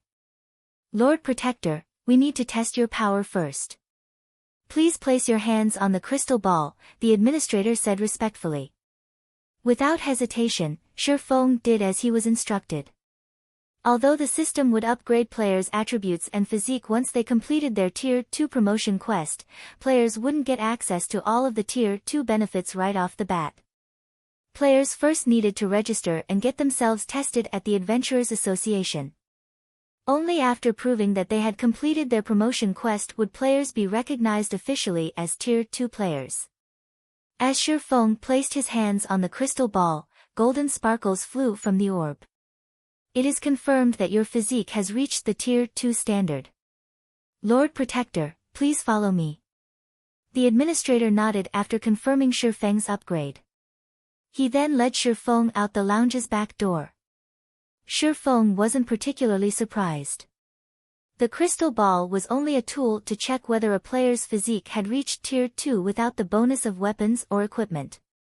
The next part was key and would determine what kind of benefits players received after reaching Tier 2. Only after players had officially obtained their Tier 2 class would they be recognized as an adventurer in God's domain and qualify to receive personal commissions.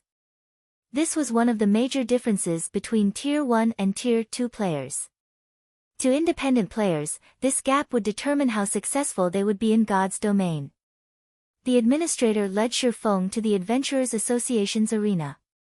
The arena wasn't particularly large, with less than a 30-yard radius.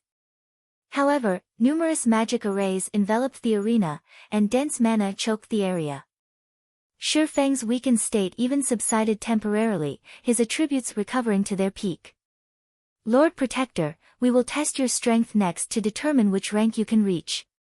This will also help determine which commissions are most suitable for you. Please display your strongest abilities," the administrator explained. "All right.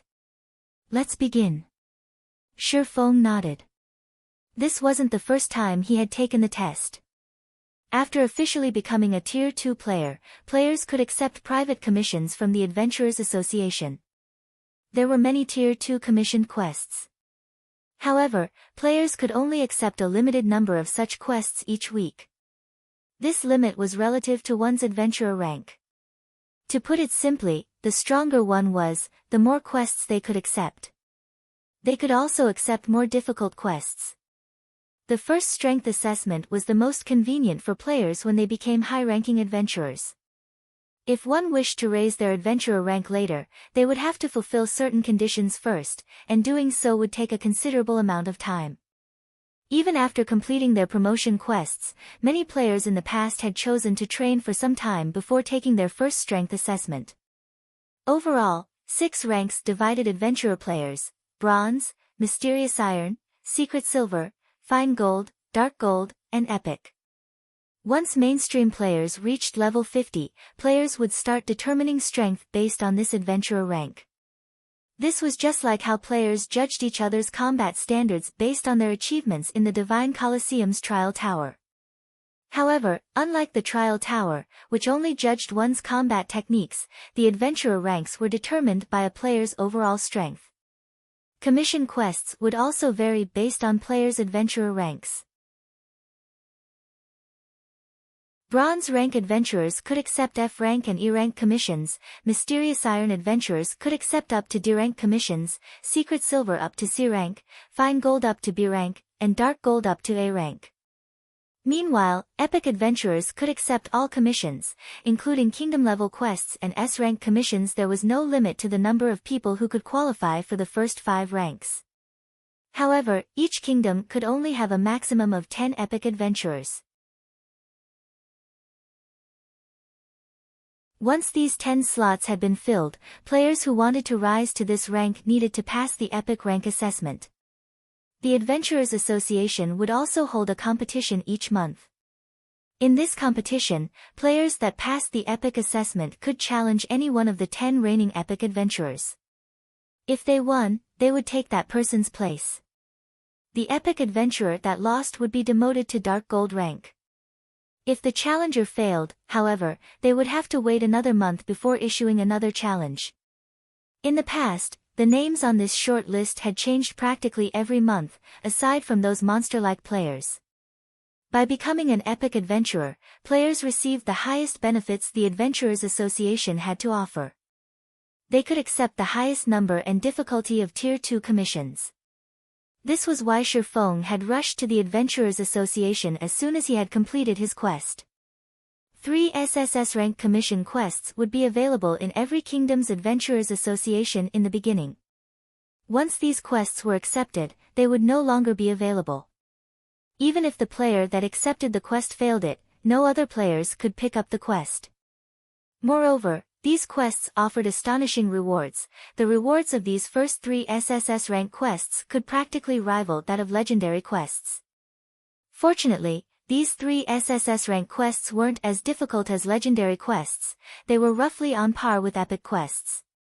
This was a kind of bonus offered to the players who became epic adventurers before the rest of the player population. By the time Shi Feng had completed his Tier 2 promotion quest in the past, plenty of players had already obtained their Tier 2 class. However, none of those players had become epic adventurers. Even the most powerful player in Star Moon Kingdom had only achieved fine gold rank. Only after some time had someone reached epic rank and discovered the 3 SSS rank commission quests. However, Shi Feng had only reached secret silver rank. He had watched enviously as others got to challenge the SSS rank quests. But he was much stronger than his past self. He had to try for epic rank. As Shi Feng reached the arena center, the senior administrator activated a magic array. The instant the magic array activated, a humanoid monster appeared before Shi Feng.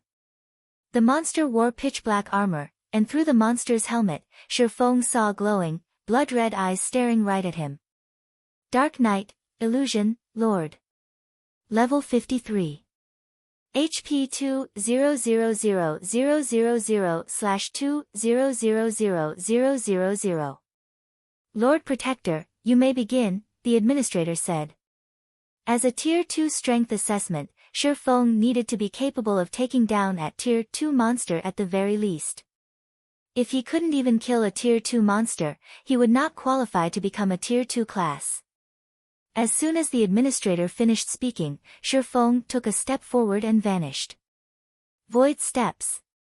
Compared to Shi Feng's previous status as a Tier 1 player, his physique was terrifying. In the blink of an eye, he had crossed a distance of 20 yards and appeared beside the Dark Knight, the abyssal blade in his hand lightly slicing at the monster. Shadow Blade. Before the Dark Knight could defend itself, 9 pitch-black sword lights descended on it. Immediately, the Dark Knight's HP fell rapidly.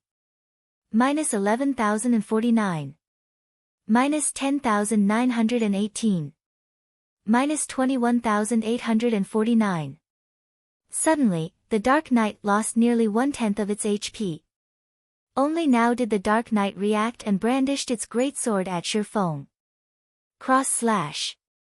2 slashes crisscrossed as they flew at Shi Feng. However, rather than dodge, Shi Feng countered the attack with a simple swing with Killing Ray. Boom! Shi Feng instantly sliced apart the Dark Knight's cross slash. The swordsman's momentum didn't slow in the slightest as it struck the Dark Knight's helmet. The strike forced the monster to retreat by 3 steps. The difference between the opponent's strength was obvious. There was simply no comparison.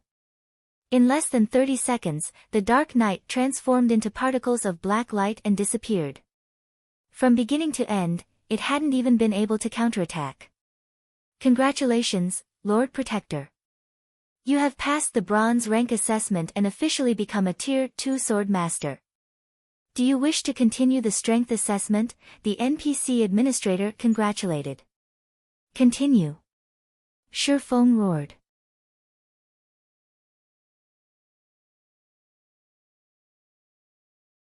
Chapter 1319, Epic Adventurer.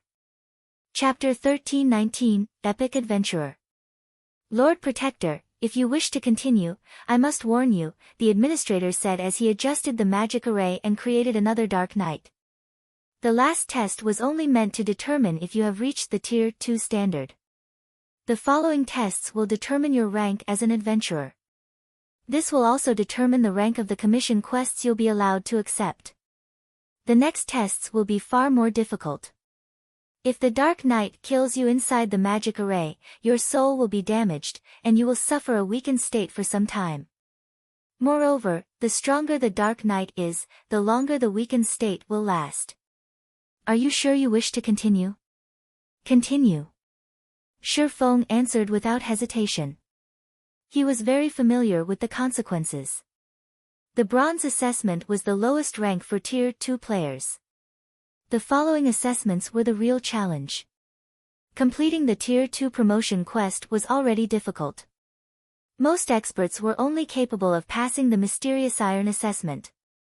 One could say that the Mysterious Iron assessment was a dividing line between expert and elite players. As soon as Shi Feng gave his answer, the administrator injected a stream of mana into the Dark Knight. Immediately, the Dark Knight's eyes released a bright, red glow, its aura growing stronger. Dark Knight, Illusion, Lord. Level 53.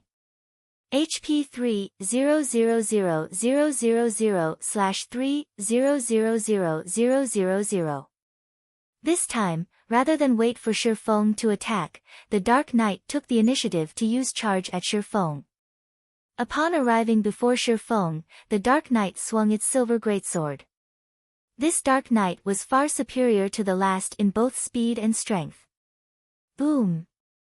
As it landed, the greatsword created a crack in the ground that extended for over 10 yards. However, this frightening, destructive power hadn't hit Shi Feng. The silver greatsword had only landed beside Shi Feng's feet. Meanwhile, a blue longsword pierced through the Dark Knight's heart, causing a critical damage of -25,274. The crimson radiance from within the Dark Knight's helmet brightened. Tightening its grip on its great sword, the Dark Knight twisted as it swung its weapon horizontally. Whirlwind slash. Dang! A crisp clang echoed throughout the arena. The abyssal blade had stopped the silver greatsword in its tracks, holding it away from Shi Feng. Meanwhile, the sacred sword in Shi Feng's other hand descended on the Dark Knight once more. Shi Feng had easily been capable of killing a lord of the same level when he had been a Tier 1 player. Now that he had been promoted to a Tier 2 Sword Master, killing such an opponent would be a piece of cake. In less than a minute, the Mysterious Iron rank Dark Knight faded into particles of black light and disappeared. Another Dark Knight quickly took its place. However, this monster was slightly different. Instead of a great sword, it wielded 2 double-edged axes. Its aura was also far more violent. Dark Warrior, Illusion, High Lord. Level 53. HP 4000000/4000000. Lord Protector, do you wish to continue? The administrator asked again. Continue. Shi Feng nodded. He was very familiar with the Dark Warrior before him. When he had become a Tier 2 player in his previous life, he had faced this Dark Warrior during his first assessment. Afterward, he had spent a lot of time and effort to improve his weapons, equipment, and techniques before he had defeated the Dark Warrior and became a secret silver adventurer. As Shi Feng declared his intent, the Dark Warrior roared and dashed towards Shi Feng like a wild beast. When only 10 yards separated the two combatants, the Dark Warrior threw one of its axes at Shi Feng. An explosion shook the arena as the axe tore through the air, flying straight for Shi Feng's heart. Death throw. Immediately after, the Dark Warrior raised its other axe before pushing off of the ground. The monster shot forward like a bullet and followed closely behind the axe it had thrown. It was clear that the Dark Warrior intended to take advantage of the moment Shi Feng dodged its axe to strike. In terms of combat techniques, the Dark Warrior was undoubtedly stronger than the prior Dark Knights. Only, before the thrown axe could reach Shi Feng, a blue streak of light struck the weapon and sent it flying off course. The Dark Warrior was stunned. Shi Feng then used his abyssal blade to block the Dark Warrior's axe. Meanwhile, with Killing Ray now unoccupied, Shi Feng lightly slashed the sacred sword across the monster's massive form, leaving behind one deep furrow after another on the latter's armor. This, the senior administrator, who watched quietly from a safe position, was stunned. He hadn't been surprised to see Shi Feng overwhelm the Lord-ranked Dark Knights with his strength. However, Shi Feng achieved the same feat against a High Lord of the same level. To Shi Feng, however, this was only a matter of course. Currently, he wielded numerous epic items as well as 2 fragmented legendary items. He also had the Blade Saint class, one of the 10 great saint classes. If his strength couldn't rival that of a High Lord of the same level after reaching Tier 2, that would be strange. According to Shi Feng's estimates, his current strength and speed should be equal, if not close, to a great lord of the same level. Even without using his skills, he could easily deal with a High Lord of the same level. Only, it would take some time to finish off his opponent.